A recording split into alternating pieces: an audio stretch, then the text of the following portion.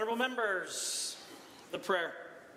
Lord, the God of righteousness and truth, grant to our King, to his government, members of the Legislative Assembly, and to all in positions of responsibility, the guidance of your Spirit. May they never lead the province wrongly through love of power, desire to please, or unworthy ideas, but laying aside all private interest and prejudice, keep in mind their responsibility to seek to improve the condition of all. Amen. Please be seated. Just give me one quick second.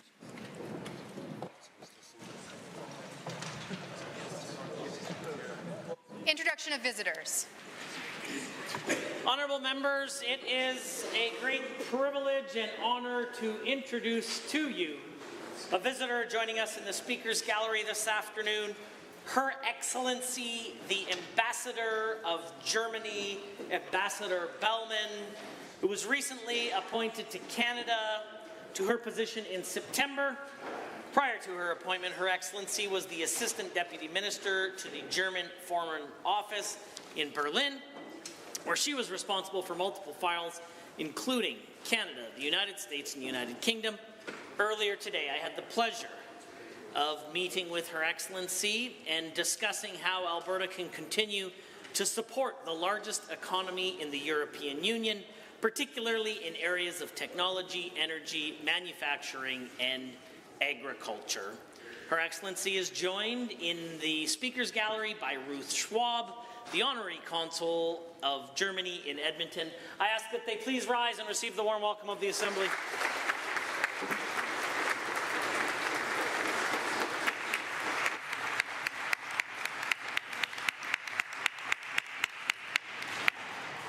Introduction of guests. The Honourable Member for Edmonton Southwest, perhaps someone on his behalf, the Honourable Member for Edmonton South. Yes, thank you, Mr. Speaker. On behalf of my colleague, member of Edmonton Southwest, I would like to introduce grade 6 students from the Kim Hung School. Please rise and receive the warm welcome of the Assembly. The Honourable Member for Edmonton Whitemud. On behalf of my fabulous colleague, the member from Edmonton Highlands Norwood, I'm so pleased to welcome students from St. Leo's School and their teacher. Please rise and receive the warm welcome of the Assembly. The Honourable Member for St. Delbert. Thanks, Mr. Speaker. It's my pleasure to introduce to you and through you some amazing advocates who are here to advocate for barrier-free Alberta. I ask them to please rise if they're able. Michelle Christensen, Alison Stutz, and Stella Varvis. Please welcome them. The Leader of the Opposition.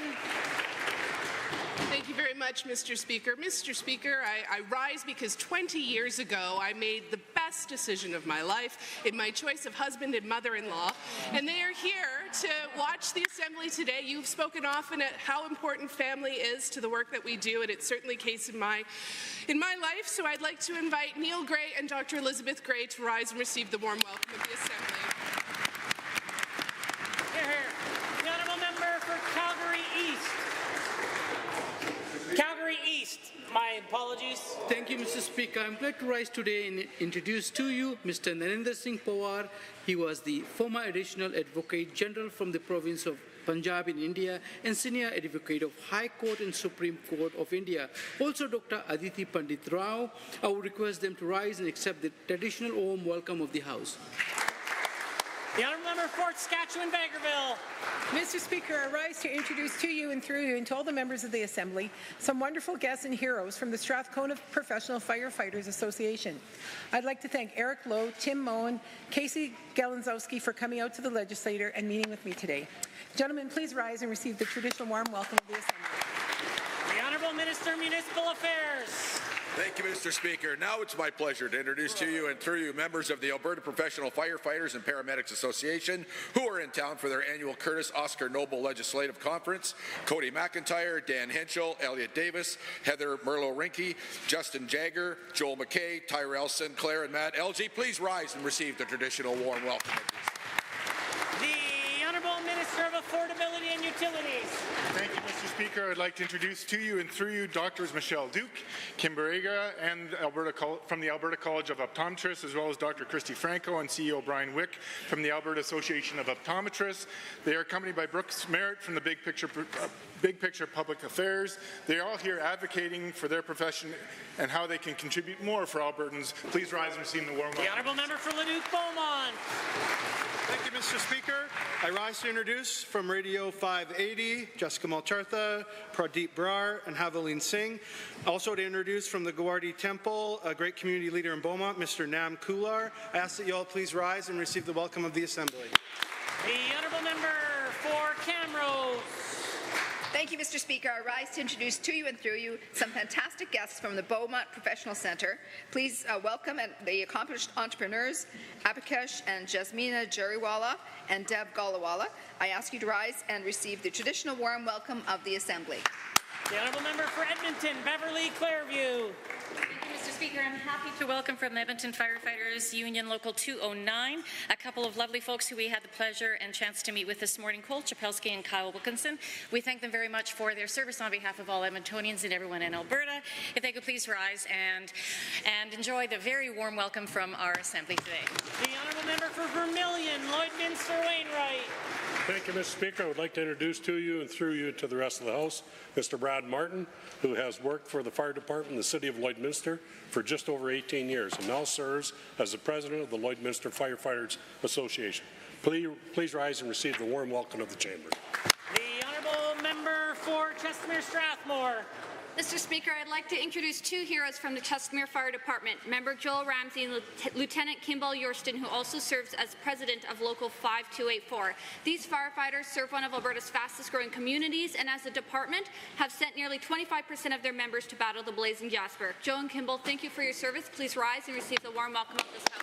The Honourable Member for Banff-Kananaskis. Banff-Kananaskis. Or not. The Honourable Member for Falconridge.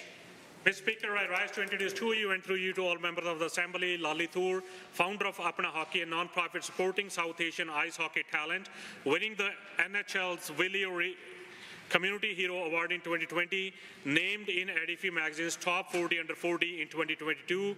I ask that Lali rise to receive the warm welcome of the Assembly. The Honourable Member for Grand Prairie Wapiti. Mr. Speaker, I rise to introduce to you and through you and to the members of the Assembly two members from the County of Grand Prairie Professional Firefighters Association, President Mark Leger and Vice President Michael McLeod. Their selfless and unwavering commitment to service is an inspiration to us all.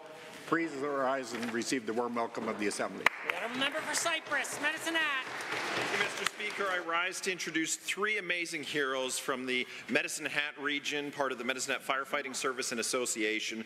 Rob Stark, Joshua Pelletier, and Steve Thompson, please rise and receive the warm welcome of the House. The Honourable Member for Airdrie East. Mr. Speaker, it's an honour and a pleasure to rise and introduce to you and through you and to all members of this Assembly two of the best firefighters from Airdrie and all of Alberta, Tyrell Sinclair and Matt Elgie. Please rise and receive the traditional warm welcome of this Assembly. Honourable members, that concludes the time allotted for introductions. We took the list from the top of those who informed the Speaker's office in that order. The clerk, please. Ministerial statements. Members' statements. The Honourable Member for St. Albert has a statement to make. International Day of Persons with Disabilities is an important observance and marker in time for the over 1 billion people worldwide who live with a disability. December 3rd is a day to celebrate the beauty and diversity and the magic of inclusion. If you are fortunate enough to have witnessed it, you too will believe in the power and the benefits of inclusion. In a province of almost 5 million, roughly 1.3 million Albertans live with a disability. Disabled people make up the largest minority group on the planet. IDPD reminds us to pause and evaluate how far we've come, where we're headed, and how we'll get there. We've made progress thanks to many champions, past and present. Their unyielding campaigning has pushed governments for decades to make significant investments towards access and inclusion. Access enables independence and ignites innovation. Inclusion builds strong, resilient communities. In 2024, Mr. Speaker, disability communities continue to press for comprehensive accessibility legislation that identifies, removes, and prevents barriers to access. We live in a world full of exciting innovation and progress, and we need to clear a pathway for people with disabilities to participate in this changing world. An inclusive economy benefits us all by tapping into underutilized workforce, drives innovation, and reduces long-term reliance on social benefits. An accessible society is a strong one for its foundation of fairness and equal access to employment, education, and participation in all aspects of life. Let this day inspire us all to build a future where nobody is left behind and nobody is left out. And 1 year from today, I sincerely hope that we're able to celebrate progress that we've made. I wish you all a happy International Day of Persons with Disabilities. The Honourable Member for Livingston-McLeod has a statement to make. Thank you, Mr. Speaker. Today I rise to commend the government for its bold and necessary decision to end the misuse of photo radar as a tool for revenue generation. Effective April 1st, 2025, our government will restrict photo radar enforcement to locations where it is truly needed: schools, playgrounds, and construction zones. This move represents a significant step towards restoring fairness and transparency in traffic enforcement. It also includes eliminating speed-on-green ticketing at intersections, ensuring that photo radar devices target dangerous behaviors rather than create unnecessary fines. To support this transition, every existing photo radar site in Alberta will be reviewed over the next 4 months. Sites found ineffective or located outside of designated safety zones will be removed, reducing the number of approved sites from 2,200 to around 650. Our government is championing proactive traffic safety measures by encouraging municipalities to implement traffic calming solutions. They will be encouraged to use traffic calming measures to improve traffic safety, including speed warning signs, speed bumps, public education campaigns, and other tools designated to improve traffic safety. The province will also help make roads safer by providing municipalities with support to re-engineer roads and intersections that have been proven to be unsafe. These tools will empower communities to address speeding issues directly while avoiding the perception of enforcement as a cash grab. Municipalities can request additional photo radar locations by proving an area is a high collision and other traffic safety measures are ineffective. Once approved, an audit will be required every 2 years to evaluate the effectiveness of the photo radar in reducing collisions. Mr. Speaker, our government is putting an end to the photo radar cash cow. This balanced approach ensures that photo radar is used strictly as a tool to protect lives, not as a hidden tax on drivers. This government is putting Albertans first, ensuring safer roads while building public trust in enforcement systems. Thank you, Mr. Speaker. The Honourable Member for Edmonton-McClung has a statement to make. Mr. Speaker, on November 7th, the Minister of Health said as of August 2024, the average wait time for hip replacement was 15.9 weeks. The most recent number provided by the Alberta Bone and Joint Health Institute states that the average time for hip replacement is actually 35 to 95 weeks. My constituent John has been waiting for a double hip replacement for over 137 weeks. He suffered a fall while at home waiting for his double hip replacement surgery, and after waiting an hour, paralyzed on the floor, waiting for an ambulance, John spent the last 3 months in acute care and rehab hospitals recovering from spinal surgery to regain use of his arm after the fall. He was discharged to his home, which is not wheelchair accessible, with a borrowed wheelchair and a partially paralyzed arm from his fall, and he is still waiting for his hip surgery over 137 weeks later. Mr. Speaker, that's 850% longer than the minister says is the average wait time. Why did this happen? The UCP chose to fight with doctors. A 6-month delay in contract negotiations with resident physicians who wanted to earn more than $20 an hour for their labor did not help. It also happened because the private clinics that the UCP fund do not take complex cases. Their practice of cherry-picking which surgeries they do on the taxpayer's dime is not improving Albertans' access to health care, nor is it decreasing wait times for people like John. The UCP government, picking fights with doctors and funding private clinics over public hospitals, are to blame for these excessive wait times. The government's priorities need to be focused on minimizing the suffering of people like Johns who we find in every constituency of this province. The Honourable Member for Athabasca, Barhead, Westlaw. Mr. Speaker, today I'm delighted to highlight and share an extraordinary moment of excitement for the town and county of Athabasca. Athabasca has captured the imagination of Albertans and indeed all Canadians by being shortlisted as a potential name for Canada's first lunar rover. This vibrant region, home to over 10,000 residents, is on the brink of making history, not just on Earth, but on the moon. The Canadian Space Agency's lunar rover, set to explore the moon's south pole by 2026, represents an extraordinary leap in science and innovation.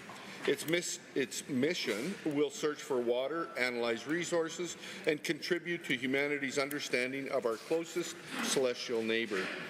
Among the 4 names being considered for this pioneering rover, Athabasca holds a unique significance. Named after the majestic Athabasca River, which journeys through Alberta from the Columbia icefields to Lake Athabasca, this name embodies resilience, exploration, and the vital role of nature in shaping our communities. For the residents of the Athabasca region, this opportunity has sparked excitement and pride. They've encouraged Canadians to vote for Athabasca, highlighting the name's significance not only as a geographic landmark, but as a beacon of northern pride and a symbol of Canadian ingenuity. If chosen, Athabasca would become a name recognized across the globe and beyond, linking the vast landscapes of Alberta to the uncharted territory of the moon. This is a testament to the innovative spirit of Canadians and our role in advancing science and exploration on the world stage. As the rover prepares to make history, I urge Albertans to support and vote to name the first Canadian rover on the moon, Athabasca. Go to the Canadian Space Agency website to access the online poll before it closes on December 20. Let us dream big and reach for the stars, because with Athabasca on the moon, our impact truly knows no bounds. The honourable member for Calgary Elbow. Thank you, Mr. Speaker. I rise in the House today on behalf of Kevin Dilworth, a Calgary Elbow constituent who is part of the Alberta Works Barriers to Employment program. Over the past few years, Kevin has lived through a staggering affordability crisis and watched the cost of his home increase much faster than his income support. His life has become harder and harder. His opportunities to improve life are limited. If he gets a roommate, his support gets clawed back. If he moves in with his mom while she's battling cancer, same thing. And then the increases in petty insults, like the uncertainty around the low-income transit pass, which means Kevin's already narrow existence becomes even narrower. He relies on food banks, church hampers. His daily routine is a struggle for food and figuring out where the rent will come from. Why doesn't he just get a job? It's because he's sick. Not sick enough to qualify for AISH or CPP disability, but sick enough that a day of labour is brutally hard. The Barriers to Employment program is designed for people like Kevin. And now, as he turns 60, Kevin faces one more insult. His benefits get cut off if he doesn't apply for early CPP, and that CPP pension is effectively seized by the province, taxed 1 for 1, as his benefit is cut back $1 for every dollar of CPP he receives. He wouldn't be clawed back the same way with employment earnings. This is unfair. Kevin can't work now, but he's worked in the past, and that pension is sent straight to the Alberta Treasury. There's good news coming for the taxpayer, though. Kevin was recently diagnosed with cancer. We all know about the social determinants of health. Cancer, for somebody relying on government benefits, is an early death sentence. Kevin may be gone soon, a perhaps inevitable consequence of this government's policies. Despite this, Kevin is fighting. He's fighting to keep his CPP, and he's fighting for the dignity of all Albertans to keep their pensions. Kevin, I know many of you in this House consider you a loser. You don't work, old, sick, falling apart. Not me, Kevin. I don't think you're a loser. You're a hero. Keep fighting. And thank you for letting me fight with you. The honourable member for Edmonton Meadows.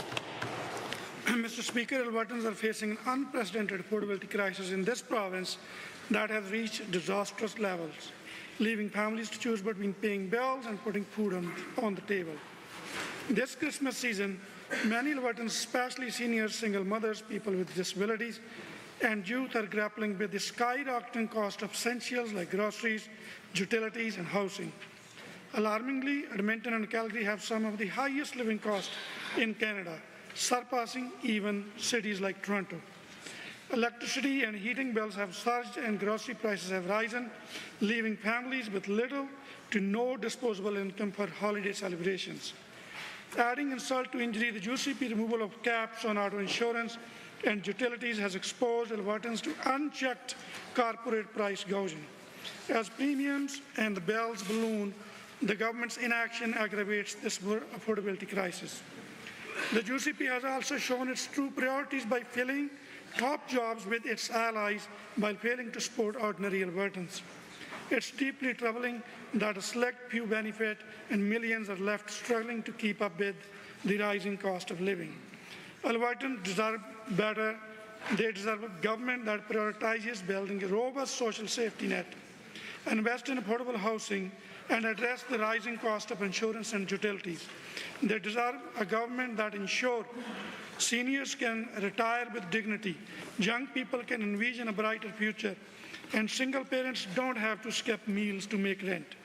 Mr. Speaker, unlike this UCP government, the Alberta NDP will continue to stand with Albertans fighting for practical solution to the affordability crisis. Alberta NDP will believe in building an Alberta where no one is left behind. Albertans deserve a government that works for them, not against them. Honourable members, the time is now 1:50, and that makes it oral question period. And the Leader of His Majesty's Loyal Opposition has question 1. Mr. Speaker, we all know that our frontline firefighters perform heroic acts every day. They keep us safe, and in return, they deserve respect. Firefighters are asking for our support after doing so much for Albertans. They're looking for catastrophic trauma exposure coverage, board representation on their pension plan, and additional penile and larynx cancer coverage in the WCB presumptive cancer regulation. Firefighters are in the gallery today. Their asks are clear. Will the Premier implement these changes? A simple yes will go a very long way. The Premier has the call. Thank you, Mr. Speaker. I'm rising to answer this question. I know exactly how my Jobs Economy Minister would answer it. He would say that we're watching what is happening in other jurisdictions. What we see happen in other jurisdictions often becomes a bit of an indicator of the direction that the industry is moving in making these kinds of coverages. Of course, we did do presumptive coverage in the past on firefighters for structural firefighting. We're seeing some major forest fires where you do have a great level of exposure. One of the initial changes that we made is if somebody dies in the course of fighting a fire, they are covered by our Heroes Fund. So we're looking at it, Mr. Speaker. The Leader of the Opposition. That's great news, Mr. Speaker, because what is normal in other places is board representation on their pension plans. So other frontline workers deserve to have their voices heard as well. Our doctors have been without a contract for far too long. As nearly 1 million Albertans without a family doctor know, the longer it takes for this government to sign a deal with doctors, the more that are at risk of leaving the province, as we've already seen from multiple family doctors in Lethbridge. Having a deal is important and would ensure Albertans that their primary care needs are taken care of. Mr. Speaker, what will it take for this government to sign the deal they've already made with doctors? The Honourable Premier. Thank you, Mr. Speaker. We have signed the deal with doctors. We signed it in 2022 in the fall, and it was a 5-year deal. And then there were additional asks that came in after that deal had been signed, but we don't want to wait until that contract comes up in 2027 to make some of those changes. We are working with the doctors to make them early. And we have always told the doctors that, number one, whatever new model we come up with would be implemented in the new budget year in April of 2025. We are working with them on some final details around that, and we're looking forward to making an announcement very soon, Mr. Speaker. The Honourable Leader of the Opposition. The Premier announced she would sign the deal 202 days ago, and doctors and Albertans are tired of waiting. Yeah. Nurses are also due for a deal, but with a large vote of 61% last month, they rejected the government's settlement offer. After years of this government's highest inflation in the country and a complete dismantling of the health care that was supposed to be fixed in 90 days, nurses have had enough. They deserve respect just like our frontline firefighters and doctors. When will the government offer a fair deal to nurses that respects their work and get Albertans the nursing care that they need and deserve to improve health care? The Honourable Premier. Mr. Speaker, We believe we put a great offer on the table. In fact, it was 12% over 4 years, which would make them the highest paid nurses in the country.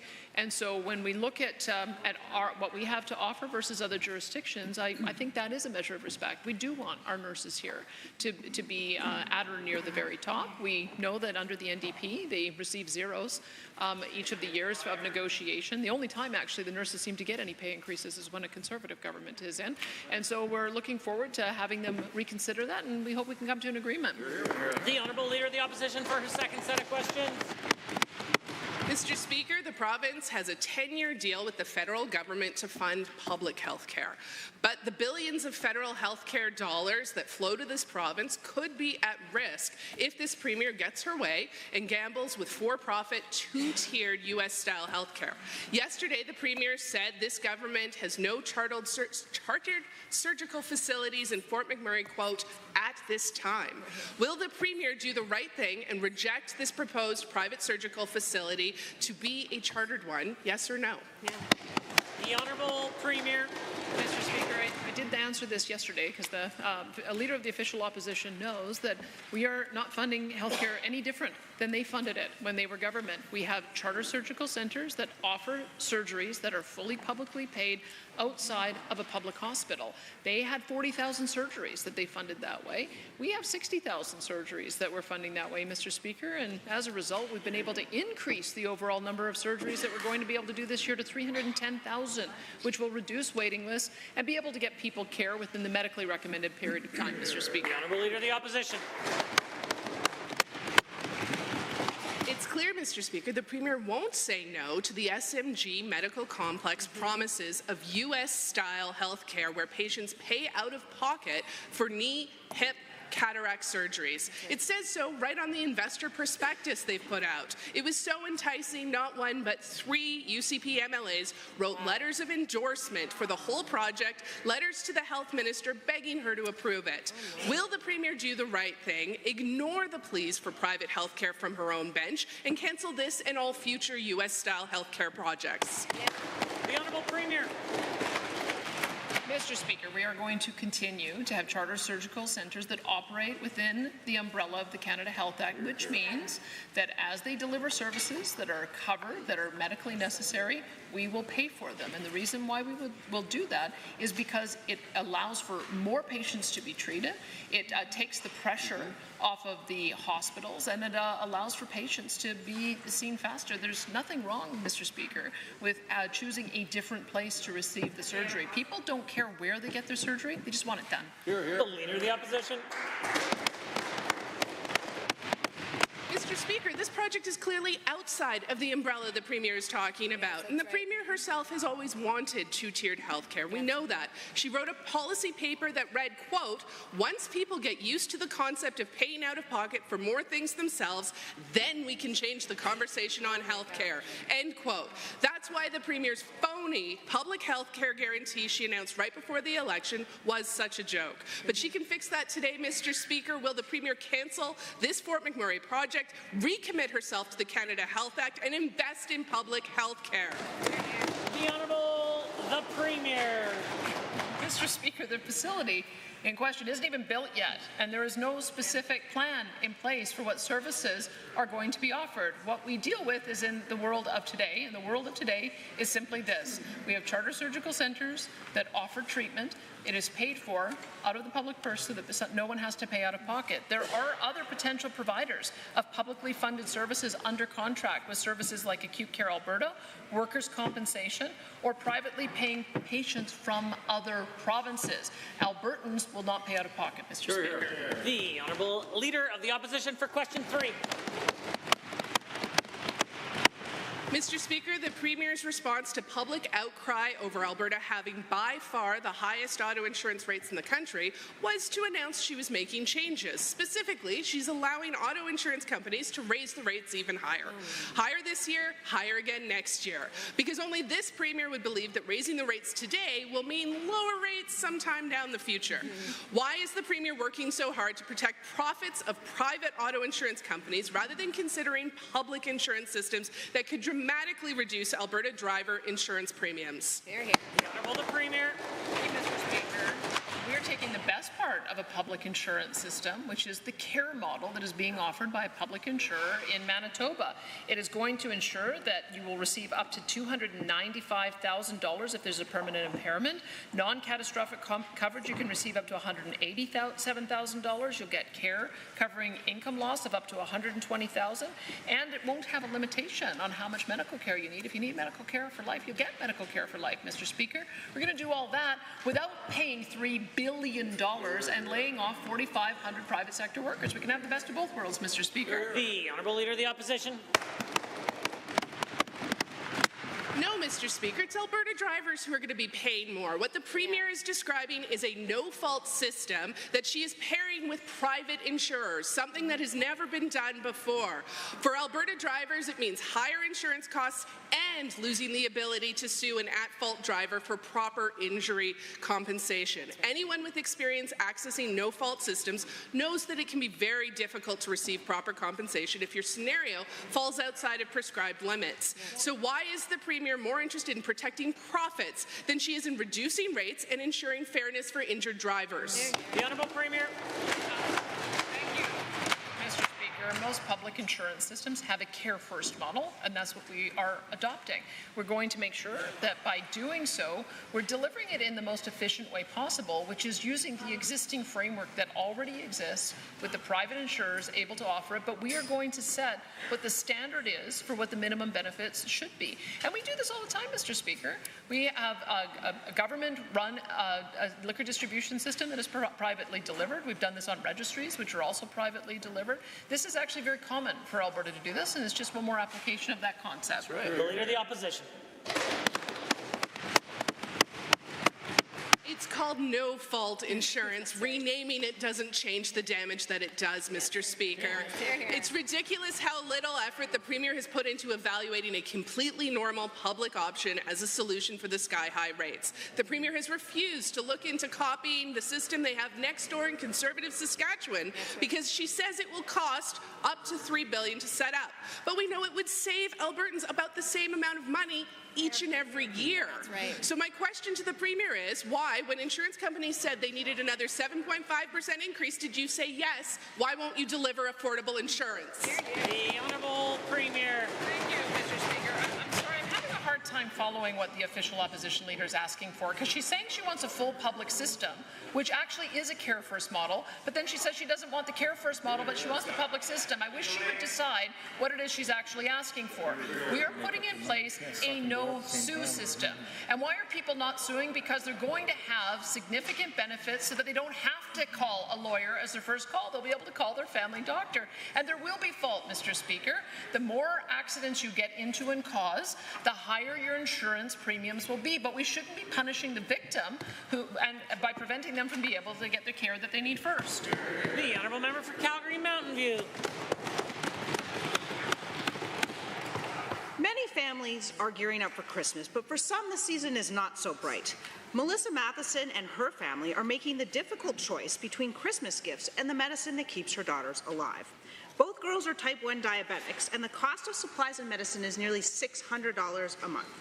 What does the minister have to say to this family, who are paying the cost of the UCP's decision to deny Albertans insulin just despite the federal government? The Honourable the Minister of Health. Thank you, Mr. Speaker. And of course, we're working with the federal government. The federal government, as the members opposite should know, is not responsible for health care in the province. In fact, they are to work with us. And so we are working with the federal government to make sure that we get the allocation that Albertans deserve so that we can expand the services that we currently provide. We provide over 5,000 drugs in the province. We do have a comprehensive diabetic care program, but we are looking to make that even more comprehensive. The Honourable Member for Calgary Mountain View. Blood sugar monitoring supplies and insulin cost this family nearly $600 a month. This quickly exhausts limited employer benefits, and the family isn't quite poor enough to qualify for government benefits. Not all employers offer health coverage, and the cost of pay-out-of-pocket health insurance can be extremely high, especially for pre-existing conditions. This family has fallen through the cracks in the UCP's programs. If they lived anywhere else in the country, help would be on the way. But the UCP would rather score political points than help out families. Will the minister reverse course and allow these children their life-saving medication? The Honourable Minister of Health. Thank you, Mr. Speaker. It's the reason we had a diabetic working group that gave us some very great recommendations that we can look to follow. Mr. Speaker, over the last number of years, we have seen increase in spending for diabetes in our province go from $437 million during the time the NDP were in to $762 million, more than double, even though the number of individuals with diabetes did not double during that time period. Mr. Speaker, we are working with the Diabetes Working Group and a number of others to make sure we are providing the services we need. The Honourable Member for Calgary Mountain View. Diabetics don't need a working group, they need insulin. Yeah. Access to insulin without having to go into debt would certainly help the Mathesons, but it would help the system too. Poorly controlled blood sugars, because people are making hard choices between medicines and groceries, can have lifelong consequences, consequences that are far more costly than the medicine. Access to insulin for all diabetics saves the system money. Will the minister step up, stop refusing federal money out of spite, and give this family the best Christmas present ever, the medication that keeps their daughters alive? Full Minister of Health. Thank you, Mr. Speaker. The province of Alberta, our government continues to step up every single day for people with diabetes. We will continue to do that. We are taking the recommendations from the Diabetes Working Group. The members opposite should stay tuned. There's more good information and good news to come shortly. But, Mr. Speaker, I again want to highlight the fact that we have almost doubled what the members opposite were providing for diabetes coverage when they were in office, and yet we have not doubled the number of people with diabetes. So, Mr. Speaker, we do care about people with diabetes, and we're going to continue to care. The Honourable Member for Calgary Elbow. Mr. Speaker, the province's solution to the insurance affordability crisis is to increase the cost of insurance. The second highest insurance premiums in this country will be allowed to increase even more. I guess you might say that electing the UCP could cost you 15% or more on your car insurance. But wait, it gets better, by which I mean worse. The province will also cap insurance payouts to injured people. You pay more for less, and when you get hurt, the insurance company can just walk away. Minister, what about this seems like it's a good idea? The Honourable the Minister of Finance, the President of Treasury Board. As the Premier clearly said, this is a care first model. This is about getting care to people quicker and easier.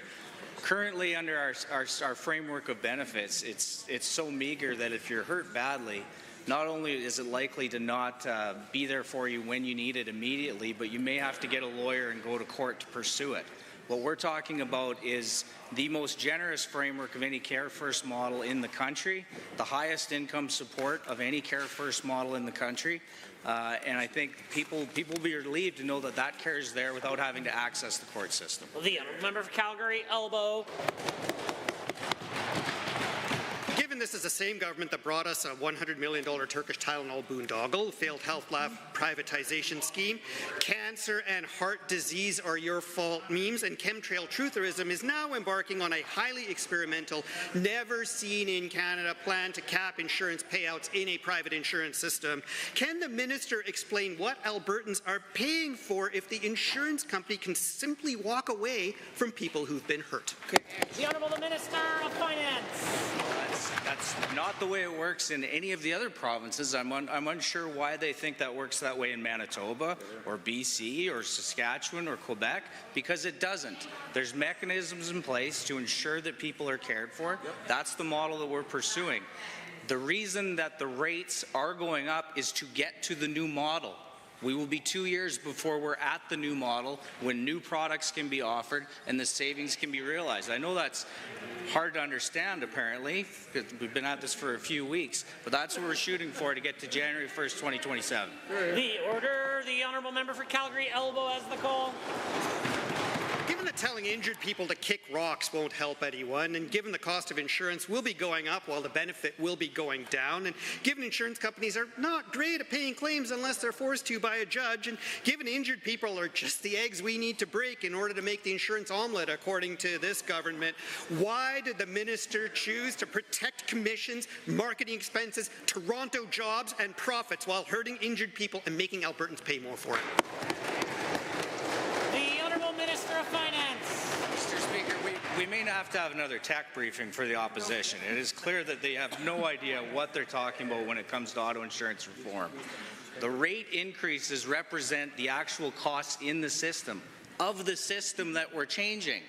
We have profit provisions at the regulator, which we lowered, this government, from 7% to 6%. We also brought in a clause that if the companies were more profitable than that, they would have to pay it back as a rebate to the insurance premium payer. So we're doing this for Albertans at every step and highest benefits in the country. The Honourable Member for Leduc Beaumont has a question to ask. Thank you, Mr. Speaker.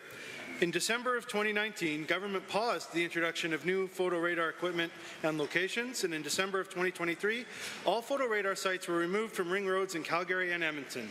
In the summer of 2024, the government engaged with municipalities and photo radar, specifically to discuss solutions to eliminate cash cow locations and ensure photo radar is used for safety rather than revenue generation. Can the Minister of Transportation elaborate on how the changes that stem from those conversations restore public confidence in automated traffic enforcement? The Honourable the Minister of Transportation and Economic Corridors. Well, thank you very much, Mr. Speaker, and thank you to the member for that very important question. Yesterday was a historic day for Alberta drivers, Mr. Speaker. Alberta had about 2,200 photo radar sites, about 4 times as many as the closest province. The 70% reduction in photo radar sites will focus on sensitive areas in this province in school, playground zone, and construction zones, Mr. Speaker, and the enforcement date will be on April 1st, and something that we're committed to working with the 24 municipalities that use photo radar to make sure that they're in the right place that's actually going to improve traffic safety and not revenue generation. The Honourable Member for Leduc Beaumont. Thank you, Mr. Speaker, and thank you to the Minister for that response. Given that many Albertans have raised concerns about the misuse of photo radar as a revenue-generating tool rather than a public safety measure, and further given that in Alberta there were over 2,200 photo radar sites in 24 municipalities, which is more than any other province in Canada, can the same Minister expand on how the review process for existing photo radar sites will ensure that only locations that demonstrate safety needs will retain photo radar enforcement?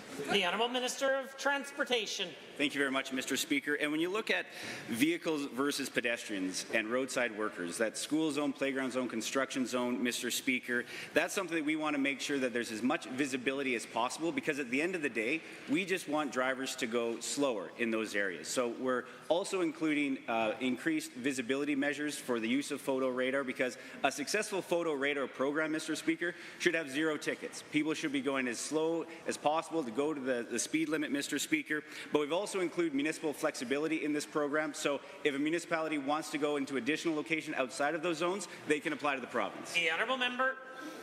Thank you, Mr. Speaker, and again to the Minister for that response. Given that municipalities will be able to request that the province approve additional photo radar locations for high collision areas, and further given that photo radar will remain around our schools, playgrounds, and construction zones, to the same Minister, what measures will the government take to ensure photo radar is used strictly for public safety purposes? The Honourable Minister. Mr. Speaker, there will be a 2-year audit program, Mr. Speaker, for those exceptional case-by-case basis to go outside of school zones, construction zones, and playground zones, Mr. Speaker. But the millions of revenue that were collected in photo radar did come at the expense of public trust. And that is why we made this announcement to make sure that photo radar going forward in the province will be used in locations that are about traffic safety and not about revenue generation. And we think Alberta drivers will appreciate that. They'll know that the government is being responsible with the use of photo radar as a tool to improve traffic safety. The Honourable Member for St. Albert. The unemployment rate for 1.3 million Albertans living with a disability should concern us all. Failure to open sufficient pathways to education and employment means a growing reliance on income replacement programs like AISH. Single women, seniors, severely disabled Albertans with no alternatives but AISH live in deep poverty. UCP cut AISH benefits in 2019 by de-indexing, then restored benefits when oil proceeds soared, only to cut again by de-indexing via Bill 32. Minister, why does your government believe AISH benefits should not be indexed to inflation? The Honourable Minister of Seniors, Community and Social Services. Mr. Speaker, the Honourable Member never misses a chance to be wrong. It's disappointing because we talk about this a lot in this chamber. The reality is this side of the House did index AISH payments. That member is part of a government that chose not to index AISH payments. Not one budget did the NDP government put in that had indexation associated with AISH. This government did, Mr. Speaker. It has for every budget since the current Premier has been Premier.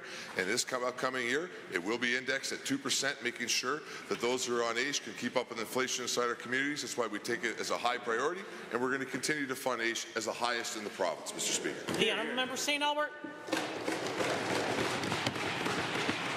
The average inflation rate over the last 3 years was 4.5%, and the unemployment rate for disabled Albertans remains twice as it is for their non-disabled peers, and given people with disabilities over 25 years of age are more likely to have an after-tax income of $20,000 or less. It's easy to understand why, when inflation peaks, they suffer. Given extreme reliance on food banks, the growth of homelessness of disabled Albertans stands to reason that this is a group that needs inflation proofing. Again, Minister, why does your government believe AISH benefits should not be indexed to inflation? Yep. The Honourable Minister of Seniors, Community and Social Services. Mr. Speaker, again, I think the Honourable Member is struggling to hear. Last year, AISH was indexed to 4.25% in line with inflation at the time that we would have made the AISH indexation equation at that time of the year in anticipation of the budget. This year, it will be at about 2%, Mr. Speaker. That's in line with inflation. We're committed to continuing to index AISH, and again, that's the only government that has ever done it, is a Conservative government. The NDP wants to keep standing up and asking us to index AISH. Please take yes for an answer. Let's get on with the rest of the work making life better for Albertans, Mr. Speaker. The Honourable Member for St. Albert. Given this UCP government is well aware that disabled Albertans continue to experience alarming rates of unemployment due to lack of investment in employment opportunities and other things. And given this UCP government knows that what they've done is uncouple AISH from inflation. 2% is not inflation, not at all. Mr. Speaker, my question to the minister is this: how do you justify raising MLA housing allowance by 14% while capping AISH, income support, and seniors benefit at 2% when the rate of inflation is higher than the cap? The Honourable Minister of Seniors, Community and Social Services.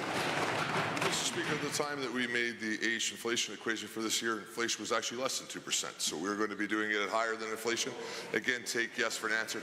What I do agree with the Honourable Member about is that unfortunately the way the AISH program has been built, it makes it harder for those who are facing disabilities to be able to contribute in the workforce. I know they want to. I've heard them loud and clear on that. And Mr. Speaker, rest assured, stay tuned. This government's going to fix that too, Mr. Speaker. Sure. The Honourable Member for Calgary Foothills has a question. The Finance Minister recently released the second quarter update, and he painted a rosy picture of Alberta, reporting higher than budgeted surplus. But while the energy sector benefits from oil averaging $75 a barrel, the average Albertan has not. The real purchasing power for Alberta workers has fallen 10% in the last decade, as Alberta experienced the highest inflation in the country. How can the minister ignore the fact that most Albertans are struggling to pay for groceries while they seek this now elusive Alberta advantage? The Honourable Minister of Finance, the President of Treasury Board. Mr. Speaker, I was pleased to give the second quarter announcement. I wouldn't say that I painted it as rosy. The situation has improved for Alberta in this fiscal year, mostly due to the sensitivities around the price of oil. We're still slightly above our forecasted 74 for year to date, but everyone's seen where oil's been since September. But it's largely due to, a stable and growing economy, a narrower light-heavy differential, and the fact that we've been able to stay within our contingency while making big spends in health, education, and social services. The Honourable Member for Calgary Foothills. Given that some 250,000 public sector workers are negotiating contracts while the cost of housing, utilities, and auto insurance has skyrocketed, given that this government has suppressed public sector and low-wage workers since 2019, including refusing to raise the minimum wage with the cost of living, and given that wages in Alberta used to be 17% more than the national average, but today we lead by only 3%, how can this government be dragging their feet, meddling in contract negotiations with doctors, nurses, teachers, and more? The Honourable the Minister of Finance. Mr. Speaker, I would think the opposition party would know with their close ties to the labour movement that we certainly don't meddle in public negotiations. In fact, we don't discuss them. That's left at the tables, and I'm sure we'll reach a fair deal with all Big Six unions at some point. I think everybody in this chamber should hope for that. But I would say what Q2 represents is it's a better position at a moment in time in this fiscal year. And we're very concerned about what Budget 25 means. Everyone's seen the price of oil and all of the pressures that the member just noted, we feel too on this side of the House. The Honourable Member. So given that the minister is recognizing that things look good now, but we need to be cautious about next year, and that the minister has said the government would struggle to balance the budget if oil was below $70, and many analysts are forecasting that very outcome, what services to Albertans is the minister prepared to cut in the next budget? Those promised new schools, along with their elusive tax cut, or are you going to balance the budget by cutting critical social services to Alberta's most vulnerable? The Honourable Minister of Finance. Mr. Speaker, the beauty of the fiscal framework and why it's so important that we stick to it in these years, in these good years, when you're in a surplus position in Q2, is because it prepares you for the years that you can't. Now, I certainly hope that the circumstances are great for the province in next year and in the out years that follow, but if they aren't, what it allows us to do is not overreact and need to cut our way out of it. It means that we may have to run a deficit here and there, but it means that we need to manage the surpluses accordingly. That's what takes us off the roller coaster. The Honourable Member for Grand Prairie Wapiti. Mr. Speaker, it's that time of the year again to celebrate Christmas. The Christmas tree outside the Alberta Legislature will be lit up tonight and will serve as a shining symbol of the holiday season upon us. Given that the Christmas tree highlights a vital role in the forestry sector that it plays supporting our economy and spreading holiday cheer, can the Minister of Forestry and Parks share how supporting Alberta's forestry sector helps brighten the holidays for local workers and communities while showcasing the province's commitment to responsible management and tradition? Great question. I think your welcome is in order here. The Honourable the Minister of Forestry. Thank you, Mr. Speaker, and thanks for the question. It's wonderful to celebrate the Christmas season with such a beautiful tree outside the legislature. This 71-foot tree was harvested just 18 kilometers northwest of Edson by an Alberta forestry employee who's been doing this for 27 years. This local tree, which came to us straight from Alberta's forests, is a shining symbol of our thriving forestry sector, which not only supports our economy, but also our local communities. As we light the tree tonight, we celebrate not only the holiday season that will soon be upon us, but also the hard work of those in forestry who ensure responsible forest management while bringing holiday cheer to Albertans. The Honourable Member for Grand Prairie Wapiti. Mr. Speaker, Alberta's forestry sector is a major driver in the economic activity of supporting numerous communities across the province. Given that the forestry sector provides significant employment in Alberta, especially in rural areas, and since it generates substantial economic output for the province, which is essential to both provincial and local economies, can the same minister comment on what steps the government is taking to ensure continued growth and stability in this key industry, and why its contributions are so valuable to Albertans? Great. The Honourable the Minister of Forestry and Parks. Thank you, Mr. Speaker, and to the member for the question. Alberta's forestry sector is a powerhouse for our economy, employing over 30,000 Albertans in good-paying jobs and stable jobs at that. It is the largest employer in over 70 communities in our province, many of which are rural areas where these jobs are especially vital. And it produces over $14 billion in economic output, driving significant growth and prosperity for both provincial and local economies. By balancing economic development with responsible stewardship and focusing on innovation, we will ensure that forestry remains a sustainable and essential part of Alberta's economy for generations to come. The Honourable Member. Mr. Speaker, and through you to the Minister for the answer. Given that forest management is crucial in preventing and mitigating the risk of wildfires in Alberta, and since forest management practices help reduce the likelihood of large destructive wildfires, and given that communities across Alberta are increasingly focused on managing forest resources to improve resilience to wildfires, can the same minister elaborate on how supporting the forestry sector contributes to reducing the risk of catastrophic wildfires? Amazing. The Honourable Minister. Again, for that question, as Albertans, we love our forests, but we don't want to love them to death. The reality is that decades of fire suppression and preventing selective harvesting created unnatural conditions where we now have huge areas of old overgrown trees that can fuel catastrophic wildfires. Our forestry sector plays a critical role in reducing wildfire risks through selective harvesting, which helps reduce those fuel loads and restore forests to a healthier, more natural state. By supporting the forestry sector, we are not only protecting our communities, but also ensuring our forests remain resilient and future generations can continue to enjoy them just as much as we do. I am sure that all members are looking forward to joining the Leader of the Opposition, the Premier and myself as we light the legislature this evening, and hope that you will join us there at 6:30. The Honourable Member for Edmonton-Ellerslie.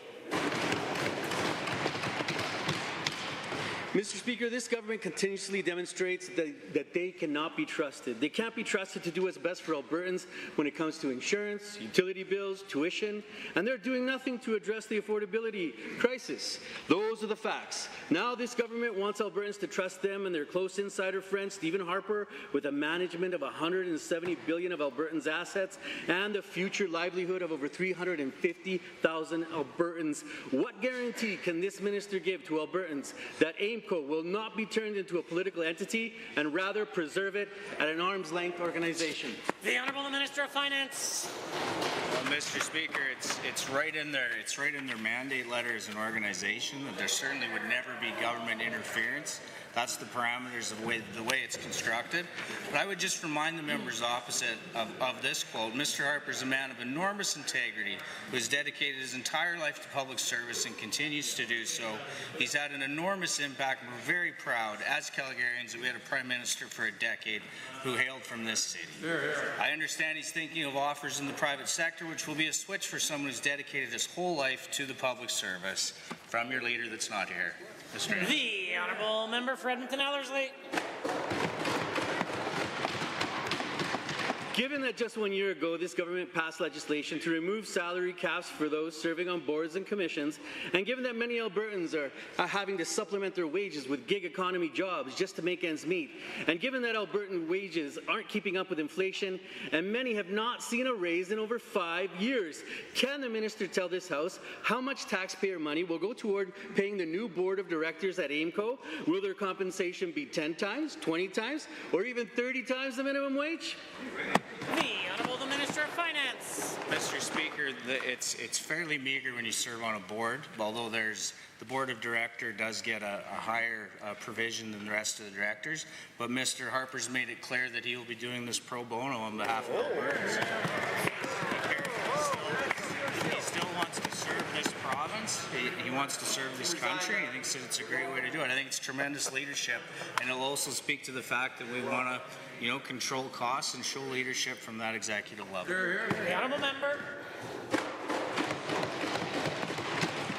Given that the UCP remains intent on taking control of Albertans' pensions, and given that the appointment of Stephen Harper, one of the co-signers of the firewall letter advocating for an Alberta pension plan, makes their intentions even clearer to the minister, will you commit today to keeping Albertans' retirement savings out of Stephen Harper's control by guaranteeing that the UCP will keep their hands off of the CPP? The Honourable Minister of Finance. I almost don't want to dignify that with a response, Mr. Speaker. That was so ludicrous what that member just said. We've made it absolutely clear. We passed legislation last fall as we have this conversation with Albertans about the idea of an APP. Certainly has nothing to do with Mr. Harper's credentials for the role that he's taken on behalf of all Albertans. Albertans at large through the Heritage Fund and every Albertan that relies on their pension to be managed by AIMCO. I think it's a dangerous slope to even impute that it might. The honourable member for Lac, St. Anne, Parkland. Thank you, Mr. Speaker. Although the members opposite have been lamenting, wailing, whining, gnashing their teeth regarding Bill 24, asking out loud who could possibly think the Bill of Amendment rights were relevant. I can tell you full well, Mr. Speaker, the folks in God's country and across the rest of the province, they think they're very relevant. Property rights, freedom of choice, support of firearms ownership is important in the province here in the strong and the free. To the Minister of Justice, can you tell this Assembly the importance of the precise language used in these amendments, ensuring proper protection to all Albertans? The Honourable Minister of Justice and the Keeper of the Great Seal of Alberta. Well, thank you very much, Mr. Speaker, and thank you to that honourable member. The Lougheed Conservatives had the foresight to enshrine Alberta's Bill of Rights in a piece of legislation. This government went even further, Mr. Speaker. We strengthened Albertans' medical choices, property rights, and the right to legal firearm use, Mr. Speaker. We also listened to Albertans who asked us to make the limitations clause stronger and clearer. In response, we made amendments to make sure that any government, whoever tries to place limits on Albertans, those limits must be proven to be demonstrably and proportionately justified and based on evidence. Honourable member for Lac, St. Anne, Parkland. Mr. Speaker, and to the Minister, given that responsible and legal firearm ownership is priority of this government, and given that during my time in the Firearms Task Force, we saw over 70,000 Albertans actively engaged in our town halls and our surveys, and given that the firearms community's reputation as one of Canada's most safety-conscious, law-abiding, family-orientated groups, and further given the federal government has unfairly targeted law-abiding citizens by legally limiting ownership without evidence of even improving safety. Can the same minister tell us how lawful Albertans will be treated fairly under Bill 24 and no further penalizing for being law-abiding? The Honourable Minister of Justice.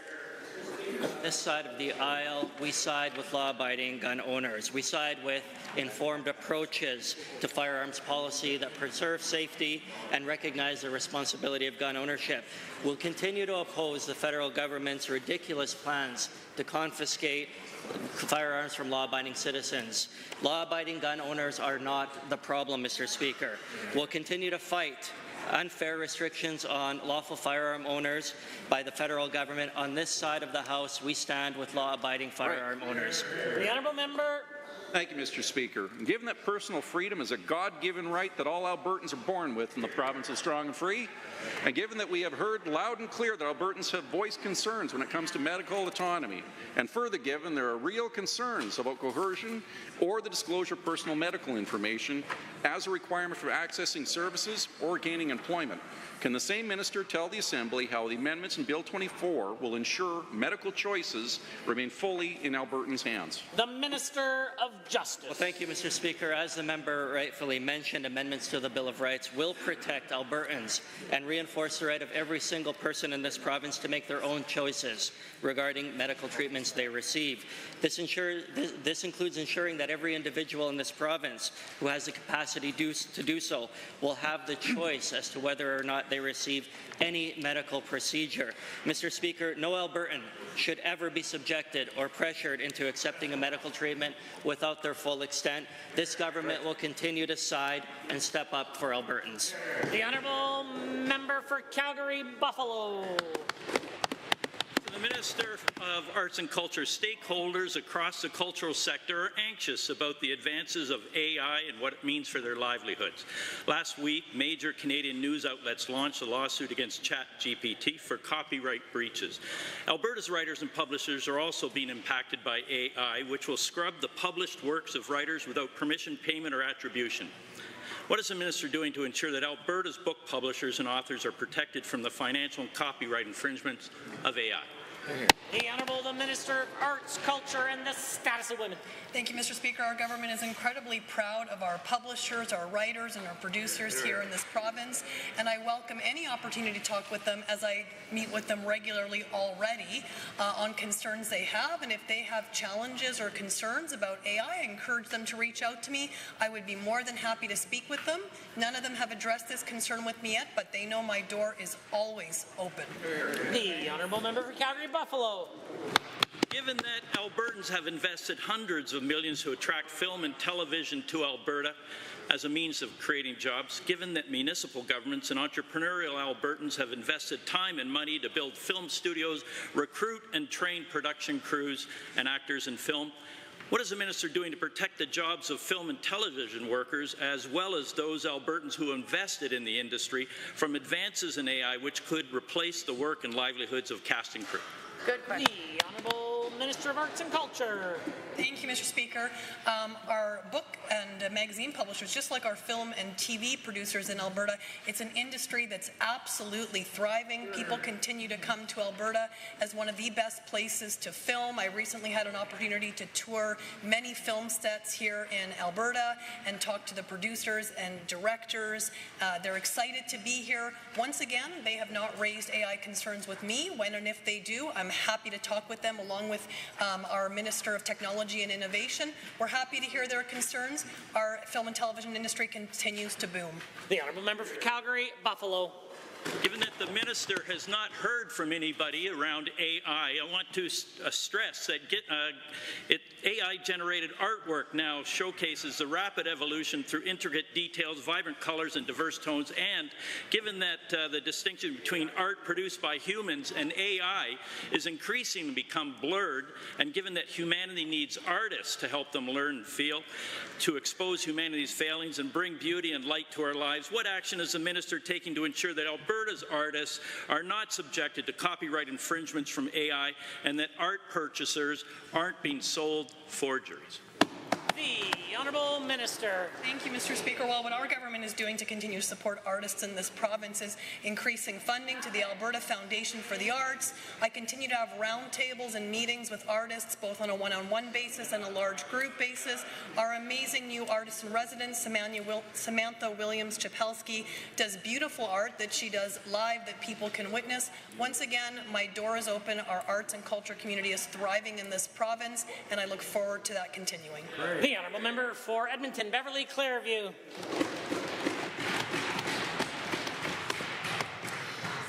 Mr. Speaker, private staffing agencies are now one of the biggest expenditures in our so-called reformed healthcare system. Instead of hiring the nurses we need, this government is increasing spending on private agency nurses in Alberta from $500,000 during our NDP government's tenure to more than $156 million this year. The use of agency nurses through our healthcare system is a band-aid fix, not a long-term solution. To the minister, why is it the UCP feels it needs to spend millions more on temporary staff to fill those vacancies in our system instead of hiring nursing grads? The Honourable the Minister of Health has risen. Thank you, Mr. Speaker. And the member opposite would know that during our tenure, last tenure, that the pandemic occurred and we had to hire nurses because we had a great demand. And it was agency nursing right across the whole country went up from roughly about 750 million hours to over 1.5 million hours. We, in fact, here in Alberta, are reducing our reliance on agency nursing. We would rather hire full-time nurses into full-time positions to provide that service on an ongoing basis, and AHS is tackling that right now. The Honourable Member for Edmonton, Beverly, Clearview. Given that a nurse working for one of those private staffing agencies told my office how frustrating it is to constantly be thrown into a healthcare situation without training or familiarity with the systems to provide a level of care her patients deserve. And given that she is often being paid substantially more than her public sector nursing colleagues, with her agency making a profit over and above that, in the interest of patient care, recruitment and retention of nurses, respect for a workforce currently in the middle of bargaining, will the minister explain her long-term plan, their long-term plan for safe staffing and safe patient care? Good question. Well, Minister of Health. Mr. Speaker, and in fact, agency nurses do have support systems through the agencies that are in fact employing them. We have a contractual obligation with them, and I can actually further embellish, Mr. Speaker, in the fact that Alberta Health Services recently negotiated the contract so that it is actually more in keeping with what we used to pay pre-pandemic and not what we were paying through the pandemic when all of the agency nurses were in high demand. So, Mr. Speaker, we're looking to make sure that we use agency nursing judiciously in the province. The Honourable Member. Given that the Canadian Federation Federation of Nurses recently released a research study that examined that high use of for-profit nursing agencies across the country.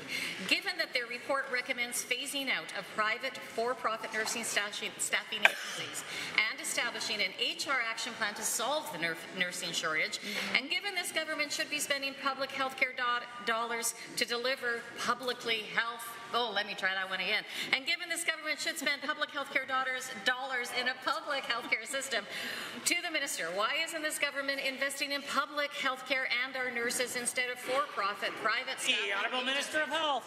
Mr. Speaker, the member's opposite should take yes for an answer because we are in fact investing in our nurses. We've hired over 4,000 more nurses just in the last year alone, Mr. Speaker. Agency nursing reliance is going down. We still need agency nursing, particularly in rural, remote locations, and we're finding that most of the nurses, over 70% of agency nursing, is being used in the North Zone, and we're going to continue to reduce that. We want to hire full-time nurses into full-time positions. That is the best investment we can make for Albertans, and we're going to continue to do it. The Honourable Member for Bonnyville, Cold Lake, St. Paul has a question to ask. Thank you, Mr. Speaker. Highway 20 is a vital artery for the Lakeland region, which generates several $billions annually in royalties for the province's coffers. It supports one of Canada's largest air bases as it prepares for the F-35 program. The highway is also integral for the many oil field projects, including the $16.5 billion Pathways Alliance project. Given these factors, can the Minister of Transportation provide an update on the announced engineering and design work for Highway 28 from Smoky Lake to Cold Lake? The Honourable Minister of Transportation and Economic Corridors. Well, thank you very much, Mr. Speaker, and I'd like to thank the member for that very important question and also for his advocacy on Highway 28. He's been a fierce advocate, and I was happy to announce $5 million in design and engineering funding, Mr. Speaker, that was in last year's budget that is well underway, that is going to look at twinning and adding passing lanes from Smoky Lake to Cold Lake, Mr. Speaker. It's all part and part to our resource revenue map that we're looking at the billions of dollars of royalties that come into this province. It doesn't come from Edmonton and Calgary and the cities, Mr. Speaker. It comes from rural Alberta, and that's why we're so concentrated, Mr. Speaker, on investing in rural Alberta. The Honourable Member for Bonnyville, Cold Lake, St. Paul. Thank you, Mr. Speaker, and to the Minister. Given that a section of Highway 28 passes through Bonnyville and has a serious safety concern, highlighted by the recent tragic pedestrian fatality of a senior that deeply impacted my community, and further given that I was grateful that the Minister listened to the comments and concerns of the Bonnyville Council and then committed to addressing safety improvements for this stretch of roadway, can the Minister please provide an update on the progress of the critical safety measures for this highway? The Honourable Minister of Transportation. Well, thank you very much, Mr. Speaker. From Smoky Lake to Bonnyville, we'll actually see land purchases and utility moves starting next year. And there, on that stretch, Mr. Speaker, there'll be 12 intersection improvements, a 2-lane roundabout at Highway 855, constructing 2 new safety rest areas and upgrading an additional one, constructing 5 new passing lanes, Mr. Speaker, and improving road curvatures. This is all part and parcel to make sure that people that live in that area can get home safely, and also we can move truck traffic in a safe manner in that very important road. Honourable Member. Mr. Speaker, and to the Minister, given that Highway 28 is extremely critical for my constituents, serving a vital road for commuting and the movement of goods, and further given that the narrow 2-lane section between Bonnyville-Cold Lake sees over 12,000 vehicles per day, including many large oil field trucks, potentially creating dangerous and overcrowded conditions, can the Minister provide an update on the twinning plans announced in 2023 from this critical stretch of Highway 28?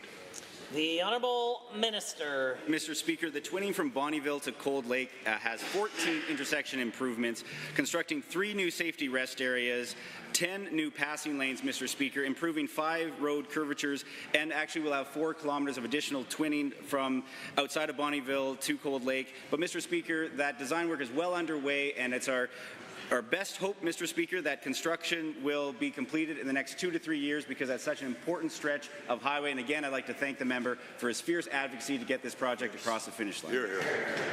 Honourable members, this concludes the time allotted for oral question period. In 30 seconds or less, we will continue with the remainder of the daily routine.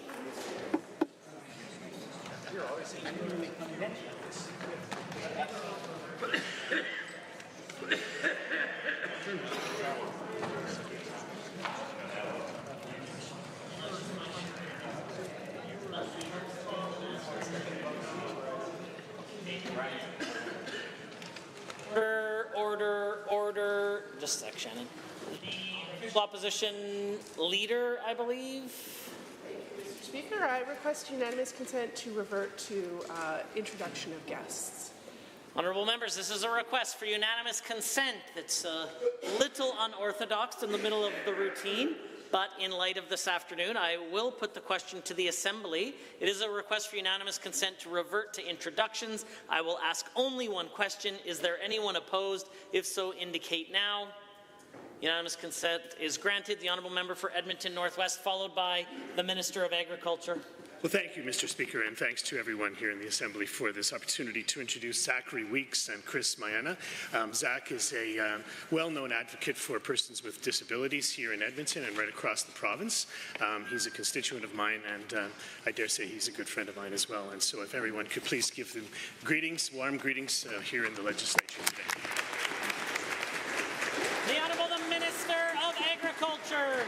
Well, thank you, Mr. Speaker. I'm very happy to have the opportunity to introduce to you and through you guests from my constituency who do incredible work protecting our community. I'd like to introduce members from the Okotoks Firefighters Association, President Travis Ray, Joshua Berry, Ryan Kaiser, and Michael Pittick.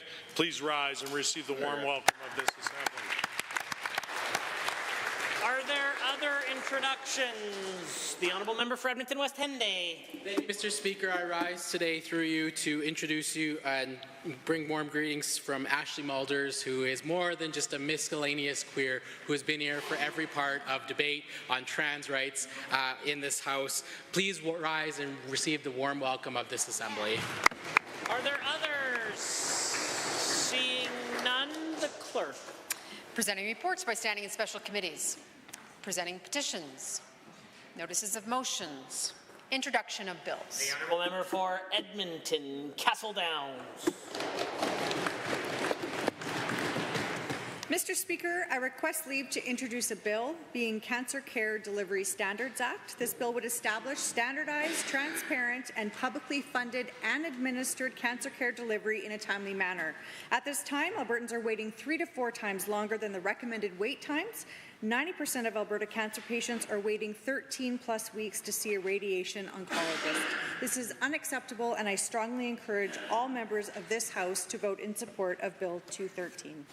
The Honourable the Member for Edmonton Castle Downs has moved first reading of Bill 213, Cancer Care Delivery Standards Act. All those in favour of the motion for first reading, please say aye. Aye. Any opposed, please say no. In my opinion, the ayes have it. That motion is carried and so ordered. Bill 213, Cancer Care Delivery Standards Act, is now read a first time. Tabling, returns, and reports. The Honourable the Premier has a tabling. Thank you, Mr. Speaker. I have a number of tabling stemming from my remarks yesterday on Government Motion 53. I have the requisite number of copies of all of them. I have 10, so I would ask for your indulgence as I introduce them. I'll start with the report from Deloitte on the federal government's so-called emissions cap, on how it will bring about a $26 billion cut to Canada's overall GDP in 2035. I have a report from the Conference Board of Canada that states the federal government's so-called emissions cap will result in 150,000 jobs lost in the production cap of at least 1 million barrels per day. Then I have an article by Megan Potkins from the November 6th Financial Post that quotes Eric Nuttall calling the cap economic idiocy and quotes Michael Belenky saying Canada is the only country willing to self-immolate. Next is the statement from the Business Council of Canada, which is headlined "Emissions Cap will make Canadians poorer and harm energy ties with the U.S." Next is a statement from the Business Council of Alberta, who says the emissions cap will cap Canadian prosperity. Next is the media release from the Montreal Economic Institute titled "Emissions Cap, Many Jobs Lost for Very Few Gains." Next is a statement from the Canadian Association of Petroleum Producers, which says the cap will reduce jobs and lower production exports, GDP, and revenues. Next is a statement from the Canadian Association of Energy Contractors, which says, quote, the Trudeau government does not care about Canadian blue-collar, middle-class energy workers. Next is a statement from the Canadian manufacturers and exporters that says the cap threatens Canada's energy trade, economic interests and national unity. Next is a cap from Canada powered by women, which highlights the cap would exacerbate Canada's productivity problem and negatively impact the country's GDP and Canadians' quality of life. And finally, I have a Chris Marco article from the November 26 Calgary Herald about the highest employment in the sector in nearly a decade. I'll add that the cap would wipe many of them out. Thank you, Mr. Speaker. The Honourable Member for Cypress Medicine Act. Thanks, Mr. Speaker. I've got 3 tablings today.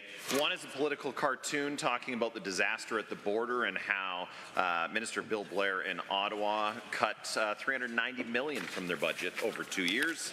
Another one is an article highlighting very similar sentiment, talking about the $264.9 million being slashed in 21 and $125 million being slashed in 22. And the last one is a tweet from X where the Missing in Action member or leader of the opposition called one of his female members his driver. Member for Edmonton Highlands, Norwood. Thank you, Mr. Speaker. I rise to table a number of emails.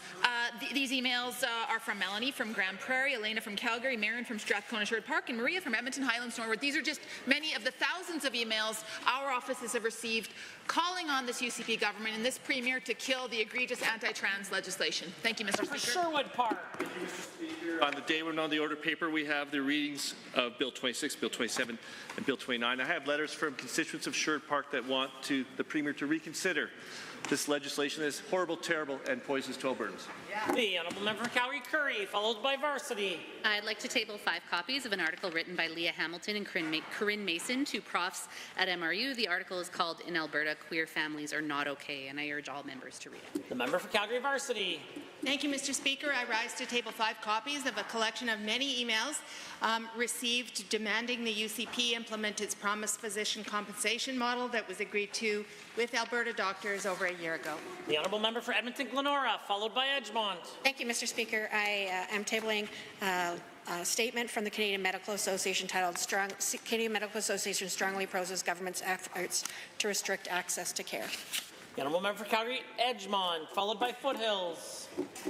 Thank you, Dylan, for your heartfelt letter. You're a Calgary Edgemont resident sharing your heartfelt journey of personal experience of social transitioning and then your medical journey working with your doctor. I encourage all members to read this letter asking us to do our jobs and leave the trans community alone and vote no today to Bill 26, 27, and 29. Member for Calgary Foothills. To table 5 requisite copies of Alberta's Disappearing Advantage, which among other things talks about how Albertans are facing a decline in real wages and that we're losing our advantage in wages across the country. The Honourable Minister of the Environment and Protected Areas has 3 tablings. Thank you very much, Mr. Speaker. I do have 3 articles to table in this House with important quotes from industry leaders on the oil and gas production cap. The first is from the Canadian Chamber of Commerce, talking about competitiveness for industry and the negative impacts that this cap would have. The second is an article in CBC with quotes from Kendall Dilling, President of Pathways Alliance, who says this would result in a decrease in Canadian production that would have no impact on global demand and emissions reductions. And thirdly, Mr. Speaker, I would be tabling 5 copies in the House of a statement from Nancy Dodds, Mayor of Drayton Valley, who talks about this cap crushing our province and our community. We can't go through that again, that being policies like we saw under the NDP. The Honourable for Calgary Acadia. Thank you, Mr. Speaker. I rise to table a recent article just from a couple of months ago reporting that Indigenous children are 17 times more likely to be apprehended in Alberta, which of course strongly shows the failure of this government to care for children in care. Are there other tablings? The clerk. Tablings to the clerk. Honourable members, that brings us to points of order, of which there were none, and a gold star to everyone. Orders of the day, orders du jour. The Honourable the Deputy Government House Leader has risen. Well, thank you, Mr. Speaker. I rise to seek unanimous consent of the Assembly to move to 1-minute bells for the remainder of this afternoon sitting, including the first bells at Committee of the Whole. Honourable members, this is a request for unanimous consent, of which members have become familiar with. So I will ask only one question. Is there anyone opposed to the request from the Deputy Government House Leader? If so, indicate now. Unanimous consent has been granted. The clerk. Government bills and orders for third reading. Bill 26, Health Statutes Amendment Act 2024. Number 2, Honourable Minister LaGrange. The Honourable Minister of Health has the call. Thank you, Mr. Speaker. I am pleased to rise and move third reading of Bill 26, the Health Statutes Amendment Act. The Health Statutes Amendment Act would preserve choice for minors, support continued efforts to refocus the healthcare system, and protect the rights of Albertans.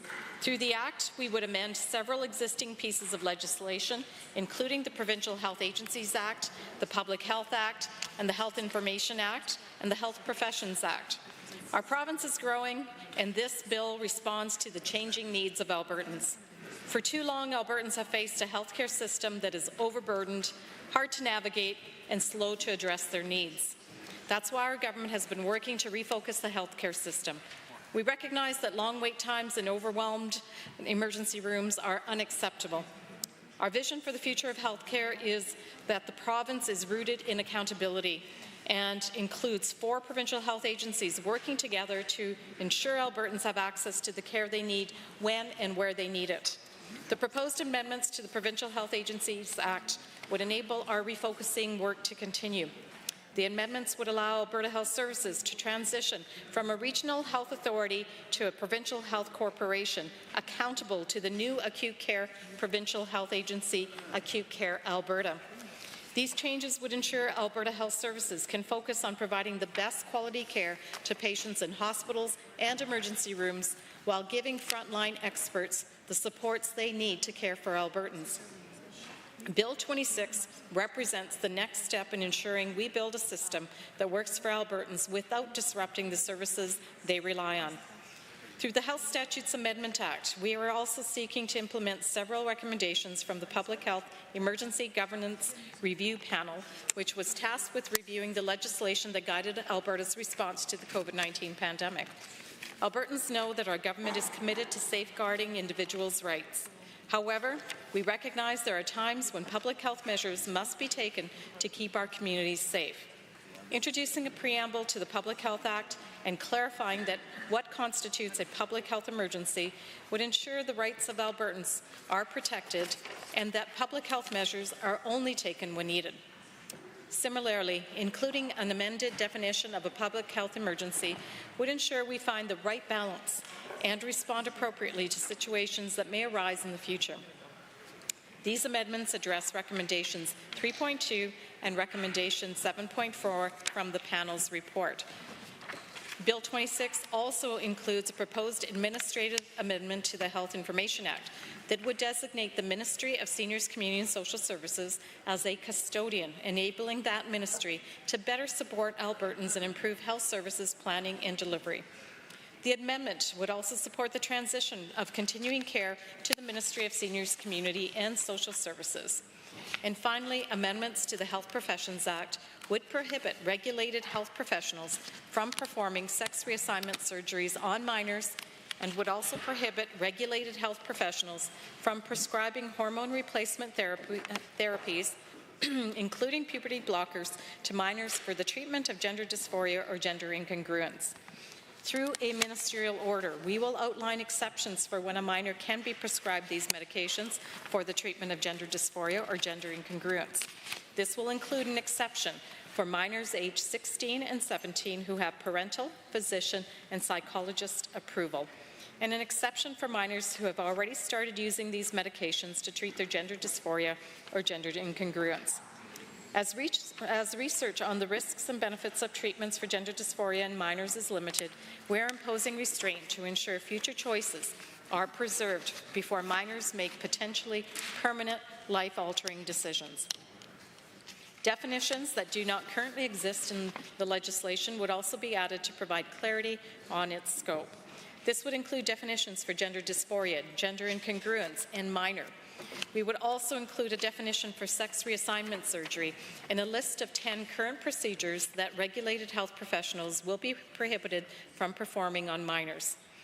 As healthcare professions are regulated by self-governing regulatory bodies or colleges under the Health Professions Act, the various colleges would be responsible for enforcing the prohibitions through their unprofessional conduct discipline processes. Minors who identify as transgender often grapple with complex feelings and emotions, and these policies would preserve choice so that they can make adult decisions in the future when they're adults. Mr. Speaker, I want to reaffirm our government's commitment, or Madam Speaker, I should say, I want to reaffirm our government's commitment to providing transgender youth and their families with support, resources, and appropriate services. The Health Statutes Amendment Act reflects our government's vision for the future of healthcare in the province. The proposed amendments enable our government to continue building a system that prioritizes patients, protects vulnerable populations, and empowers healthcare workers to deliver world-class services. Madam Speaker, I now read the statute one more time. I rise for moving third reading of Bill 26, the Health Statutes Amendment Act. Complicated title. Other members wishing to join the debate. The Honourable Member for Edmonton, Glenora. Thank you very much, Madam Speaker. I want to begin by referencing the tabling I did just a few minutes ago, titled CMA Strongly Opposes Government Efforts to Restrict Access to Care. It is not every day that all sections within the CMA agree on something, but I will say that the sections that are all present in the Canadian Medical Association believe that what the government is doing here in terms of medicine and in terms of their ability to dictate what types of procedures will be available to some Canadians here in the province of Alberta. The CMA is united in this statement, and one of the sentences I'm going to read out is, Canadians have a right to make personal choices about their health with the support of their families, the guidance of licensed regulated health professionals, and free from political interference. Yesterday I had the pleasure of meeting with the president of the CMA, who is a family doctor and a female health specialist and a hospitalist. And when we were asking about some specific situations, she said, I don't know. That's not my expertise. And I will say, Madam Speaker, to you, through you, to all members of the Assembly, and especially to the Minister of Health, it is not government's expertise what types of procedures should be offered to patients. And let me give an example of when I was Minister. A request came across my desk for a specific and rare treatment to be done on for a patient here in the province of Alberta. And it was very rare, which is one of the reasons why it hadn't been approved through prior stages with experts. But I, in the legislation, had the authority to make the decision to make an exception. And I weighed on it for about a day, and then I thought, I'm not going to be the one who denies this child a chance at having this, because I don't have the expertise to say yes or no. So what I did is I delegated that authority to people who actually did have the expertise, a medical panel. And I am very grateful that I did. At that time, I did approve that one to make sure we could come up with a new process that would have the experts actually making these decisions for multiple reasons, including I didn't want it to live on my conscience, Madam Speaker, but also I did not know what the next thing that would be coming up and if I would have to make something that I might not be qualified to make that decision on again. And that's exactly what the government has decided to do. They've decided to weigh in on the patient and medical expertise and say that the government knows better. And we tried to make this bad bill a little less bad by calling the government on their testimony that they believe in parental choice, by putting in an amendment that if parents consented with the child, with the health professionals, to provide hormone blockers, puberty delaying medication, that the government shouldn't intervene and say that it's wrong. But not a single member of the government spoke to the amendment, and then they voted it down, making it very clear that this isn't about parental rights. This is about the current premier and some of those closest to her and her cabinet playing political games that will have potentially deadly consequences for teens in our province. So if this really was about parental choice, they would allow parents to consent to hormone blockers, as they do today. And one of the consequences by them saying this will come into effect in the new year is I've had parents of young Albertans who will be impeded from the ability to delay puberty if they don't get the medication now. So many who are already without family doctors are rushing to try to find somebody so that their children don't have to feel powerless at a time when many youth often do feel powerless and excluded, trying to find some way to give a little bit of control and certainty back to these young people. That's not right, Madam Speaker. They might never feel like they needed to be on puberty blockers, but because of the government putting in these timelines, they feel like they have to rush to make a medical decision in a very, very tight timeline, now less than a month. The CMA letter goes on to say that this approach restricts the most appropriate care options for some patients and has the potential to cause permanent harm. And we also know that transgender youth have the highest rates of mental health issues, including suicidal tendencies, due to the stigma that they face. And the government has only piled on with that stigma through the politicization of these young people, and specifically this legislation. I'm going to table an amendment at this point, and then I will continue on with my remarks, Madam Speaker.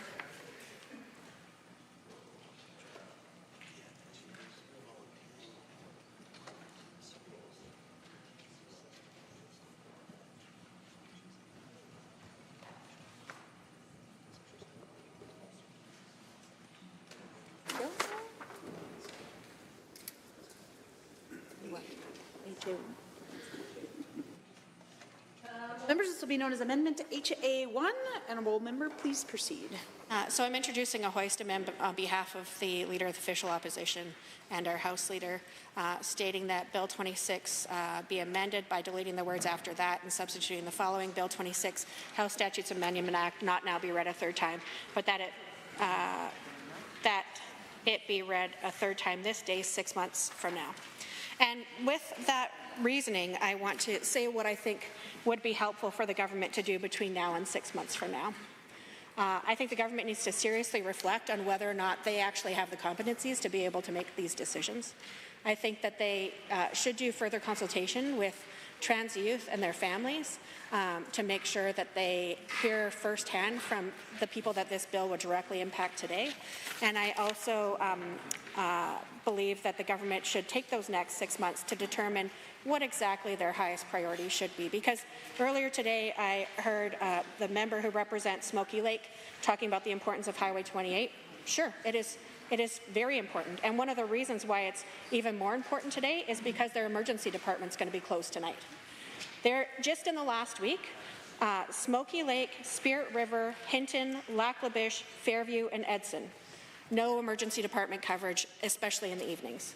Ridiculous, Madam Speaker, that the government chooses, in an opportunity when they can address health care in this House, that they're not talking about health care consequences that are happening in these communities because they failed to act to address the doctor shortage or the extreme wait times or the lack of access to rural health care in general, but instead choose to take up legislative time to come into this place and talk about infringing on the rights of parents, children, and medical professionals to provide the best care possible. And I said earlier, it's not just about a doctor knowing what's best care. There are experts and specialists who work with these youth and their families to make sure that they know all of the options that are available to them and to their families. I also want to talk about a constituent of mine who's a speech pathologist who works a lot of the time with adults who need to go through speech therapy because their voices have changed, because they are through puberty, and they are of a different gender than the one assigned to them at birth. And this will only make their work more difficult because we'll have more young people needing to access this type of medical care because they didn't have the opportunity to delay puberty and when they're an adult make the decision about whether or not they change their gender identity or sex, or at any point along the way, forcing them to go through puberty. And I don't know about you, Madam Speaker, but even the government's promise that there will be amendments or an exception allowed for those who are 16 or 17 who've been emancipated minors. I was long through puberty by 16. That wouldn't have even, if I needed to access that medication, be of help to me, Madam Speaker, and I doubt many other people who were assigned the sex as female at birth. So the last couple of things I want to touch on is I think it's fair for us to say 6 months from now, and that this does give the government a chance, if they actually do find compelling evidence and experts, to stand up with them to act on this 6 months from now. But if they don't, I would recommend that maybe they update the nurse practitioner legislation that impedes them from being able to sign forms for those needing to access AISH. Again, something that the government could do through legislation in this House, instead of making healthcare harder to get for young people, making it for people who are severely handicapped easier to be able to get onto AISH and get their services met for them. Also, I think that the fact that the ministerial order will also talk about specific prescriptions, again, if you ask anyone who knows best about healthcare, they might say my doctor, they might say my nurse, they won't say the member for Red Deer North or any other member of the House, probably. Well, maybe the neurologist for Calgary Varsity. But other than that, I doubt many people would say the person who knows my healthcare story the best and who'd be the best at making decisions for it with me is an MLA. The minister just talked about young people having complex feelings and emotions. And I will tell you what is not complex are many young people who've reached out to us, thousands of letters saying that they feel targeted by this government and they don't feel respected. So if you actually want to address the fact that a lot of young people have insecurities, a variety of emotional experiences, I would say that allowing them to work with health professionals and their parents and other loved ones to help guide their health journey, that would be something that would alleviate a lot of stress and anxiety for many young people. So I'm sure many of my colleagues have more to say on this. So with that, I will cede my time and urge my colleagues to vote yes on this hoist amendment. Any other members? The honourable member for Calgary Glenmore. Thank you, Madam Speaker. I do support this hoist because I do believe Bill 26 and the government's trifecta of anti-trans policies is a classic and cynical distraction from the government's failure to find more family doctors for Albertans and to reduce ER wait times. There are major consequences for this bill that I do not think the UCP government fully understands. This bill actually brings flashbacks to me. I've shared a few times now in this House that I grew up in Yemen. I was privileged to have had a beautiful and exceptional childhood, Madam Speaker. I remember when I was in grade 4, I had a classmate who was sweet and friendly. He always played with us girls and didn't play as much with the boys. Let's call him Elia. I played with Elia. Even as a kid, I sensed that he was different. One day, Elia's dad came unannounced to the classroom to meet with the teacher. The teacher stepped out and left the classroom's door open. Elia was called to come and see his dad and the teacher. As Elia was walking out, he accidentally dropped a doll. I didn't realize that he had brought a doll to that classroom. Apparently, neither did his father. A few minutes later, we heard Elia's dad yelling at his kid. He also slapped his kid on the face, right outside of our classroom. The teacher quickly shut the door so we wouldn't hear what's happening outside. That was the last time I saw Elia.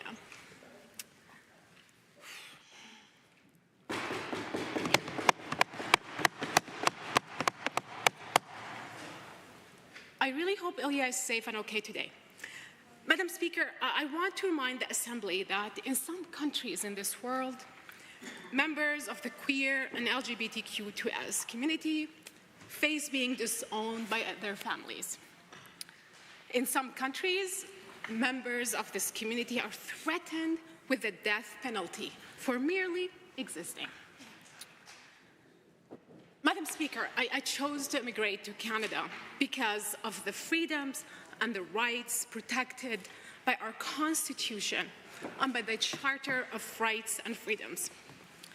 Because our Constitution protects everyone, including minorities, regardless of their orientation and their backgrounds.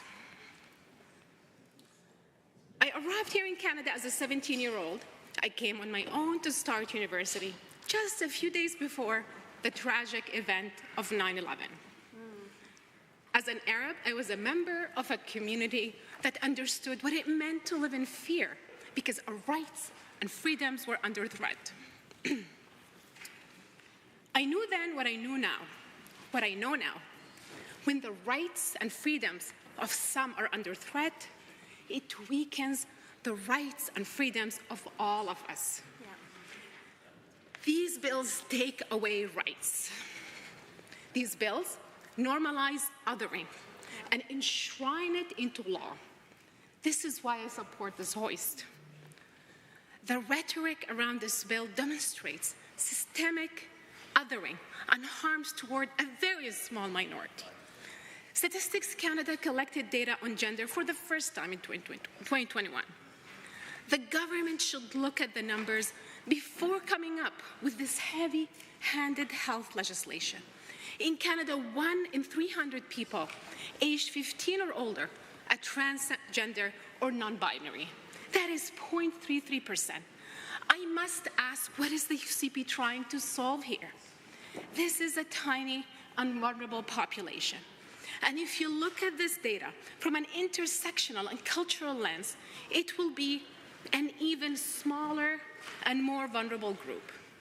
In some households, these bills will be a matter of life and death for kids, Madam Speaker. This bill is massive government overreach, and the UCP has shown they love big government interventions, such as firing the IMCO board. The New York Times called this purge a Soviet-style pension purge, by the way. Other UCP big government interventions include imposing the renewables moratorium or flirting with the idea of nationalizing the electricity sector, or this bill that literally interferes between parents, their children, and their doctors. It restricts the freedoms that parents currently have. It is ironic, Madam Speaker, because the Minister of Justice enlightened us with his op-ed titled, "Alberta Needs a Modern Bill of Rights to Prevent Government Overreach." It is fascinating how the minister is selective about who gets rights and who doesn't.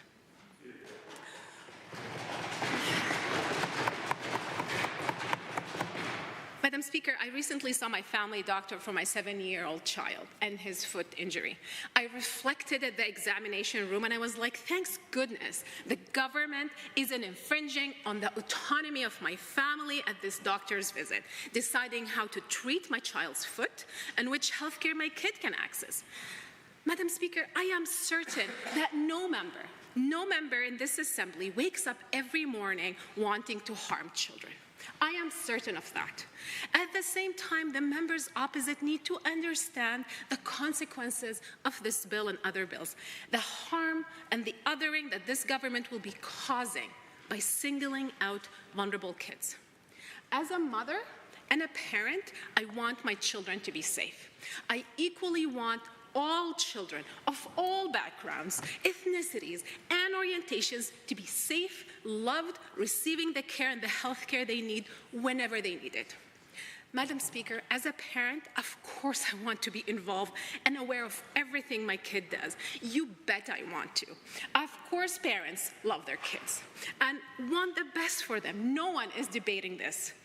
The question is, how does the government ensure that all children remain safe and well taken care of, especially the 0.33%, Madam Speaker? That's the question. A constituent of mine, Dr. Paul Monnier, a sessional instructor of gender and sexuality studies at the University of Calgary, shared with me the state of the students in his classrooms as they see these bills as a tax on human rights. And I quote here, "In some of my recent classes, I've had visibly distressed students. Emotions have been high. And one of my trans, non-binary students recently cried openly in class, wondering if all our human rights efforts are just pointless now." End quote. Dr. Monnier asks an important question. Why is it so important for the Premier to single out, shape new rules and regulations around, and unnecessarily target a small minority? It is an important question, Madam Speaker. We're talking about 0.33% of Canada's population. History has shown us how the mistreatment of minorities starts with taking away rights. It starts with othering, increased rhetoric, targeting, taking away rights of minorities, and eventually dehumanizing. History has shown us this pattern with other groups: women, people with disabilities, the Romas, the Palestinians, the blacks, the Jews, and the Arabs post 9/11. This is a dangerous and a typical pattern. I wonder which minority group is next. Right. Madam Speaker, every time I hear trans anything, I know this UCP government is trying to distract Albertans from the doctor's shortage, the ER wait times, and the lack of access to rural health care, and the mismanagement of our economy, all while Albertans feel the brunt of an affordability crisis. This is why this bill needs to be scrapped. I support this hoist. Thank you, Madam Speaker. Great.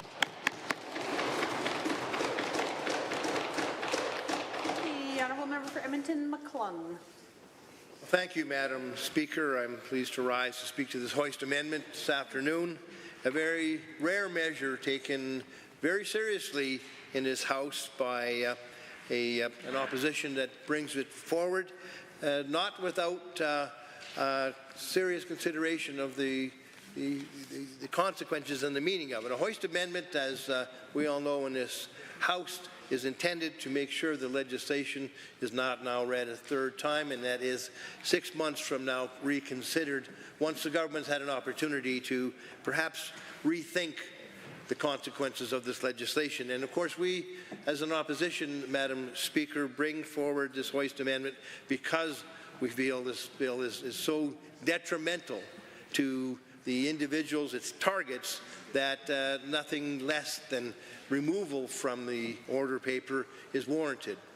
And I think today, Madam Speaker, of course, following my honourable colleague, that I tend to take things to a personal level as well. And I think today, Madam Speaker, of a trans woman who is in my office, who is a practicum student, a social work student, who I know feels targeted, Madam Speaker, by the government that is in power in this province. Targeted because she wonders maybe who's next, but also because she feels that she's been violated in terms of her rights to access health care that she needs to finalize the transition that she deserves to have the right to do.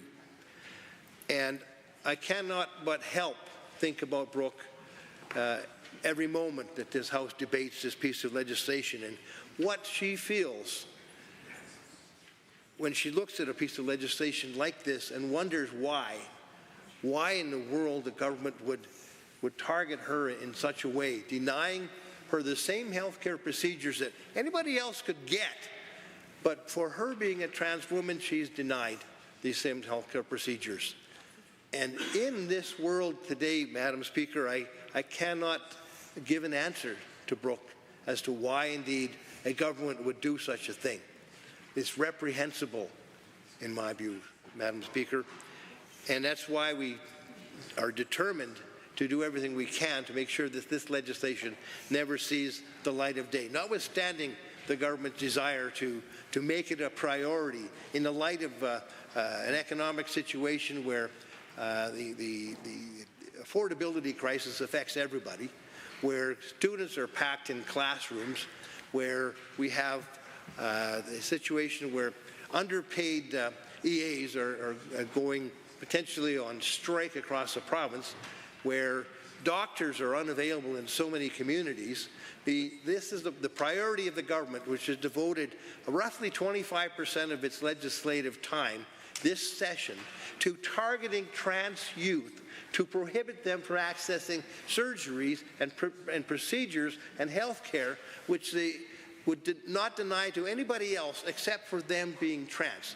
This is a government, Madam Speaker, that has lost its fundamental responsibility to protect people not to go after them and target them and make them feel perhaps they want to leave the province or feel they have to leave the province in order to protect the sanctity of their own health care. You know, I think today also of Austin Dunphy, a gay man that I've mentioned before in his house, who was a high school student in high school with me at Queen Elizabeth in the 1970s. And Austin was ostracized, and more so than that, he was beat up numerous times in the 3 years that he attended the high school that I attended, simply because he was gay. And you'd think, Madam Speaker, that after the time frame that's passed, it's 50 years since that time, we would maybe have made some advances and maintained those advances to protect the rights of gay, lesbian, LGBTQ2S+, trans people. But no, Madam Speaker, that's not what's happening in this province. We're going backwards, Madam Speaker. One would be right to question what decade we're in this province when it comes to social engineering legislation provided by this government. Are we in the 30s? Are we in the 1950s? It makes one question exactly what the mindset of this government is. So we'd have thought that with the Delwyn Green case that we saw during the Klein era, where a professor at the King's College then was denied employment because of his being gay. And of course, Delwyn Green took the province to court and won the right not to be denied employment because of his homosexuality. And that's something that we heralded as a very major victory in this province, and it was widely supported in this province. It's something we're proud of doing. Yet this government has forgotten about those strides forward, Madam Speaker, and has chosen instead to move us backwards into the dark ages of anti-trans and homophobic attitudes, and given power and emboldenment to those people who would foment that hate against individuals whose sexuality is other than the heterosexual concept that this government seems to accept as the only norm, quote unquote. So yes, who's next, Madam Speaker, is the question that gay and trans people in this province will ask. And this government is not shy about targeting individuals if they think it will gain them a seat or two here or there in the next election and perhaps carve out a win in 2027. That's the calculation that this government makes, Madam Speaker. It's a crass calculation, and it's one not rooted in protecting individuals and human beings. It's one that is rooted in seriously disagreeing and disavowing the reality that exists in human populations the world over, that a certain percentage of the population, no matter where you happen to be in the world, are either gay, they're trans, they're lesbian. It's a natural thing. Yet this government seems to forget about that and rails against it. I have another individual in my office who's worked part-time, who comes from Somalia, Madam Speaker. And he told me about an evening where he had gone back to Somalia. His family from Somalia. He went back to Somalia and was there on a visit, and there was a big excitement in the village, and the crowd was getting ready to go to a main event in the square. And to his horror, he learned that what was happening in the village square was the execution of a gay man. And the village was excited about it. And I'm wondering, Madam Speaker, how far off from that type of reprehensible behavior are we when we go down this road that this government is willing to take? I'm wondering. Honourable Minister of Mental Health and Addiction. Madam Speaker, I rise on 23J. This is language certain to create disorder in the House, where the members opposite, in a civil debate, which is an important debate for us to have, who is making important points that I believe he has every right and responsibility to do to represent a constituents, has now veered into attacks on whether or not government is going to be assassinating or stringing up individuals. It is ludicrous. It is deeply offensive to any member of this House. that this is suggested a government would do it. No one's suggesting this, and we ask members opposite to please restrain themselves and stay to plausible and civil debate, because we think it is important that we have that in this chamber on an important piece of legislation. It demeans the entire debate when we find hyperbolic language whose purpose is solely to inflame. Hear, hear.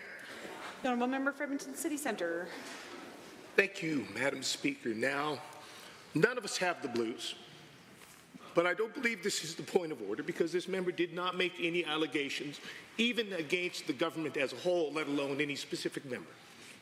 What I heard the members say is how far are we, broadly, collectively, from this kind of behavior if the government continues down this road.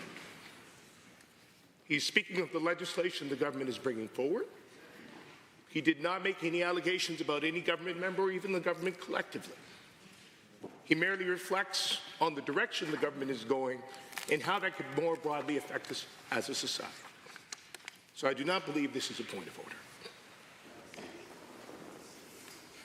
Honourable members, thank you for your comments on this matter.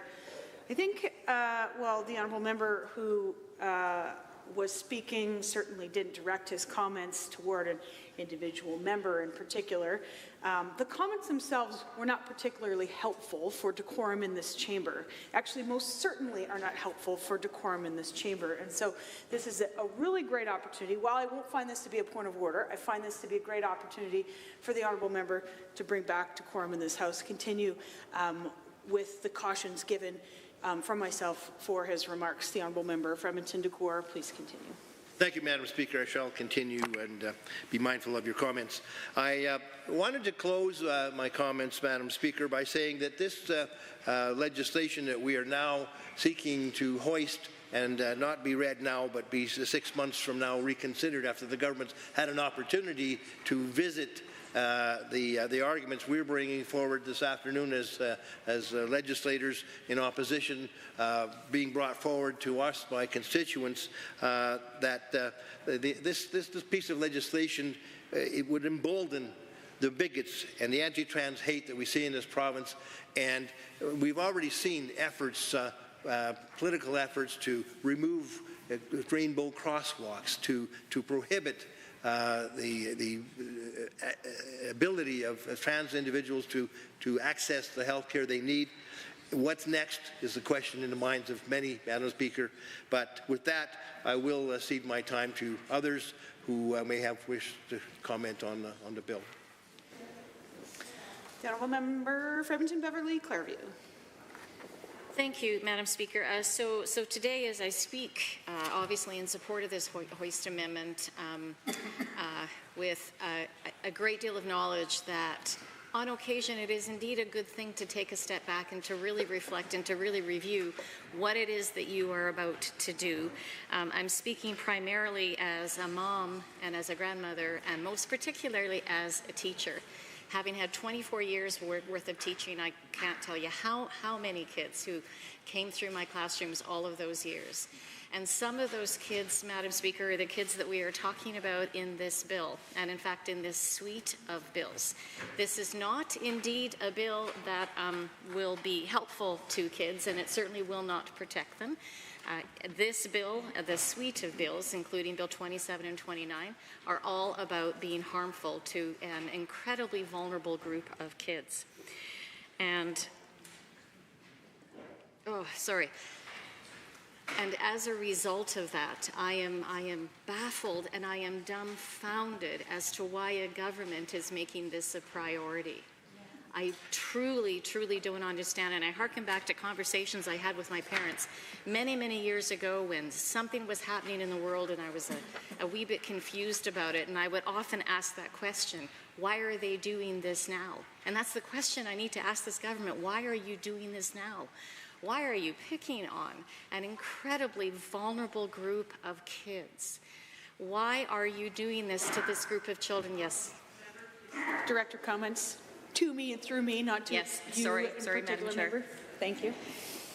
To you, if I may, I am baffled as to the reasons why this bill is before us, because certainly in my view, it's a bill that simply sets out to harm folks rather than to than to help them in any way, shape, or form. This is a bill that is dangerous, and this is a bill that I believe will ensure that lives will be lost in the future. Lives that now hold purpose and that hold value, and lives that we should be lifting up rather than doing the opposite. Not only that, of course, this is a bill that infringes upon a person's rights to their own body, to their own bodily autonomy, to their ability to say yes to consent to procedures, particularly when, Madam Speaker, their parents are right there with them and very, very supportive of them. Again, this is a bill that will harm, this is a bill that will damage, this is not a bill that is about lifting up folks. This is a bill that denies access to crucial gender-affirming care. And when I think about my own grandchildren and their ability right now to get the care that they need, no matter what care that might be, I do wonder why in this bill, this particular group of vulnerable kids is not going to be able to have the same access as my 4-year-old grandchild or my 10-year-old grandchild or my other 4-year-old grandchild or the extra 12-year-old grandchild. Trans rights are human rights, Madam Speaker, and good governance means upholding and protecting all human rights, not just a select few. And that is what this government, Madam Speaker, should be in the business of. It should be in the business of upholding every single person's human rights, not just a smaller group of them.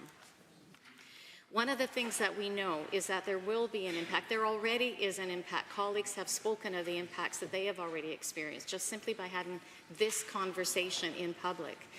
We know that the very act of having this conversation is already harming folks from the trans and gender diverse community. And for a group of young people, particularly, who are already susceptible to this amount of harm, again, I am baffled and dumbfounded as to why this government is going to continue, Madam Speaker, to perpetuate this harm. We know, and we should, I believe, be taking some example from our neighbors down to the south, where we know that there are many states out there who already have enacted very similar legislation. There is already a wealth of data that's come out of that legislation. 20 states to the south of us have professional or civil penalties for providing gender-affirming care to minors. And for physicians, that means that they are in danger of losing their license just because they're providing care to people who need and deserve that care. 15 states have introduced bills that restrict access to gender-affirming care for youth. And some of those bills include provisions that criminalize health professionals, penalize parents, and in a place where insurance coverage does indeed make the difference between simply a basic form of health care or no health care at all, people are finding that they are unable to procure the insurance coverage that they need for even just basic health care. All of this together, Mr. Speaker, has resulted in young people and their families having to travel out of state for the care that they deserve. They're having to move their homes. They're having to change jobs, communities, and states, all in an effort to find a safe haven for themselves, for their children, for the people that they care about. This is where the U.S. is right now. And this, I am concerned, is where we might be headed, Mr. Speaker, and we should not be. This should not be something that we are okay with. We should be taking lessons from our neighbors to the south from the U.S. And that is why this amendment, this Hoist Amendment, is incredibly important for us to consider. I want to take a moment just to describe a story of a woman. She's a very, very young person who from a very, very young age knew that she was different. And this comes from NPR Health News, and it's about a young woman called Veronica. And in the health news, this very, very brave young woman tells her story, tells her coming out story. On her own terms, I might add. She was comfortable enough in the beginning to tell a few friends, and about a year and a half later, she finally told her parents. And she was extraordinarily lucky, Mr. Speaker. She had very, very supportive parents. Those parents knew that she was simply their kid. And in particular, her mom knew that she just wanted to support her kid, just like all parents want, just to support their kids. She was able to get the care that she required, that gender-affirming care that she needed at first. But then the state that she was living in, Iowa, decided to take a pause. And that's very similar to what it is we're doing here, taking a pause. And as a result of that pause in gender-affirming care, it didn't really work out for Veronica. She was at the point where she was taking puberty blockers, and because of that pause, it meant that she was going to have to stop those blockers, which of course would mean bodily changes like her voice deepening, the growth of her Adam's apple, facial hair, shoulder broadening, and more. And while some might be changed later with surgery, that's incredibly invasive surgery, when to take some puberty blockers would have solved much of that question. So what she and her family do now, Mr. Speaker, is that they drive hours away to another state that can provide that safe haven for both herself and her family. Kids in the United States shouldn't have to travel away from home to get health care that they deserve, and neither should the kids that I know are already thinking about what it is they're going to do once this act, this legislation is passed. And that is one of the reasons why we need to be really reconsidering what it is that we are doing here today. So as a mom, as a grandma, I am asking that every single person in this house think about those kids in your life. What kind of a future do you want for them? And I urge everyone in this House to vote in favor, in support of the Hoist Amendment. Honourable members, on Amendment HA1, are there others wishing to join in the debate? Seeing none, I am prepared to call the question on the amendment HA1. All those in favor, please say aye. Aye. Any opposed, please say no. No. In my opinion, the noes have it. That motion is defeated, and a division has been called. Call in the members.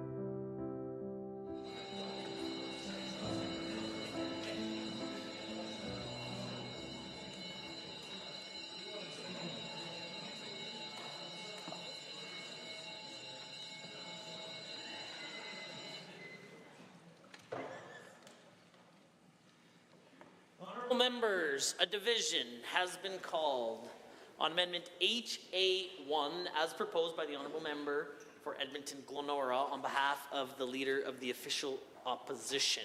All those in favour of the amendment, please rise. The Honourable Ms. Gray. Member Haji, Ms. Al-Junaid, Member Arkand Paul, the Honourable Mr. Sabir, the Honourable Member Hoffman, Ms.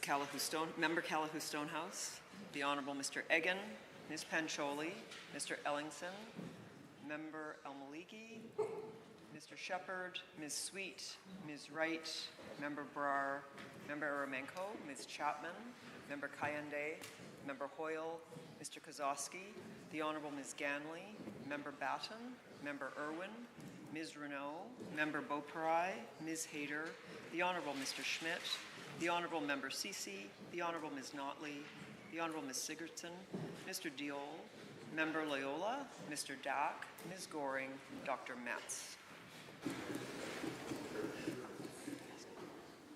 All those opposed to Amendment HA1, please rise.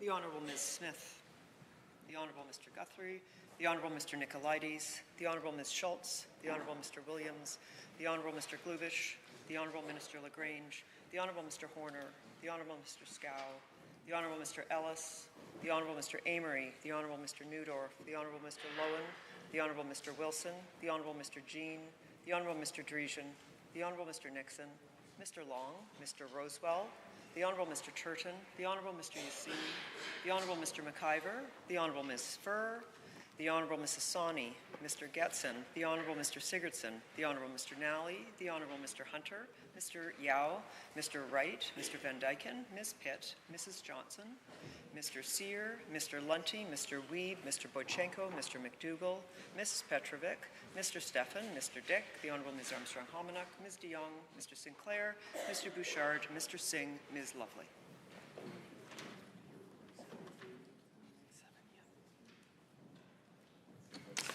Mr. Speaker, total for the amendment, 35, total against, 47. Honourable members, that amendment is defeated.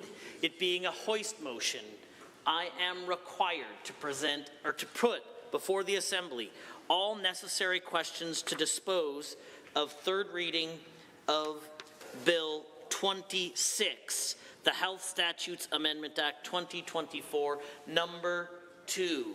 On third reading, as proposed by the Honourable the Minister of Health. All those in favour, please say aye. Aye. Any opposed, please say no. No. In my opinion, the ayes have it. That motion is carried and so ordered, and a division has been called. Call in the members.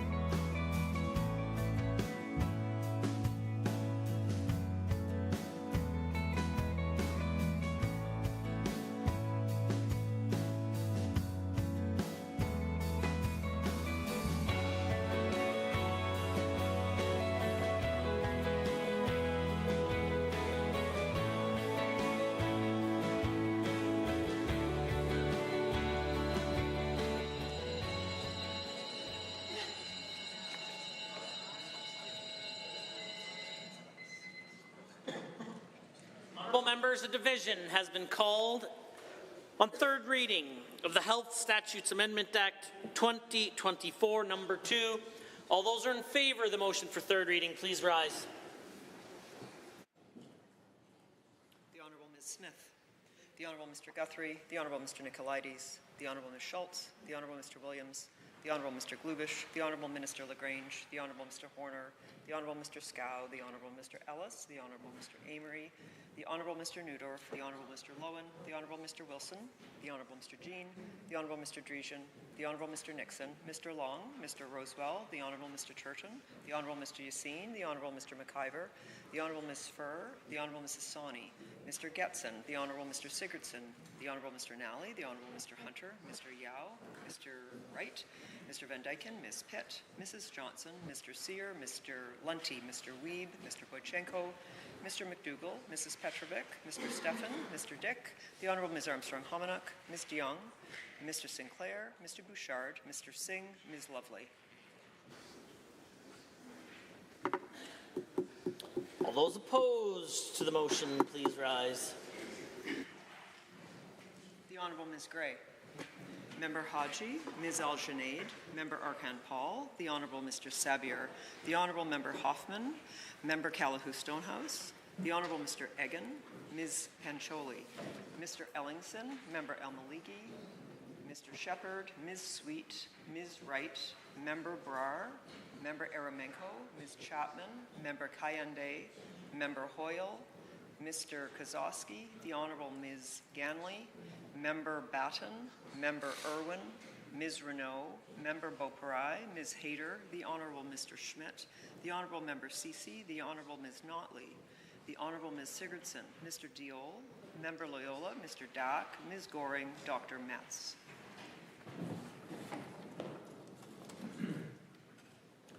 Mr. Speaker, total for the motion, 47. Total against, 35. Motion is carried and so ordered.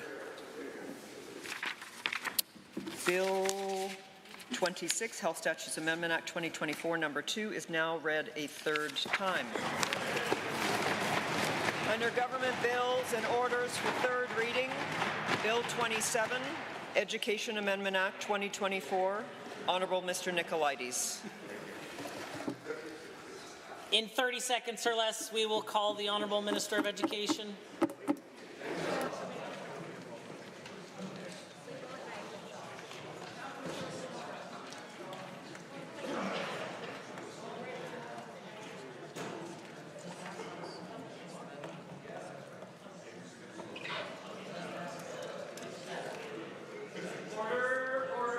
Order.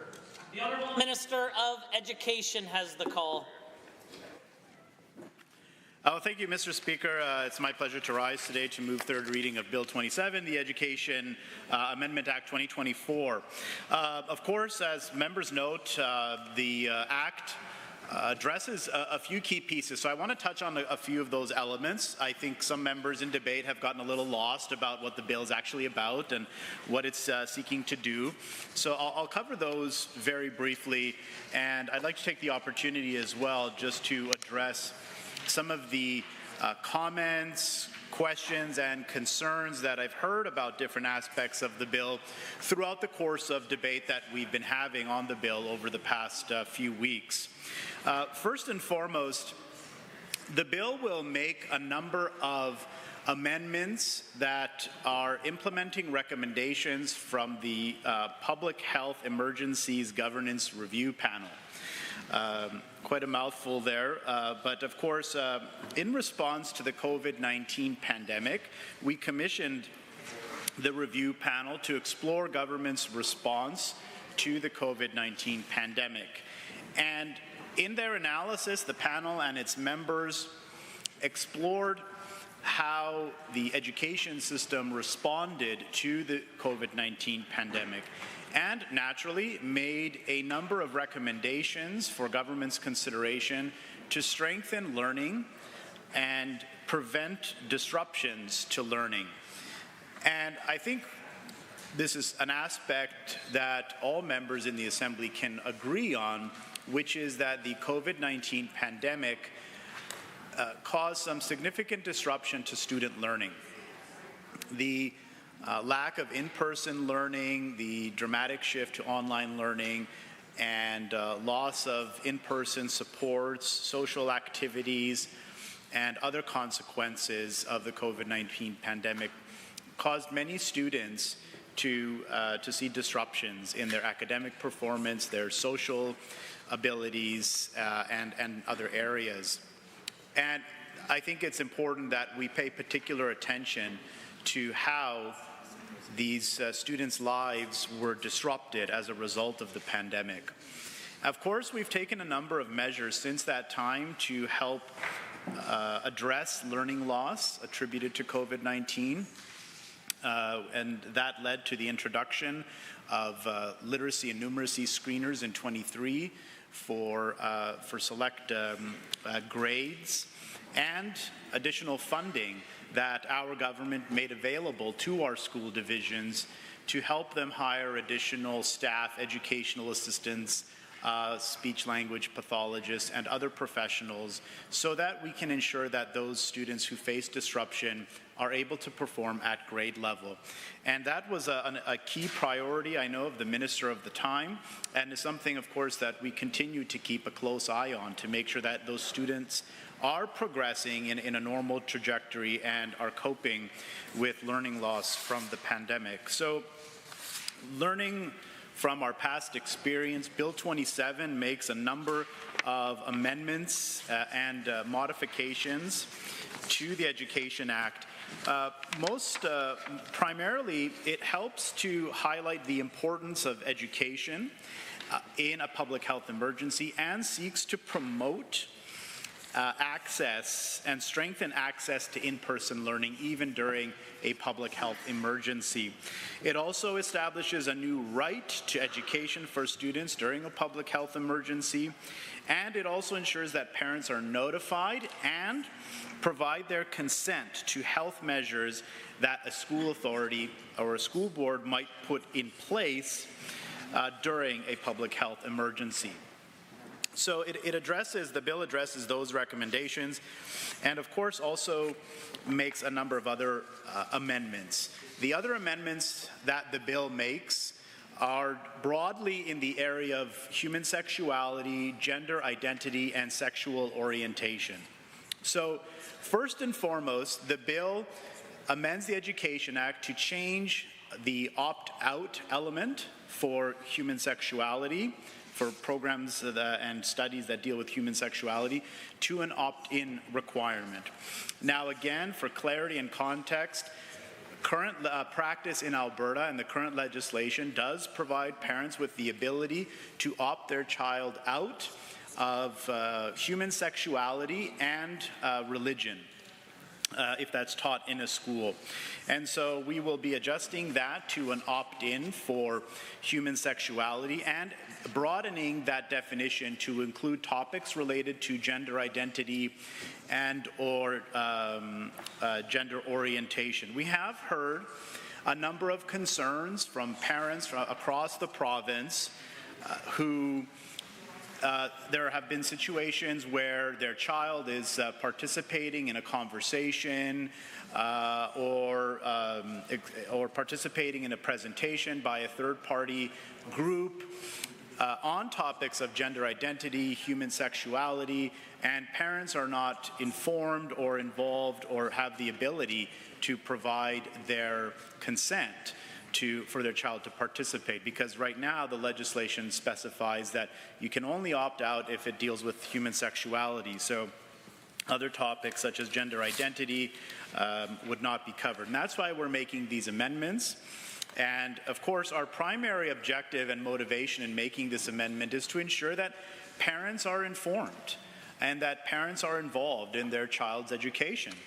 I know on this side of the House, believe that parents are full and equal partners, and more so are the primary drivers of their child's education, and thus should be fully informed about every aspect concerning their child's education, presentations, third-party presentations, or anything else occurring at a school. And we want to make sure that that is protected and that parents are involved to the highest degree possible. And now I don't think I need to go into detail about why it's important and essential for parents to be involved in their kids' education. I would suspect, and I would hope, and I would think that it's a nonpartisan issue and that even members from the opposition support the idea of parents being involved to the highest degree possible in their child's education. I have heard comments and criticism over the course of this conversation that does lead me to suspect that maybe they don't want parents to be fully informed of topics that are being discussed at school, or don't want parents to be fully informed and think that they, the school board, or other groups know best and that they should just do what they feel is best and the parents don't really need to know. But that's not the approach that we take on this side. Furthermore, the bill also ensures that parents are notified and provide their consent should a child seek to change their preferred name and or pronouns. And furthermore, the bill also provides the Government of Alberta, through the Minister of Education, the ability to approve any and all third-party presenters and material, learning and teaching resources that deal primarily and explicitly with gender identity, gender orientation, and human sexuality. If a third-party organization wants to approach a school and provide information to students, I believe it's important that that third-party organization has been properly and appropriately vetted, and the material that they are going to provide to students has been properly and appropriately vetted. Again, we have heard numerous concerns about inappropriate material being provided to students that quite frankly, they should not be experiencing. And we've seen this occur in other jurisdictions. Alberta's no different, and we continue to see inappropriate material finding its way into our classrooms, into our school libraries, and finding its way into the hands of young students. This is inappropriate, and it's incumbent on the government to ensure that any such inappropriate material is not reaching hands of young students and young individuals. Yes, thank you for the clarification. Unless the material is to be used for religious purposes, that is a different category, because of course the government should not be in the situation to approve a religious text that has been prepared for delivery in a faith-based school that deals with topics of human sexuality and or faith, because of course ensuring the free practice of faith is a right of every Albertan, and the government should not interject there. That being said, I want to address as well some of the comments that members have raised, or some of the concerns that they've raised, and some of the conjecture and inaccurate misinformation that a lot of members have provided during the course of this debate. So, one of the main criticisms that I've heard as it relates to this debate is that moving to an opt-in is going to be problematic, because a lot of members have noted that parents won't see the forms. They'll be stuffed in the bottom of a backpack, parents won't see it, parents won't return the forms, and their student will miss out on important sex education. Mr. Speaker, what a terribly low opinion of parents. I know that parents are busy and have a lot going on, but I also know that parents are incredibly invested in their child's well-being and in their child's education.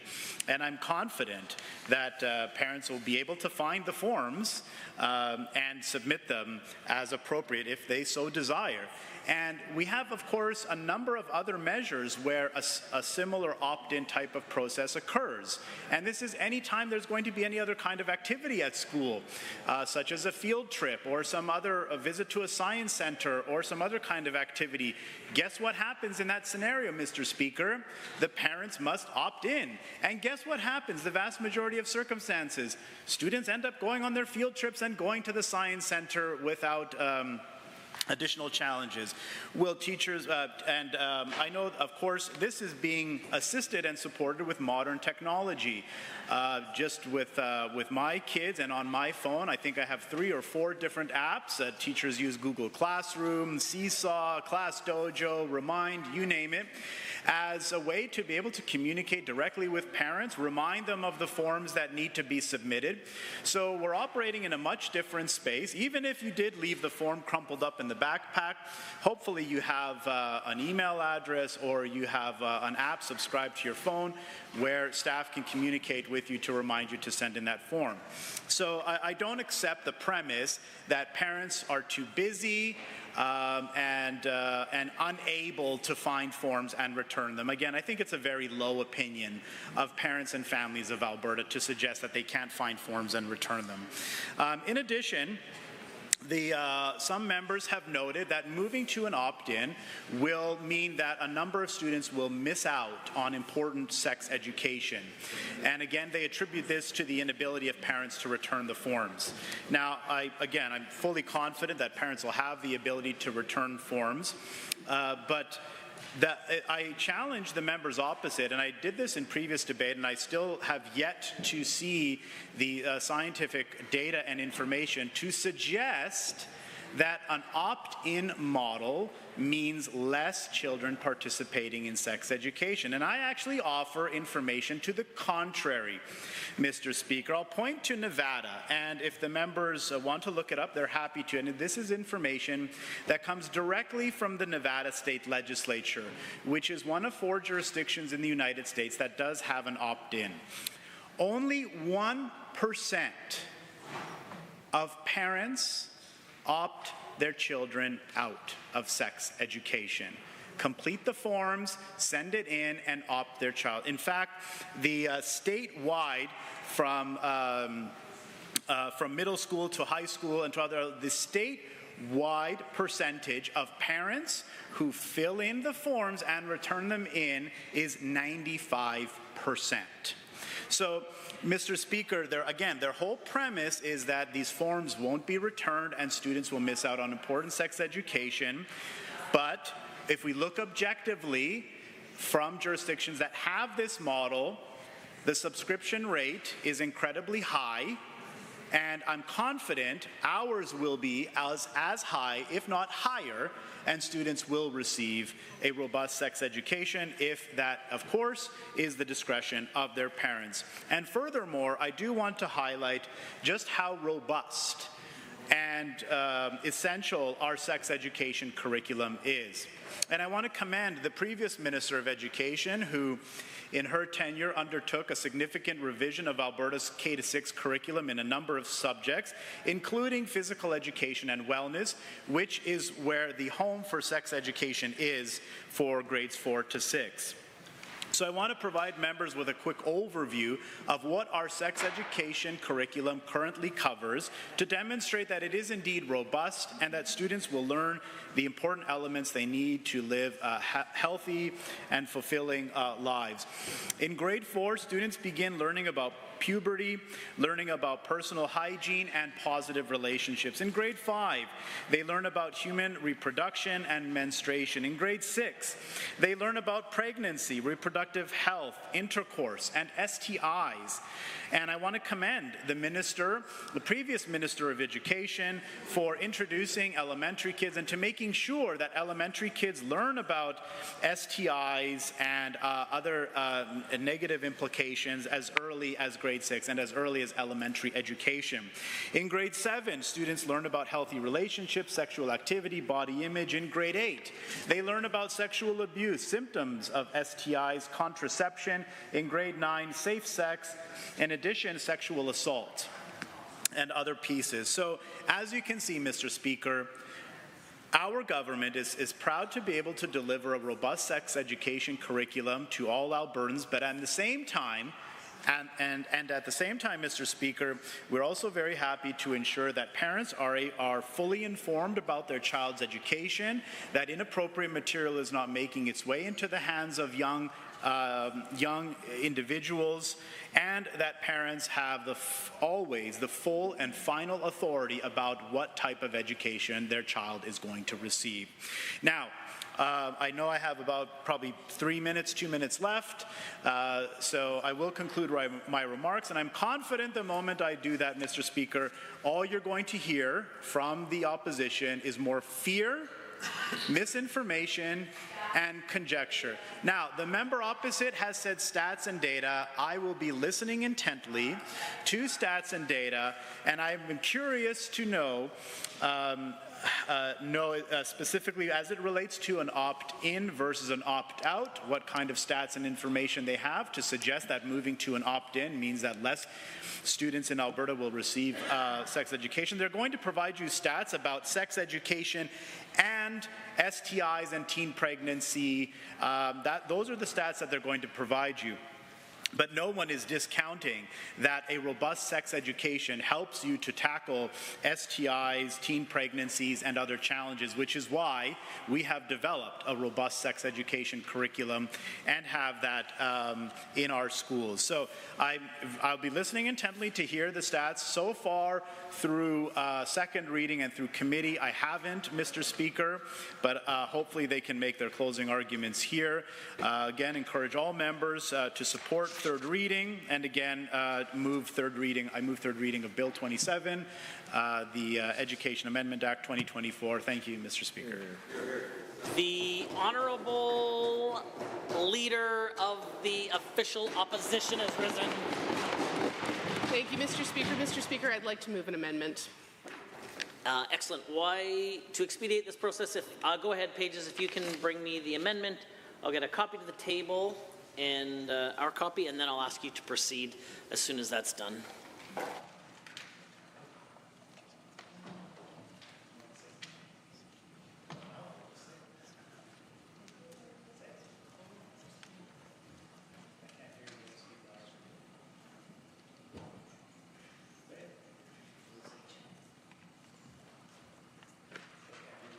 Honourable members, this will be referred to order.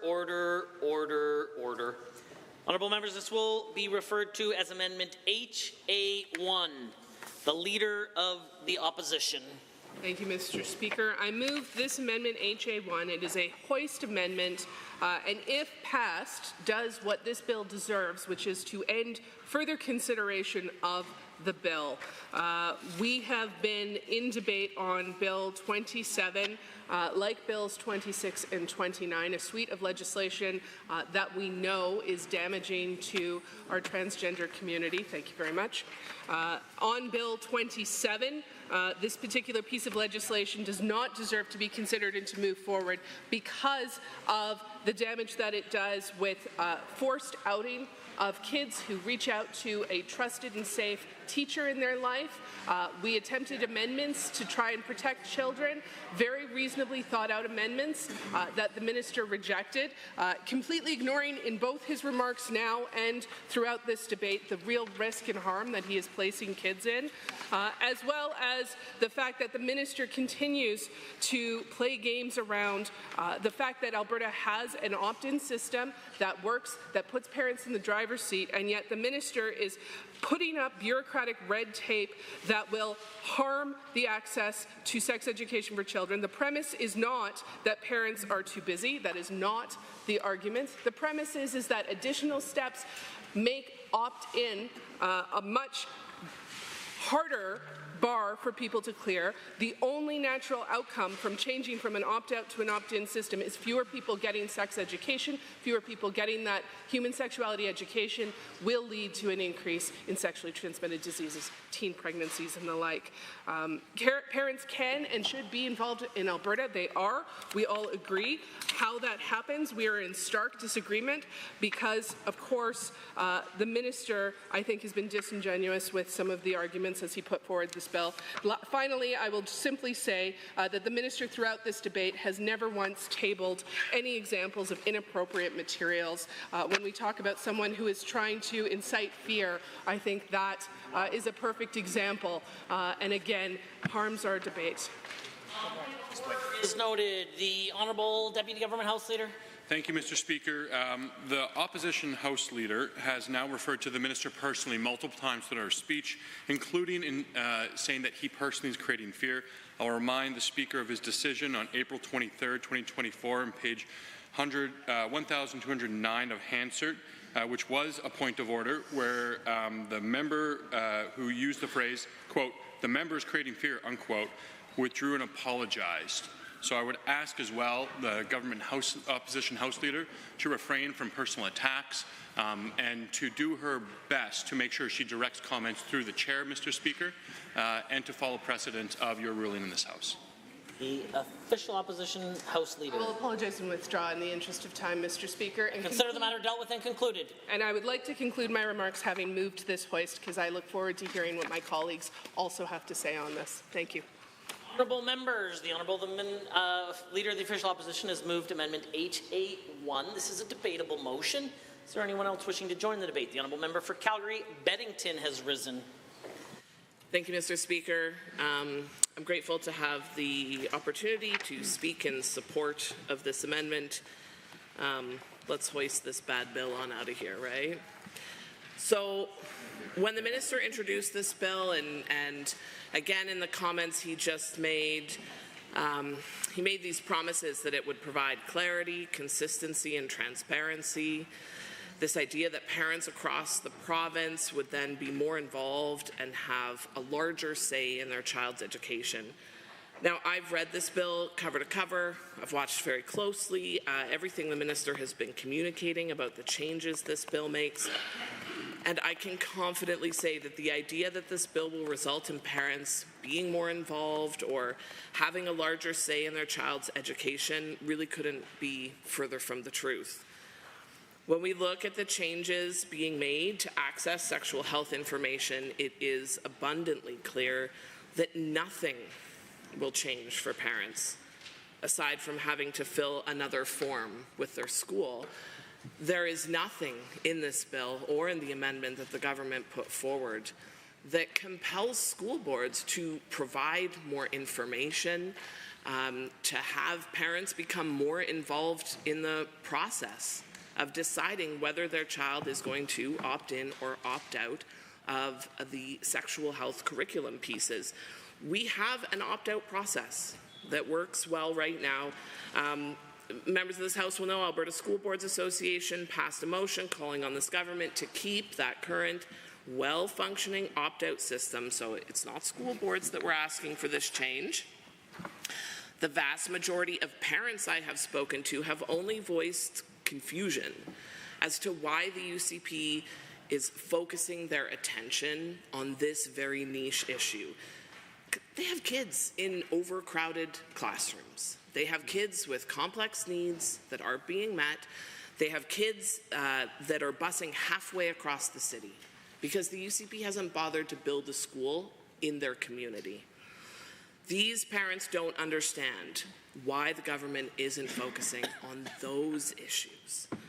So who is it exactly who was asking for this process change? If it's not school boards, it's not teachers, it's not parents, who is the stakeholder that the UCP is listening to? And why won't the minister simply be transparent about who exactly was asking for these changes? Because at no time has the minister been able to provide any reasoning for why a change in the opt-out, opt-in process is necessary if, as the minister just suggested, this will have no impact on participation rates. Why is he pushing forward with this change? Although I'm not sure how the minister is informing that position. He hasn't been able to tell us what the participation rates are in the sexual health curriculum currently. Right? We haven't bothered to take a look at the data behind this. How many kids are opting in? How many kids are opting out? I don't know. Maybe the minister knows, but he hasn't bothered to share that with us. When school boards notify parents when this curriculum piece is being taught, how does changing an opt-out to an opt-in give parents a larger say in their child's education? The answer is that it does not. The value of good quality, comprehensive sexual health education is clear. You know, the minister varied his statement a little bit today, but he's claimed that we've provided no evidence to the veracity of the claim on the impact of good quality sexual health education. I have tabled numerous resources in the House that speak directly to the positive outcomes of good sexual health information. Lower teen pregnancy rates, lower STI rates, prevention of dating and intimate partner violence, prevention of childhood sexual abuse, and delayed timing for first sexual encounters. Yeah. The American Academy of Pediatrics sums it up perfectly. Comprehensive sex education curriculum goes beyond risk reduction by covering a broader range of content that has been shown to support social emotional learning, positive communication skills, and development of healthy relationships. Those are outcomes that all parents can get behind. The UCP simply isn't putting the needs and well-being of the child first with this bill. Instead of talking to parents about the value of a comprehensive sexual health curriculum, they are building barriers between kids and this important education. For this reason and many more, I will be voting for this amendment. Hoist this bill on out of here, and I encourage all members of the House to do the same. Others, the honourable member for Calgary Mountain View has risen. Thank you, Mr. Speaker, and I welcome the opportunity to speak to this bill. This bill takes away the rights of a minority. It's one of 3 bills, close to a quarter of the government's legislative agenda.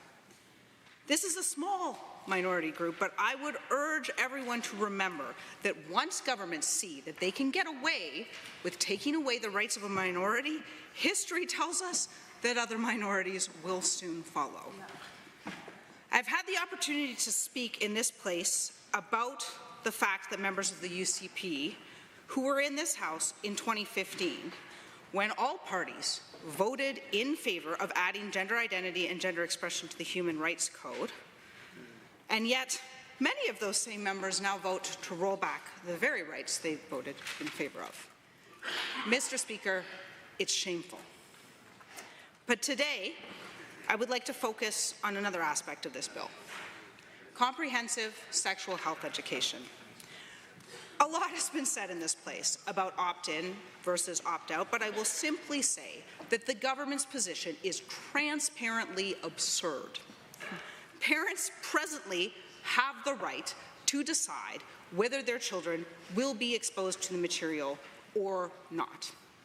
There is a small mountain of evidence, some of which has been tabled already in this House, demonstrating that these sorts of administrative hurdles that the government is putting up are put in place solely for the purpose of denying those children access to that education.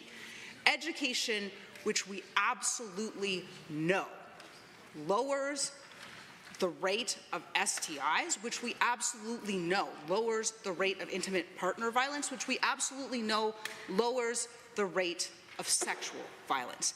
Mr. Speaker, I have always believed that as a woman, my daughter would have it better than I do. Hear, hear. But this government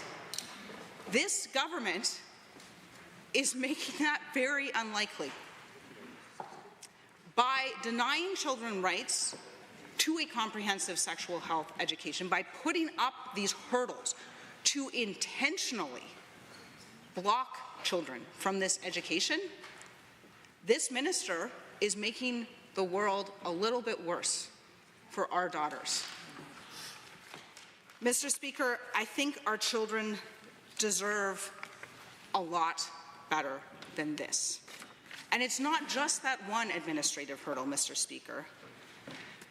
Page 5 of the bill, dealing with Section 7, Sub 2, a board shall not permit the use or provision of learning or teaching resources that deal primarily or explicitly with gender identity, sexual orientation, human sexuality, unless the learning and teaching resources are approved by the minister. Apparently, this minister is now, despite many experts in this province, the highest expert on what children will learn about. And what that allows him to do, potentially, is write out of existence the experience of some people. And that is an incredible problem. Denying the right of our children to learn about different minority groups is an enormous problem. I would urge every member of this House to vote in favor of this hoist, which is what this bill so supremely deserves, and to vote against the bill. Thank you. In HA1, the honourable member for Edmonton Highlands Norwood. Thank you, Mr. Speaker. I wish I were here rising on a more positive note.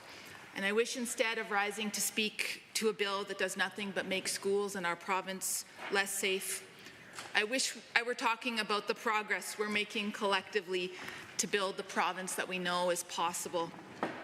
I wish that instead of debating legislation that attacks a vulnerable community, our trans friends and neighbours, we were here to debate legislation that would tangibly improve their lives and the lives of all Albertans. Why can't we be debating bills about health care, about education, about affordability and trying to make life less expensive for our constituents? Why can't we? Because the UCP have made an intentional, deliberate choice to distract and deflect from the real issues that matter to all of you. Their hope that by targeting a marginalized community, they hope that we won't discuss their failings as a government. That's shameful and that's cowardly. Now, on to the specifics of the bill, Bill 27. I've spoken to this bill previously, but I wanted to get on the record once more. And I want to once again speak to all those folks out there who will be impacted by this and the other terrible pieces of legislation. And I see once again we have some fantastic folks from the community that are watching. Thank you for being here and for bearing witness, and thank you,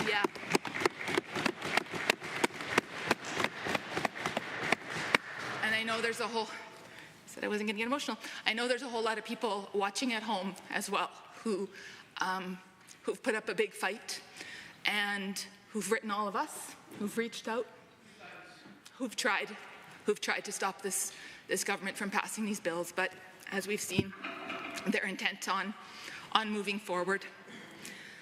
The teacher in me, the member of the 2S LGBTQ+ community, I've talked about this Bill 27, the Education Statutes Amendment Act. It hits me pretty hard, but I know that it hurts a lot of other people far more. I won't talk too much about the specifics of this bill because my colleagues have done an incredible job getting those on the record and explaining just how harmful they are. But a few of the pieces, for instance, the piece around implementing new requirements for parental notification and consent around 2S LGBTQ+ content, that's alarming. Creating the opt-in system, which I'll talk about in a moment, and mandating parental notification and consent for name and pronoun changes. As someone who was a classroom teacher and also someone who worked for years for the province of Alberta in the Ministry of Education under multiple Conservative governments, multiple Conservative ministers of education, and then for a little bit under the NDP and our NDP Minister of Education, the member from Northwest, I can tell you we engaged in a whole lot of conversations about issues related to this. And I can tell you that none of these changes are needed. And you ask classroom teachers if these changes are needed, they'll tell you absolutely not. So what is this government trying to fix, I ask? I've spoken a lot about why it's absurd to make schools less safe for kids, why it's absurd to put kids in potentially unsafe situations. I don't have to tell members of this chamber that there are a lot of young people who don't have a safe space at home. And for many of those young people, school might be their only refuge. And you want to take that away. And I want to register one concern that the minister talked a little bit about and I promised I would respond to, and that's the sexual health piece, turning it to an opt-in system instead of opt-out. The minister talked about how, his own experience, he's got all these apps on his phone wherein he's, able to track his kids and their forms. And through you, Mr. Speaker, that is such a privileged position that you're coming from. And it's not, you know, it's anecdotal, but I guarantee you I could find countless examples of parents in my riding. I'm so proud to represent Edmonton Islands Norwood, but we have some of the highest rates of poverty and child poverty in the city and in the province. I can tell you, think about that newcomer mom who's working multiple jobs, who's, you know, doesn't have the access to technology that minister and his colleagues do, right? Just put yourself in the shoes of someone else. And as my colleagues and I discussed as well, I know I'm not a parent, but I sure as heck was a teacher. And I know a lot of the times when forms aren't getting home, it's not necessarily on the parents either. Kids drop the ball. They really do. Right? They really do. And I know my colleague from Edmonton White talked about her own experience, right? She would say that she's a very privileged person herself, but she talked about how many times she's discovered a crumpled up permission form in the bottom of her daughter's backpack, right? So just please think about how unnecessary and unfair this is. The minister talked about Nevada being the hallmark to which we should all aspire. Nevada, the very state that also ranks 46th in the U.S. in terms of quality of education. What a place to aspire to be. Unbelievable. And I do want to talk about STIs, as that minister referred to as well, because I'm so worried about what this means for STIs and for those rates increasing. We just commemorated World AIDS Day on December 1st. I had the opportunity to spend a bit of time with HIV Edmonton, an organization that's doing incredible work to support folks living with HIV and AIDS and to try to address the stigma. We're not going to address the stigma. We're not going to make progress by making it more difficult for young people to access comprehensive sexual health education in their classrooms. We learned that HIV rates in Alberta are up 73%, nearly doubled since 2019. Why would we not be doing everything in our power to address this? Opting in is not going to fix this. It's going to make things worse. Mark my words. It's not too late for this minister and the UCP to do the right thing, to accept our Hoist Amendment, and to kill these bills. Thanks, Mr. Speaker. Honourable members, on Amendment HA1. The Honourable Member for Edmonton Rutherford. Thank you, Mr. Speaker. Danse, Kapapamaskam Natsiga soon, Otsinia, the Michelle First Nation, Johnny Calahoo Chapan Nia. You may have seen his plaque near the rotunda. There's a plaque honoring Johnny Calahoo, who was my Chapan. He did great work in education. He was the son of a treaty signatory, the Michelle Chief, who was my chief. I want to remind you of these things, to remind you of where you are located.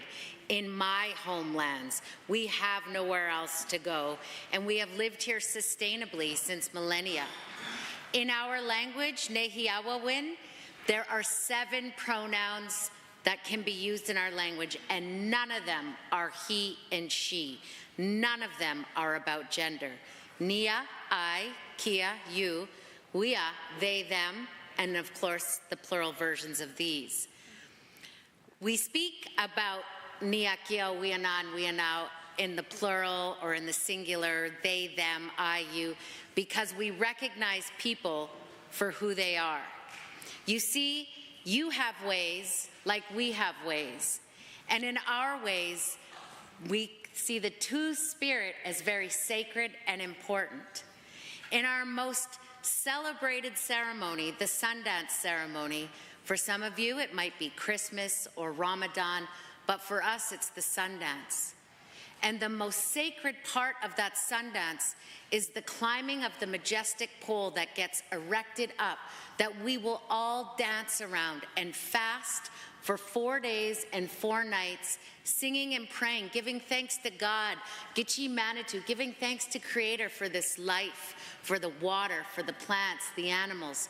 But in order for us to be able to do that prayer ceremony, that Two-Spirit person has to climb the pole and build the nest at the top, because they are the visionaries. They are the sacred holders.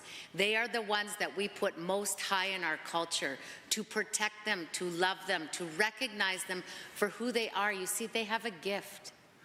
They understand the masculine and the feminine. We see that as a balance, as something to empower and to have a gift of understanding, to know how to walk in both worlds of the masculine and the feminine, is of great balance and of great importance to governance and to our spirituality. Today, the 2SL GPTQQ+A+ Youth Council at the Assembly of First Nations brought their flag into the highlight of the AFN, which AFN said they're committed to creating a safe space for Two-Spirit and gender-diverse relatives. The AFN states, "We acknowledge the resilience of the Two-Spirit, and we promote their voice of Two-Spirit and gender-diverse people. We want to raise awareness of the ongoing discrimination that they face." You see, school sometimes is the safest place for children to explore and discover who they are. And now you've outed them. Sometimes children aren't ready to discover who they are, and they need that safe place. This bill is detrimental, and it contravenes treaty. It's dangerous, and it's hurtful. Vote against Bill 27. Members on the amendment. The honourable member for Calgary Elbow. Thank you, Mr. Speaker. Daniel Kahneman is one of the few holders of a Nobel Prize in Economics who does not actually have a PhD in economics. Instead, his PhD is in psychology. And over the years, his contribution to economic thought has been so significant that the Academy, the Swedish Academy that awards Nobel Prizes, had to award him with the Nobel Prize in Economics because of the work that he did on decision theory. And one of the most important pieces of work that he did on decision theory was around default options. Just the importance of opt-in versus opt-out when you want to nudge people in order to do something. Now, his landmark paper between Kahneman and his co-worker Tversky, who I believe shared the Nobel Prize, in 1981, documented with exceptionally high-quality research that when people are given a default option, they usually take it. And this is, again, this is research that has existed since 1981. There have been thousands upon thousands of citations of the original paper. It has spawned an entirely new field of economics known as behavioral economics.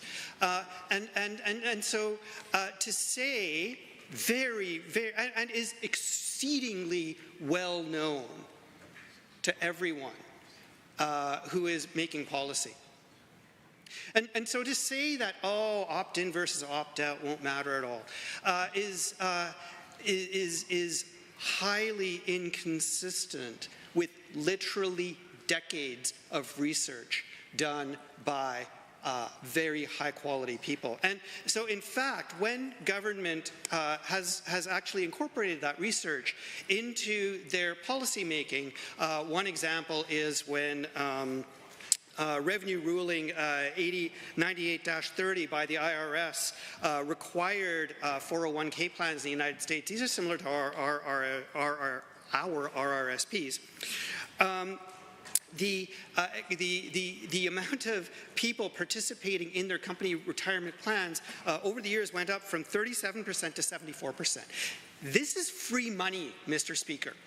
Free money as part of their retirement savings programs that people were not accepting from their employers because they didn't check a box on a form. And the minute they changed that checkbox, the entire system reversed. Now, to that, this is seen as an extraordinarily important public policy success for forcing people to opt out rather than requiring them to opt in. Now, to that extraordinary public policy success, now we will need to add what Alberta is doing around sexual health curriculum.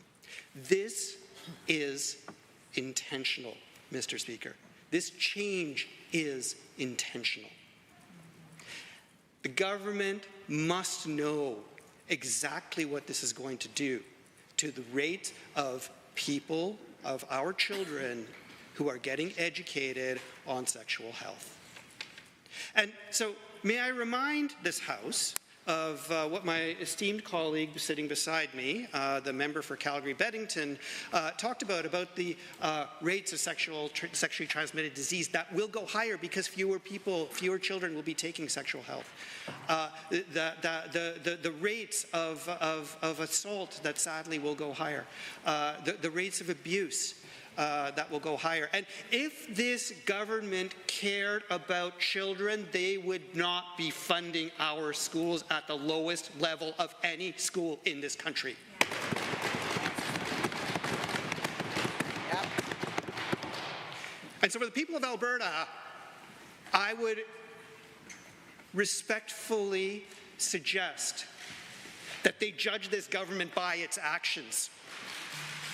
Because they have a lot of fancy words that they're using to obfuscate what they're actually going to do. But their actions are to put our children in harm's way.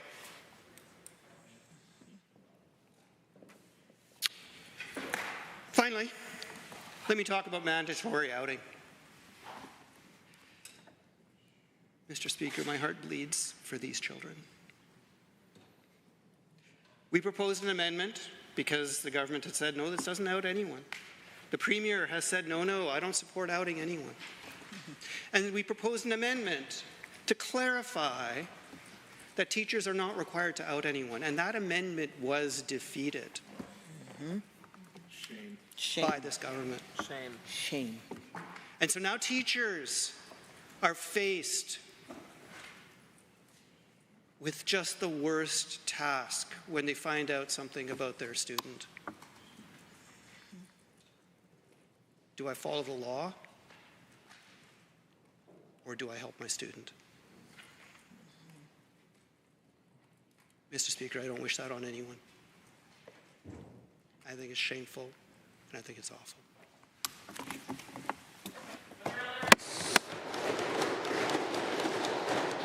Seeing none, I am prepared to call the question on the amendment as proposed by the leader of the official opposition. All those in favor, please say aye. Aye. Any opposed, please say no. No. In my opinion, the noes have it. That is defeated, and a division has been called. Call in the members.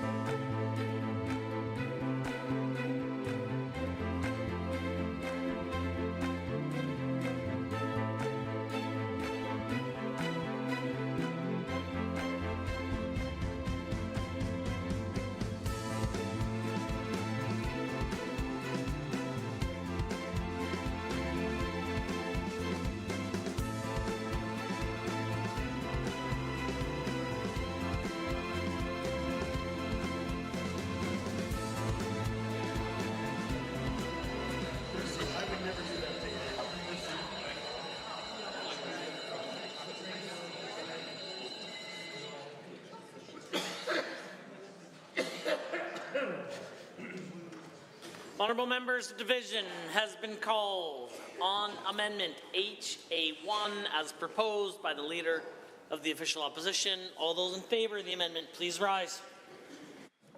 The Honourable Ms. Gray, Member Haji, Ms. Al-Junaid, the Honourable Mr. Sabir, the Honourable Member Hoffman, Member Calahoo Stonehouse, the Honourable Mr. Egan, Ms. Pancholi, Mr. Ellingson, Member El-Maligi, Mr. Shepherd, Ms. Sweet, Ms. Wright, Member Brar, Member Aramenko, Ms. Chapman, Member Kayande, Member Hoyle, Mr. Kozowski, the Honourable Ms. Ganley, Member Batten, Member Irwin, Member Beauperai, Ms. Hayter, the Honourable Mr. Schmidt, the Honourable Member Ceci, the Honourable Ms. Notley, the Honourable Ms. Sigurdsson, Mr. Diol, Member Loyola, Mr. Dack, Ms. Goring, Dr. Metz. All those opposed, please rise. The Honourable Ms. Smith, the Honourable Mr. Guthrie, the Honourable Mr. Nicolaides, the Honourable Ms. Schultz, the Honourable Mr. Williams, the Honourable Mr. Klubish, the Honourable Minister LaGrange, the Honourable Mr. Horner, the Honourable Mr. Scow, the Honourable Mr. Ellis, the Honourable Mr. Amory, the Honourable Mr. Newdorf, the Honourable Mr. Lowen, the Honourable Mr. Wilson, the Honourable Mr. Jean, the Honourable Mr. Dreesian, the Honourable Mr. Nixon, Mr. Long, Mr. Rosewell, the Honourable Mr. Turton, the Honourable Mr. Yassine, the Honourable Mr. McIver, the Honourable Ms. Furr, the Honourable Mrs. Sawney, Mr. Getson, the Honourable Mr. Sigurdsson, the Honourable Mr. Nally, the Honourable Mr. Hunter, Mr. Yao, Mr. Wright, Mr. Van Dyken, Ms. Pitt, Mrs. Johnson, Mr. Sear, Mr. Lunty, Mr. Wiebe, Mr. Bochenko, Mr. McDougall, Mrs. Petrovic, Mr. Stefan, Mr. Dick, the Honourable Ms. Armstrong-Homenuk, Ms. DeYoung, Mr. Sinclair, Mr. Bouchard, Mr. Singh, Ms. Lovely.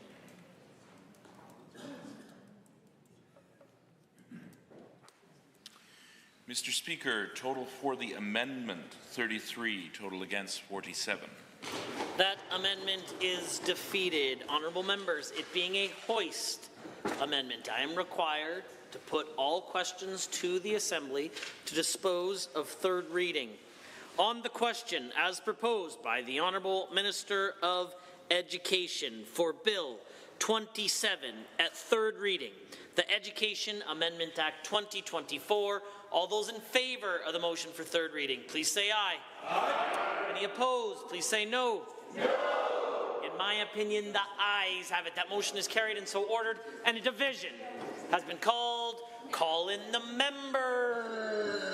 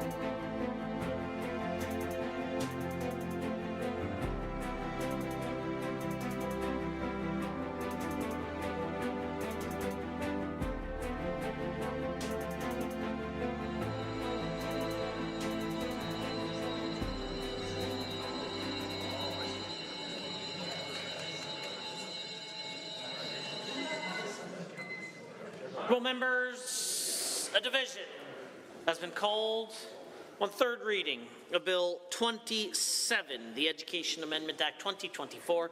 All those in favour of the motion for third reading, please rise. The Honourable Ms. Smith, the Honourable Mr. Guthrie, the Honourable Mr. Nicolaides, the Honourable Ms. Schultz, the Honourable Mr. Williams, the Honourable Mr. Glubish, the Honourable Minister Lagrange, the Honourable Mr. Horner, the Honourable Mr. Scow, the Honourable Mr. Ellis, the Honourable Mr. Amory, the Honourable Mr. Newdorf, the Honourable Mr. Lowen, the Honourable Mr. Wilson, the Honourable Mr. Jean, the Honourable Mr. Dreesen, the Honourable Mr. Nixon, Mr. Long, Mr. Rosewell, the Honourable Mr. Turton, the Honourable Mr. Yassine, the Honourable Mr. McIver, the Honourable Ms. Furr, the Honourable Mrs. Sawney, Mr. Getson, the Honourable Mr. Sigurdsson, the Honourable Mr. Nally, the Honourable Mr. Hunter, Mr. Yao, Mr. Wright, Mr. Van Dyken, Ms. Pitt, Mrs. Johnson, Mr. Sear, Mr. Lunty, Mr. Wiebe, Mr. Boychenko, Mr. McDougall, Mrs. Petrovic, Mr. Stefan, Mr. Dick, the Honourable Ms. Armstrong-Hominick, Ms. de Young, Mr. Sinclair, Mr. Bouchard, Mr. Singh, Ms. Lovely.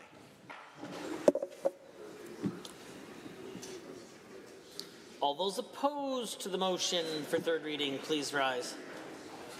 The Honourable Ms. Gray, Member Haji, Ms. Al-Junaid, the Honourable Mr. Sabir, the Honourable Member Hoffman, Member Calahoo Stonehouse, the Honourable Mr. Egan, Ms. Pancholi, Mr. Ellingson, Member El-Maligi, Mr. Shepherd, Ms. Sweet, Ms. Wright, Member Brar, Member Eremenko, Ms. Chapman, Member Kayande, Member Hoyle, Mr. Kozowski, the Honourable Ms. Ganley, Member Batten, Member Irwin, Member Beauparai, Ms. Hayter, the Honourable Mr. Schmidt, the Honourable Member Ceci, the Honourable Ms. Notley, the Honourable Ms. Sigurdsson, Mr. Diol, Member Loyola, Mr. Dack, Ms. Goring, Dr. Metz. Mr. Speaker, total for the motion 47, total against 33. Motion is carried and so ordered. Bill 27, Education Amendment Act 2024 is now read a third time.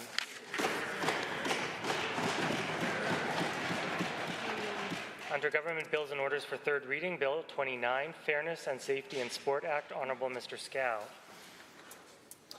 The Honourable the Government House Leader, the Minister of Tourism and Sport.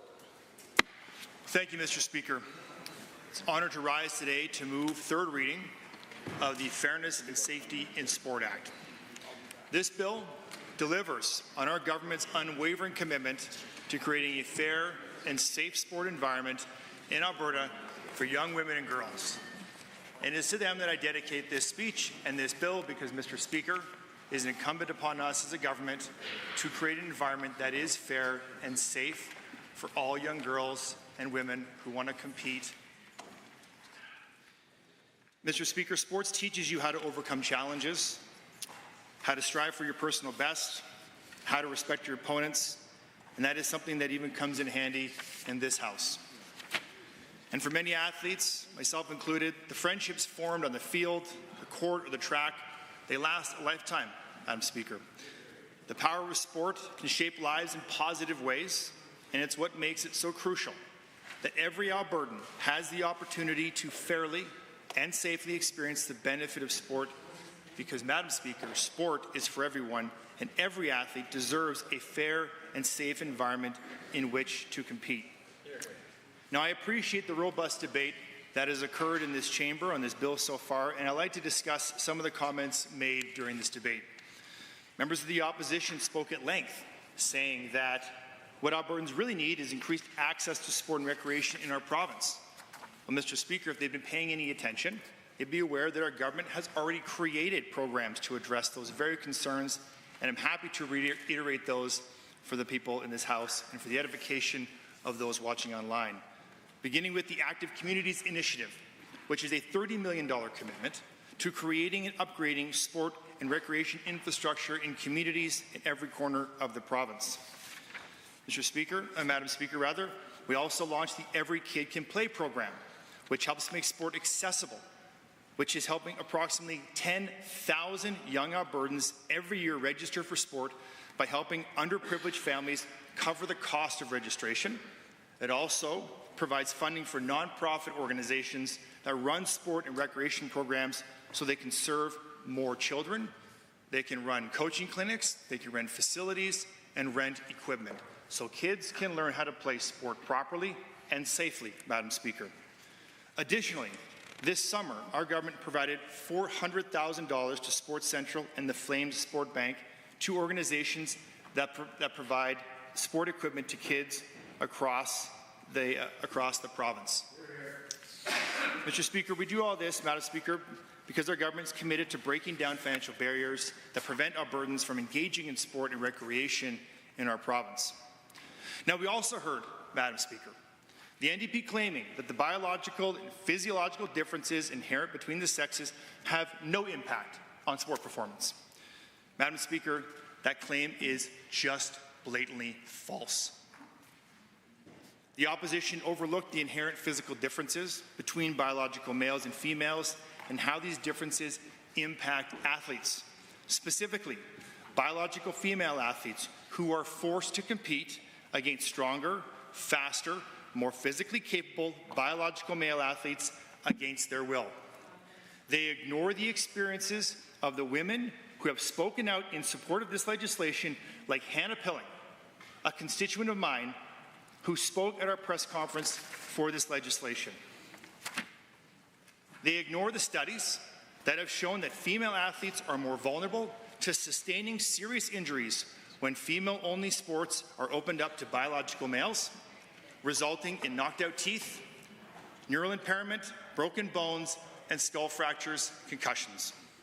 The evidence that even the non-elite sport, the least powerful man, can produce more power than the most powerful woman, and at that, where men and women have roughly the same levels of fitness, men can punch with approximately 126% more strength than the average woman. Sport is inherently physical, Madam Speaker. So to deny the impacts of biological and physiological differences of the sexes of sport is absurd. It's absurd, Madam Speaker. If the opposition aren't convinced by these numbers, there are examples that are closer to home. Currently, here in Alberta, 4 of the 5 powerlifting records in the female classic 84 kilo plus class are held by biological males. Madam Speaker, absurd. And when women competing in that division began questioning if it was fair, they were suspended from their sport and they were told that they should, quote, lose some weight so that they wouldn't have to compete against more physically powerful biological male competitors. Women in our province should not be backed into a corner like this and told that their own safety and well-being in sport comes second. I will not look at my daughter or any young girl in this province and tell her that when women's sports, their needs come second. And any parent who is willing to do that is not on the right side of this issue, Madam Speaker. And we have heard members of the opposition make ridiculous claims about women in sport, and I can tell you they are off the, I'll be parliamentary, they are wrong.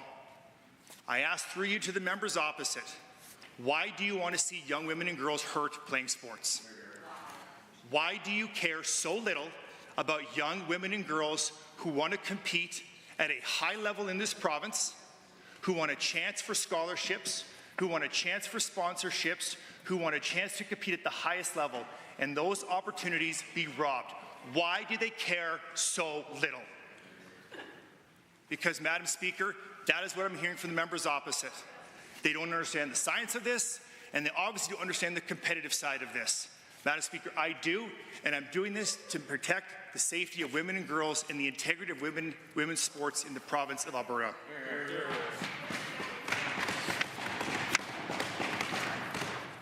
Madam Speaker, now I hear the members opposite saying, so gross. So gross. Is it gross for me to stand in this chamber and defend women's sports and the integrity of competition? Is it wrong for me? Is it gross for me to stand in this chamber and to defend the rights of young women who want to play, who want opportunities at scholarships? Madam Speaker, it is wrong. Shame on the members opposite for saying that. So, Madam Speaker, in addition to protecting women-only sport divisions, this bill also takes proactive steps to support the formation of additional co-ed divisions where numbers warrant. These divisions will offer opportunities for all athletes to compete while preserving the fairness and safety of competitive sport. And by expanding co-ed divisions, we are not only ensuring the transgender athletes have meaningful opportunities to compete and participate, but also promoting inclusivity of athletics across the board. Our government will work closely with applicable organizations to provide the resources and guidance necessary to support these new divisions. Excuse me.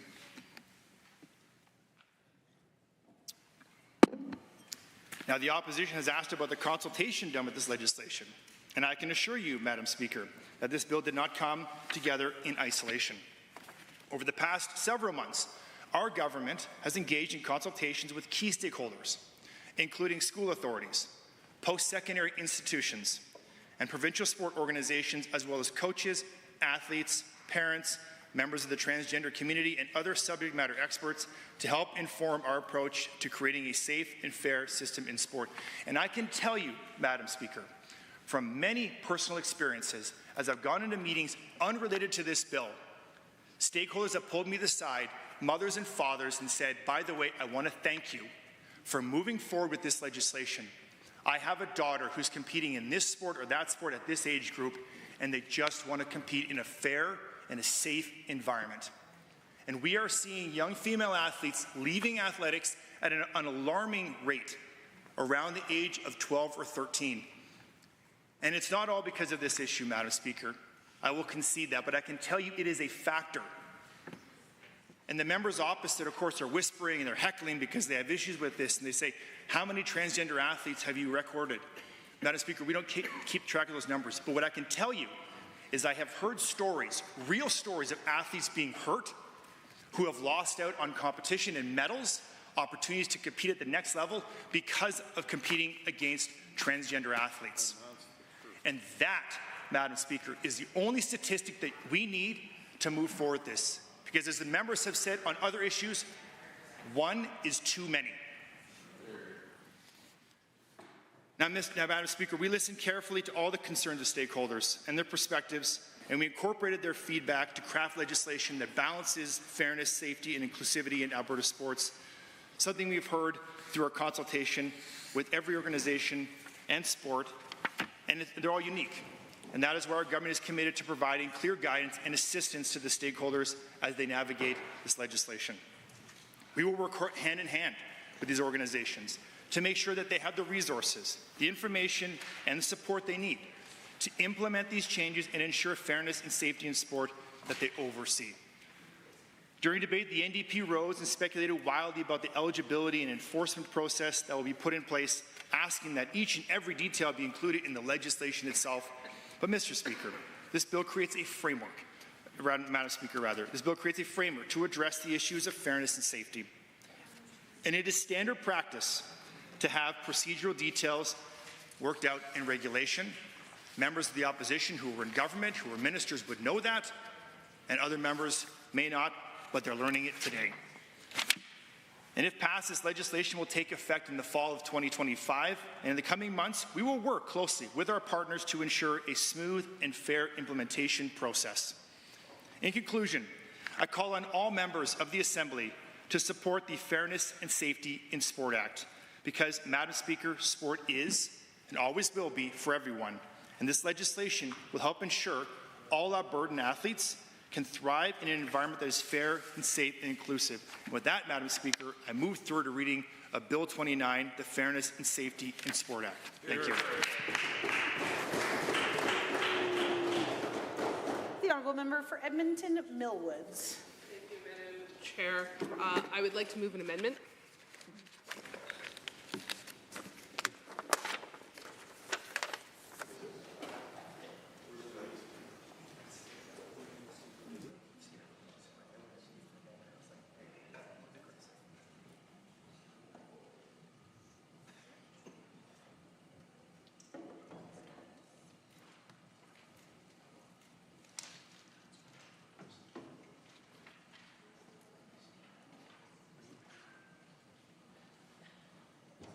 as Amendment HA1. Honourable Member, please proceed. Thank you very much, Madam Speaker. Madam Speaker, I've introduced a hoist amendment because I believe very strongly that this hoist should be passed and we should end further consideration of this bill. The bill deserves to be defeated, as we've received feedback from a number of experts in many different ways, specifically about the harm that this bill and the other two pieces of anti-trans legislation will cause here in Alberta. The minister was very, very flamboyant in his remarks. He shamed us, and I have to say shame on him and shame on the government, Madam Speaker. Through hours of debate across these three anti-trans pieces of legislation, we have heard about the damage that will happen, including peer-reviewed studies that show that these types of anti-transgender laws increase suicide attempts, increases suicides, and does damage, measurable damage to the trans community. That the minister and members of government can stand here and use inflammatory rhetoric that we know will kill is incredibly, incredibly disheartening and beneath the chamber that we are in my opinion. I will simply say that this bill should be hoisted because so many experts, including Canadian women in sport, feel that this type of legislation, know that this type of legislation makes sports less safe, decreases participation. It will put Alberta out of sync with national and international sporting organizations. It is not, as opposed to what the minister said, backed by science, as has been proven by the number of excellent responses from our members who have quoted from everything from the Canadian Centre for Ethics in Sports, whose literature does not support bans on transgender women athletes, to other evidence that has been submitted. And I will remind the government that they still to this day have not responded to media requests for who was consulted in the crafting of these bills, leading us once again into a trust us situation, which we do not. For all of these reasons, I encourage all members to support the hoist amendment so that the bill does not get further considered. Any other members wishing to speak to Amendment HA1? The Honourable Member for Edmonton Castle Downs. Thank you, Madam Speaker. It's quite frankly very upsetting that we are standing in this House talking about this bill. We have spent the majority of this session talking about three pieces of legislation that targets the trans community from this government. I have to say that I am incredibly humbled by the amount of outpour that we have received from personal experience, from members, Albertans sitting in this gallery, time after time when we are in here talking about the truth, about the impacts of this hateful legislation and damaging legislation. This amendment is absolutely necessary. There is absolutely nothing in this piece of legislation that's titled so sweetly the Fairness and Safety in Sports Act, where the minister said the intention is to support all young women and girls, unless you're trans. That part was completely left out. He went on and said that his goal is to create an inclusive and safe place for sport for everyone, unless you're trans. And so the only thing about this legislation that would make it successful is by supporting this amendment and stopping it. There is so much information out there that this government is simply ignoring that supports inclusivity in sport, the importance of having all children participate in sport creates a healthy, stable situation for children, for families. And going after trans girls is dangerous. It is going to create the exact opposite of what the title of this bill is. It is not safe for trans girls and women. It creates a space where they're being targeted and excluded. And the fact that the legislation doesn't even mention that is that it's being sheathed in these nice words and this supportive language, and it's absolutely unacceptable that this piece of legislation move forward. You know, the minister quoted reports and talked about studies, but failed to mention the full picture and the increased suicide rate in the trans community. And having a piece of legislation where there are already policies in place in professional sport, it's telling those bodies that this government knows better. The Olympics, NCAA, Athletics Canada, all have policies in place to ensure safety and fairness. But this government is claiming that they know best, and that by putting forward this legislation, they're creating a safe environment for sport. We know that is absolutely not the case. As a mom, as a sports mom, who my children have played all different levels of sports, all different kinds of sports. I was team manager, I was coach. Never. My oldest is 30, so let's say he started playing soccer when he was 3. I have never heard this come up from any parent, child, ever, that this is a piece of legislation that they felt would make their children more safe. When kids are active in sport, they feel loved, they feel supported, they feel included, and this piece of legislation is creating a space where it is no longer safe for all kids. It is specifically targeting trans girls and women. The only solution is to support this amendment and to stop this piece of legislation from going forward. There isn't an amendment that could alter the intention of this, because the intention is to cause harm and exclude trans girls and women. And I think that it's imperative of this legislature for so many watching, so many looking up to us as leaders in community, to do the right thing. The minister said that we're wrong. I wholeheartedly disagree. We, on this side of the House, are on the right side of this conversation.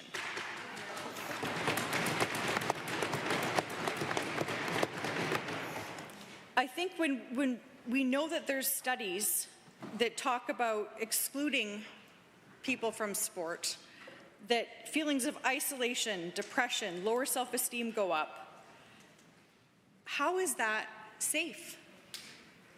How is that fair when you're specifically targeting trans women and girls? It's deceitful to have this piece of legislation presented the way it is, not talk about the true intention, which we know is to exclude trans women and girls. And I'm blown away that we're here in the end of 2024 talking about taking away human rights in Alberta. We should be talking about things that matter to Albertans, not the things that matter to their extreme right fringe group that they're trying to impress with this legislation. People are going to die. Suicide rates go up. We know this. So I plead with every member in this chamber to please support this amendment. Do not allow this incredibly harmful piece of legislation to go any further, and vote in support of our amendment. Thank you. Any other members to Amendment HA1? The Honourable Minister of Tourism and Sport. Thank you, Madam Speaker. I'll rise very briefly and speak against this hoist amendment, and I'll simply say this. On this side of the House, we believe this legislation is the right move to ensure safety and fairness in sport. And I have consulted broadly with stakeholders across the spectrum, including transgender athletes, individuals who have expressed their support for this as well. But what I will say in closing is this. There are 3 names I want to read out. And I want to ask the members what they would say to these individuals. What would the members opposite say to Hannah Pilling, who, without the support of a strong community petition, would not have been given the chance to compete at provincials and be given the chance to compete for a medal? What would the members say to her? Would they look her in the eye and tell her what? Get faster? Train harder? What would the members opposite say to Peyton Melton, who is no longer playing basketball after an injury that she sustained playing against a transgender athlete in this province? What would they say to her? Recover from your concussion faster? Recover from your PTSD faster? Just get over it? Toughen up? What would the members opposite say to her? Look her in the eye. And finally, what would the members opposite say to April Hutchinson, who has been marginalized, who has been called every name in the book, all because she stood for what she believed was right? What do the members say to her? Will they look her in the eye and tell her that she's wrong? And Madam Speaker, they cannot, because we are on the right side of this issue. History will show that, and if I was not the minister, as the Minister of Tourism and Sport, I would not be doing my job if I wasn't standing in this chamber and advocating for safe and fair sport in the province of Alberta. Thank you.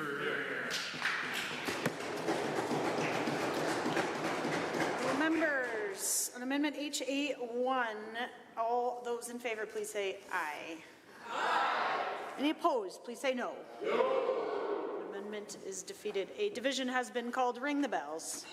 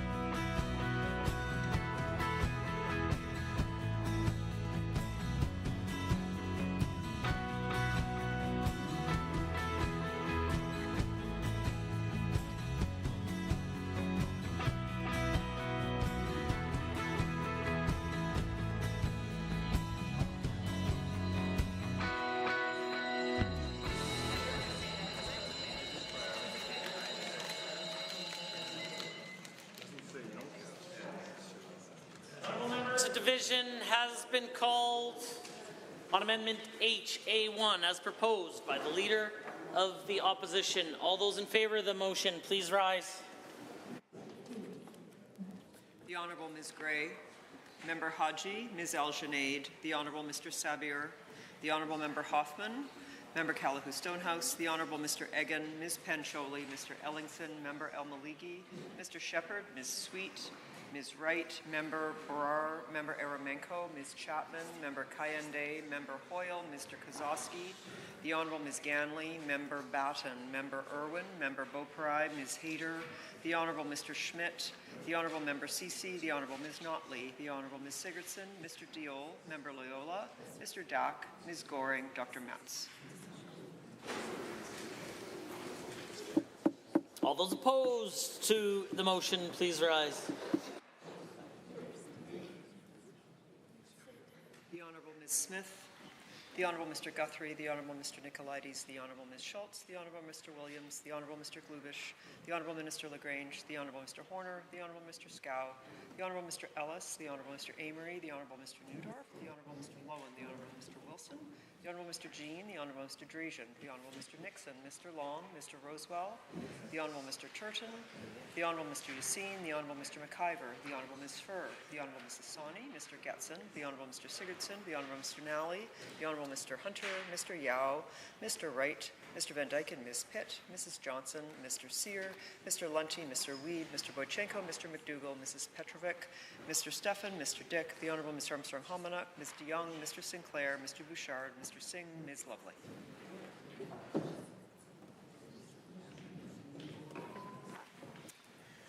Mr. Speaker, total for the amendment, 33, total against, 47. That amendment is defeated. Honourable members, that being a hoist amendment, I am required to put to the Assembly all necessary questions to dispose of third reading. So on the question of third reading of Bill 29, the Fairness and Safety in Sport Act as proposed by the Honourable the Minister of Tourism, all those in favour for third reading, please say aye. Aye. Any opposed, please say no. No. In my opinion, the ayes have it. That motion is carried and so ordered. And a division has been called. Call in the members.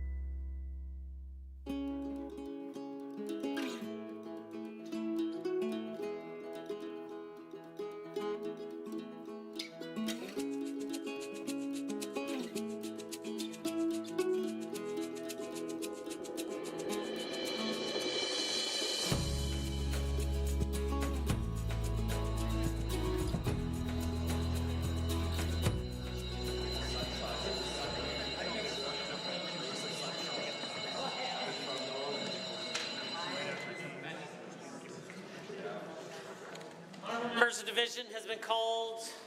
Third reading of Bill 27, Fairness and Safety in Sport Act. All those in favor of third reading, please rise. 29. The Honourable Ms. Smith, the Honourable Mr. Guthrie, the Honourable Mr. Nicolaides, the Honourable Ms. Schultz, the Honourable Mr. Williams, the Honourable Mr. Glubish, the Honourable Minister Lagrange, the Honourable Mr. Horner, the Honourable Mr. Scow, the Honourable Mr. Ellis, the Honourable Mr. Amory, the Honourable Mr. Newdorf, the Honourable Mr. Lowen, the Honourable Mr. Wilson, the Honourable Mr. Jean, the Honourable Mr. Grecian, the Honourable Mr. Nixon, Mr. Long, Mr. Rosewell, the Honourable Mr. Turton, the Honourable Mr. Yassine, the Honourable Mr. McIver, the Honourable Ms. Furr, the Honourable Mrs. Sawney, Mr. Getson, the Honourable Mr. Sigurdsson, the Honourable Mr. Nowley, the Honourable Mr. Hunter, Mr. Yao, Mr. Wright, Mr. Van Dyken, Ms. Pitt, Mrs. Johnson, Mr. Sear, Mr. Lunty, Mr. Weeb, Mr. Boychenko, Mr. McDougall, Mrs. Petrovic, Mr. Stefan, Mr. Dick, the Honourable Ms. Armstrong-Homanuck, Ms. DeYoung, Mr. Sinclair, Mr. Bouchard, Mr. Singh, Ms. Lovely. All those opposed to the motion for third reading, please rise. The Honourable Ms. Gray, Member Haji, Ms. Al-Junaid, the Honourable Mr. Sabir, the Honourable Member Hoffman, Member Calahoo Stonehouse, the Honourable Mr. Egan, Ms. Pancholi, Mr. Ellingson, Member El-Maligi, Mr. Shepherd, Ms. Sweet, Ms. Wright, Member Brar, Member Aramenko, Ms. Chapman, Member Kayande, Member Hoyle, Mr. Kozowski, the Honourable Ms. Ganley, Member Batten, Member Irwin, Member Beauparai, Ms. Hayter, the Honourable Mr. Schmidt, the Honourable Member Ceci, the Honourable Ms. Notley, the Honourable Ms. Sigurdsson, Mr. Diol, Member Loyola, Mr. Dack, Ms. Goring, Dr. Metz.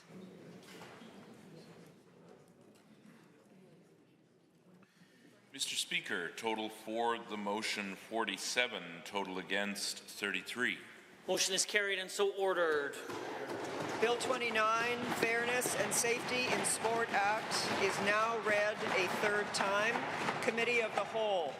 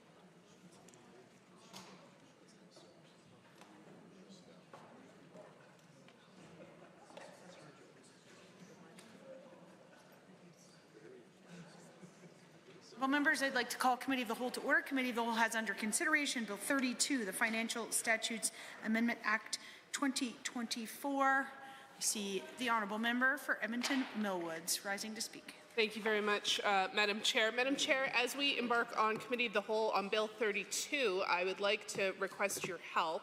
I would be interested in splitting some of the clauses when it votes and comes out of Committee of the Whole, and I have a proposal for how to do that. I'd like to request that for the votes on Bill 32, the clauses be separated as follows. Section 1, 2, 3, 6, 7, 8, and 10 be voted on as Block A, and Section 4, 5, and 9 be voted on as Block B. The reasons for this is this bill covers two very distinct pieces to it. Block A relates mostly to the de-indexation of Alberta tax brackets and social benefits, whereas Block B, to the best of our ability, deals with halal mortgage financing. If that is amenable to you, Chair, we would appreciate being able to have those two votes separate. Thank you, Honourable Member, for your request. The practice of this committee has been to allow a member to make a request to the Chair, Committee of the Whole, that the clauses of the bill be separated into blocks for the purposes of voting after the debate on this bill has concluded in committee. The last example of such a request was on May 11, 2022, when a member asked that the clauses of Bill 17, Labor Statutes Amendment Act 2022 be separated and voted on in blocks, and the chair agreed to that request. Many members might remember, but sections of the budget are also done in such a manner in the past, so accordingly, I grant the members' request that clauses of Bill 32 be separated onto the following 2 voting blocks, in which members will vote once the debate at Bill and Committee of the Whole is concluded. For the clarity of all members, the pages will distribute the 2 voting blocks with the sections included for the benefit of members in this House. That's that, and we will proceed with the debate. For the benefit of all members, the proposal for Block A, which I have granted, is sections 1, 2, 3, 6, 7, 8, and 10, and Block B is sections 4, 5, and 9. I think I see the Honourable Member for Calgary Foothills rising to speak. Indeed. I'd like to introduce an amendment to Bill 32.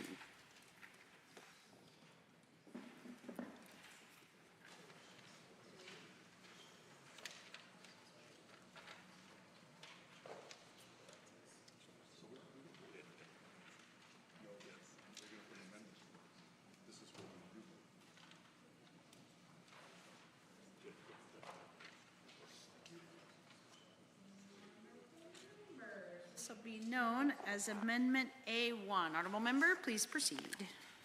Thank you, Madam Chair. Among other items, Bill 32, the Financial Statutes Amendment Act, amends the Alberta Escalator, which is applied to the Alberta Personal Income Tax Act, the Assured Income for Severely Handicapped Act, the Income and Employment Supports Act, Seniors Benefit Act, Alberta Housing Act, and the Health Statutes Amendment Act. The Minister has been clear that Bill 32 applies an indexation to Alberta's tax brackets, ACE payments, housing allowances, income supports, and other social benefits. However, the important aspect of this bill, or an important aspect of this bill, is the introduction of a floor to that index. It applies the rate of 2% or the rate of inflation, whichever is less. Whichever is less is an important distinction.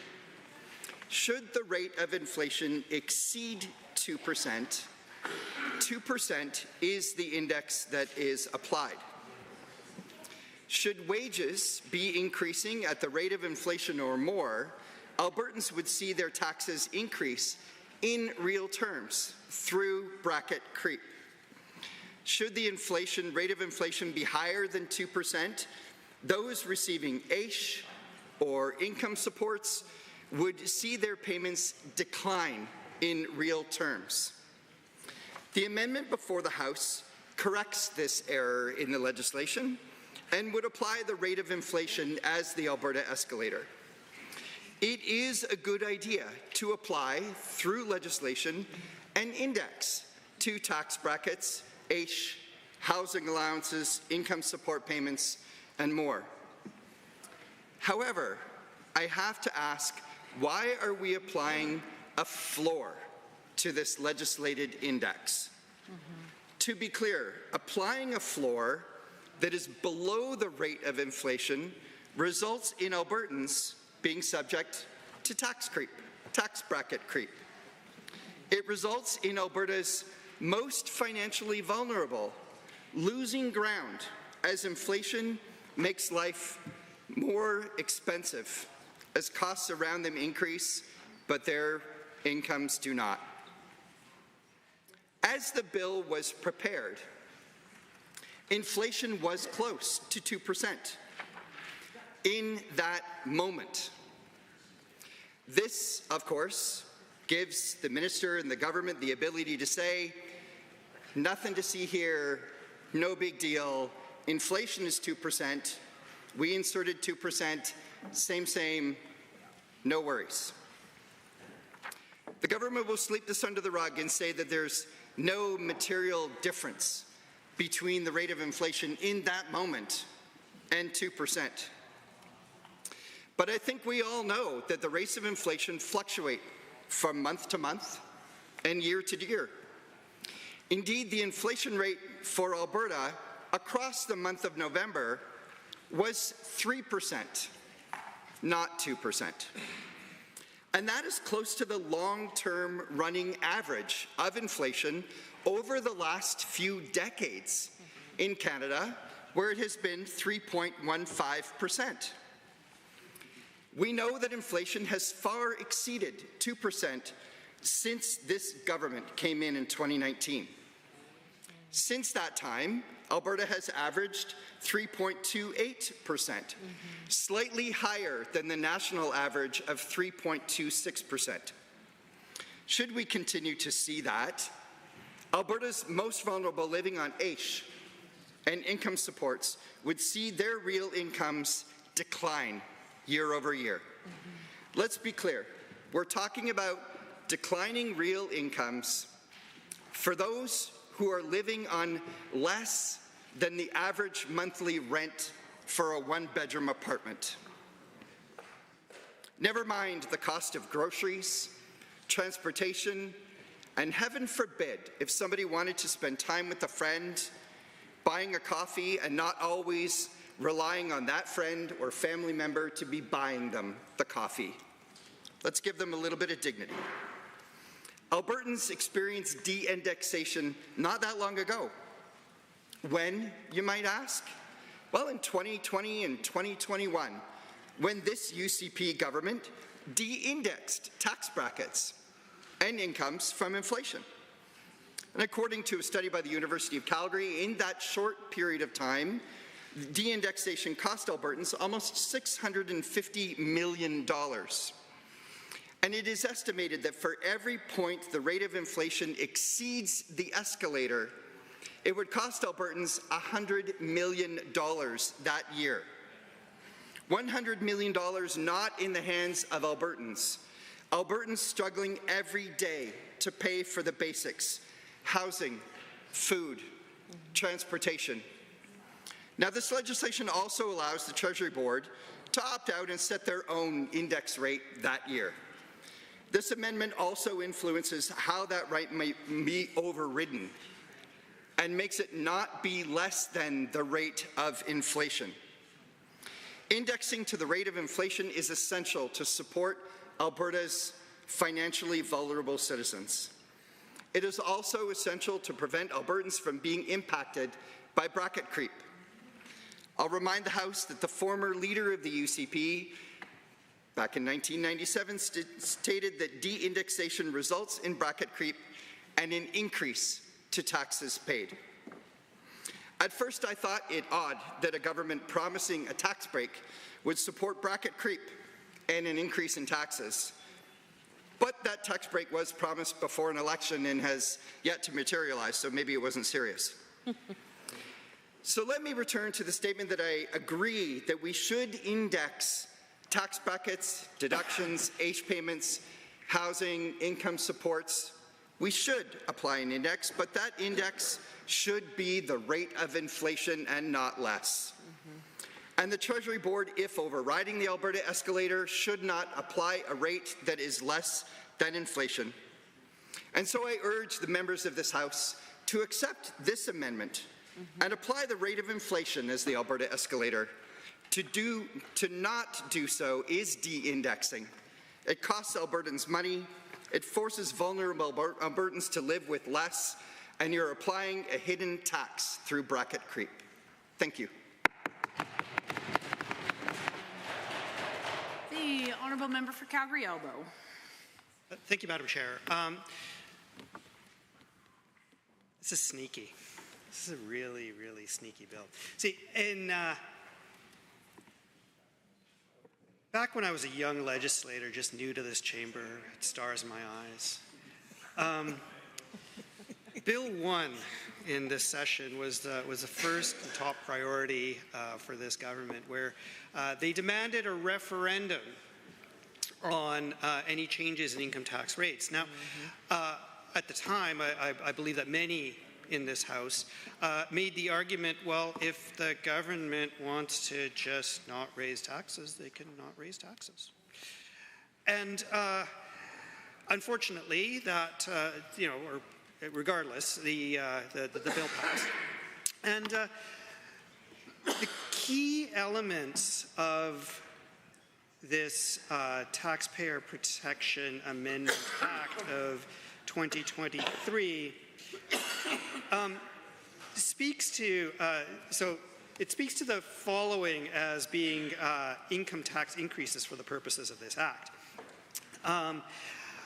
One of which is, and this is clause 3B now, reduction in the amount expressed in dollars in section blah, blah, blah of the Alberta Personal Income Tax Act after accounting for any adjustment to the amount under section 44.2 of that act. And so, not being a lawyer, I would read that and say, that means they can't change indexing either. It turns out that's not true, and it was all a big psych. And so now we're going back to the days of he who must not be named, Premier of Alberta between 2019 and somewhere in 22? One Honourable Jason Kenney, who sadly is not in the House and therefore I can name, who froze tax brackets and thereby costing Albertans, I don't know, $500 million? $650 million. $650 million in additional taxes paid. And oh, by the way, I have heard the Minister of Social Services say many, many times, taking credit for, indexing AISH after he de-indexed it. And the Minister of Finance taking credit for indexing tax brackets after de-indexing them. And it just reminds me very much of George W. Bush's very successful attack on John Kerry for having said that he supported he opposed the Iraq War after first supporting it. And I'm just, it's just hilarious to me, the level of doublespeak that I continuously hear. And so let's speak clearly. This bill is a de-indexation. This amendment fixes that de-indexation problem that is built into this bill.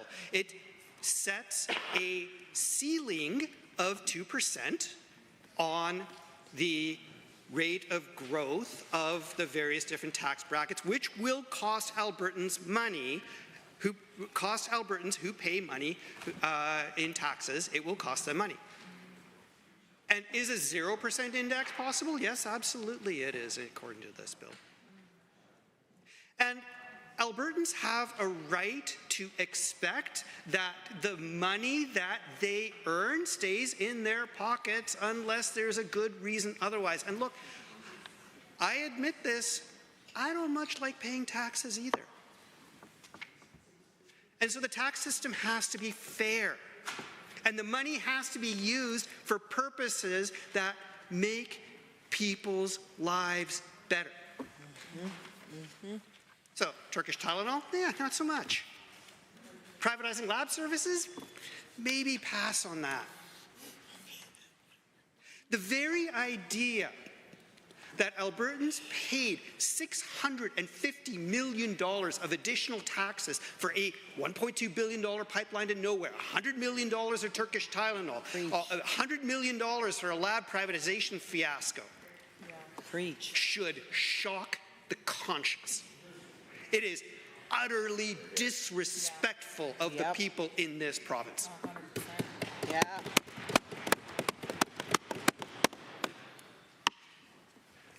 And I paid a lot of those taxes myself.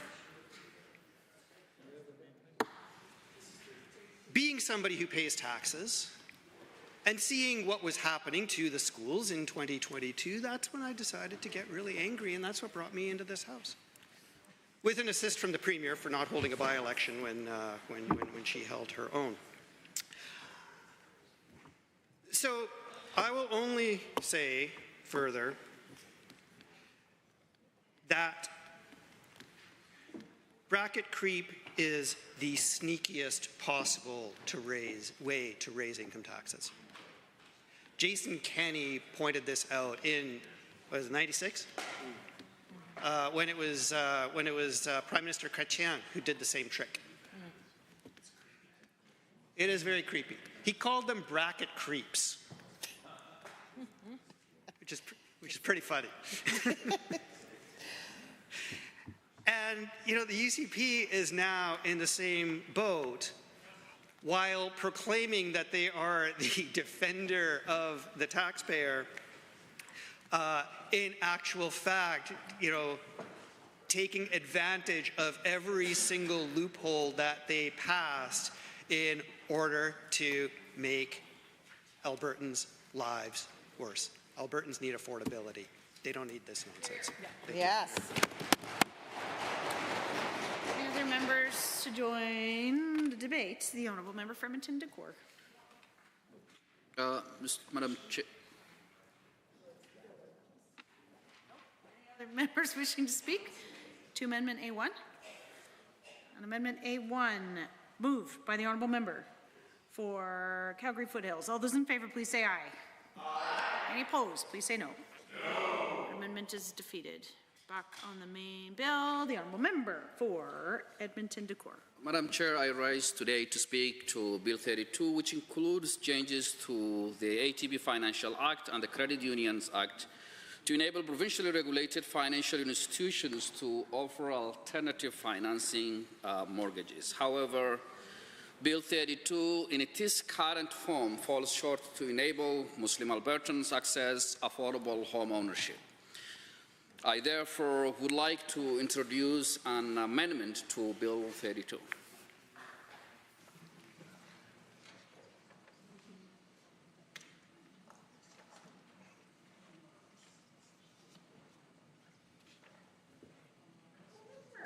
This will be known as Amendment A2. Honourable Member, please proceed. Enabling halal financing home ownership is a meaningful step forward in addressing the needs of Muslim Albertans who seek halal-compliant financing to purchase homes. It represents a significant acknowledgement of the diversity in our province and the importance of inclusion in our economic systems. I've had the opportunity to talk to Muslim Albertans. I had the opportunity to chat with the Minister of Finance and the President of Treasury Board and expressed the need to address the issue of affordability that is comparable to a conventional mortgage product. While this legislation is a step in the right direction, it does not fully meet the expectations of the community it seeks to serve. When I say that, Madam Chair, I don't speak to whether it is halal compliant or not. The Minister of Immigration and Multiculturalism spoke about that and the various products, but I don't want to litigate that. But we as legislators, we need to look at it from a policy perspective. After speaking with members of Alberta's Muslim community over the past 12 months, I believe that this bill, as it stands, requires further improvements to ensure it achieves its intended minimum goals, at least, to effectively address the home ownership barriers faced by Alberta's Muslim community. One of the key concerns is the cost of halal mortgages, while noting that these products typically replace interests with alternative profit or fee structures, often through arrangements like rent-to-own or cost-plus profit models. Unfortunately, in the absence of regulatory framework that enables profits while protecting consumers, these structures can lead to a higher cost that could be prohibitive to the borrowers. While the legislation allows or enables halal mortgages to exist, it does little to ensure they are competitively priced, and it also does little to ensure they are comparable to the traditional mortgages. The government recognizes on one aspect of the need for having comparability with the conventional mortgages, but it doesn't on the other side. I quote the Minister of Immigration's Multiculturalism when he spoke on the bill. An important aspect of this act is an amendment to the Land Titles Act, which ensures that fees associated with the alternative financing mortgages remain comparable to those traditional mortgages, unquote. It is really interesting that the government recognizes the need to be comparable cost when it comes to the land fee, but doesn't when it comes to the home ownership and building. The amendment that I have just introduced is seeking a similar comparable cost. Without comparable cost, Madam Chair, this would disadvantage Muslim Albertans who are already seeking a more inclusive financing option. It will be a huge lost opportunity. To address this, I propose that the Minister of Finance and the President of Treasury Board to develop regulations or guidelines that will enable comparable pricing of halal mortgage products with the conventional mortgages. Without these measures, we risk creating a system where such mortgages remain out of reach for many due to inflated cost of base and lack of competitive market to lower the ceiling price. Establishing affordability benchmarks that are comparable to conventional mortgages and conducting regular reviews would help prevent halal mortgages from becoming prohibitively expensive. Another concern that I have heard quite a lot is the potential lack of a competition in this space. At present, ATB Financial is positioned to be the only institution that enable to offer these products under this legislation. Therefore, we need to put a regulatory framework in place, ensure that there is a competitive pricing out in the market, and ensure that the costs of these products do not become prohibitive, therefore counterproductive to improve access to the home ownership. Thank you, Madam Chair. Any other members to Amendment A2? Seeing none, I will call the question on Amendment A2 is moved by the Honourable Member for Edmonton Decore. All those in favour, please say aye. Aye. Any opposed, please say no. No. Amendment is defeated. Honourable members members wishing to speak to Bill 32, Committee of the Whole. Seeing none, we'll call the question. So honourable members might remember we will be voting on two different blocks. It comes to the clauses of the bill. Every member should have a copy of that looks like. So on Bill 32, the Financial Statutes Amendment Act 2024, number 2, on the clauses of Block A, which is sections 1, 2, 3, 6, 7, 8, and 10. Are you agreed? Agreed. Any opposed? Opposed. It's carried. Okay, on the clauses of Block B, which is sections 4, 5, and 9, are you agreed? Agreed. Any opposed? It's carried. A division has been called on Block B. Ring the bells.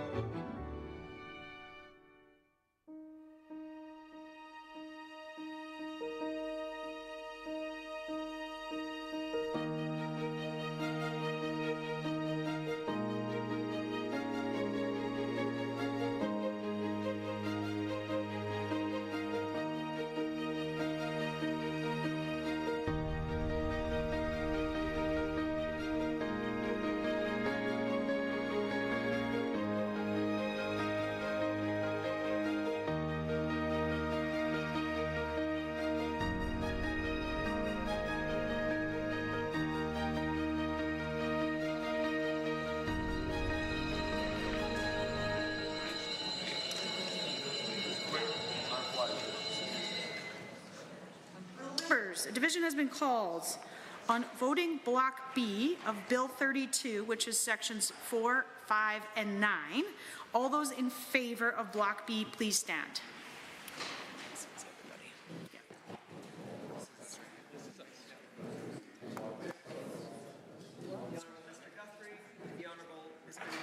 The Honourable Ms. Schultz, the Honourable Mr. Williams, the Honourable Mr. Glubish, the Honourable Minister LaGrange, the Honourable Mr. Horner, the Honourable Mr. Scow, the Honourable Mr. Ellis, the Honourable Mr. Amory, the Honourable Mr. Newdorf, the Honourable Mr. Lowen, the Honourable Mr. Wilson, the Honourable Mr. Jean, the Honourable Mr. Dreesen, the Honourable Mr. Nixon, Mr. Long, Mr. Rosewell, the Honourable Mr. Turton, the Honourable Mr. Yassine, the Honourable Mr. McIver, the Honourable Ms. Furr, the Honourable Mrs. Sawney, Mr. Getson, the Honourable Mr. Sigurdsson, the Honourable Mr. Nally, the Honourable Mr. Hunter, Mr. Yao, Mr. Wright, Mr. Van Dyken, Mrs. Johnson, Mr. Sear, Mr. Lunty, Mr. Wiebe, Mr. Boychenko, Mr. McDougall, Mrs. Petrovic, Mr. Dick, the Honourable Ms. Armstrong-Hominock, Ms. DeYoung, Mr. Sinclair, Mr. Bouchard, Mr. Singh, Ms. Lovely, the Honourable Ms. Gray, Member Haji, Ms. Al-Shanaid, the Honourable Mr. Sabir, the Honourable Member Hoffman, the Honourable Mr. Egan, Ms. Pancholi, Mr. Ellingson, Member El-Maliki, Mr. Shepherd,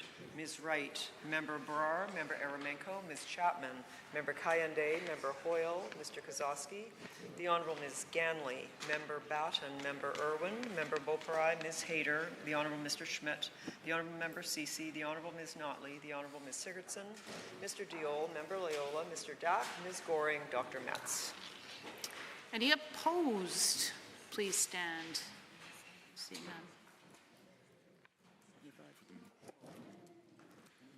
Madam Chair, total for the motion 45, total against. 75, total against 0. Members, that is carried. Two more questions for you. On title and preamble, are you agreed? Any opposed? Carried. Shall the bill be reported? Are you agreed? Any opposed? Carried. The Honourable Minister of Mental Health and Addiction. Madam Chair, I move that the committee rise and report on Bill 32. Having heard that motion, all those in favor, please say aye. Aye. Any opposed, please say no. So carried. I think Glenn's here.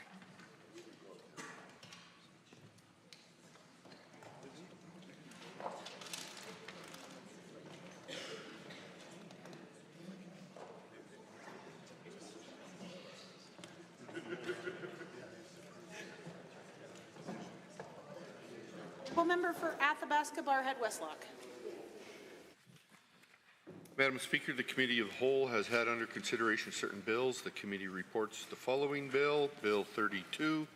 Madam Speaker, I wish to table copies of all amendments considered by the Committee of the Whole on this date for the official records of the Assembly.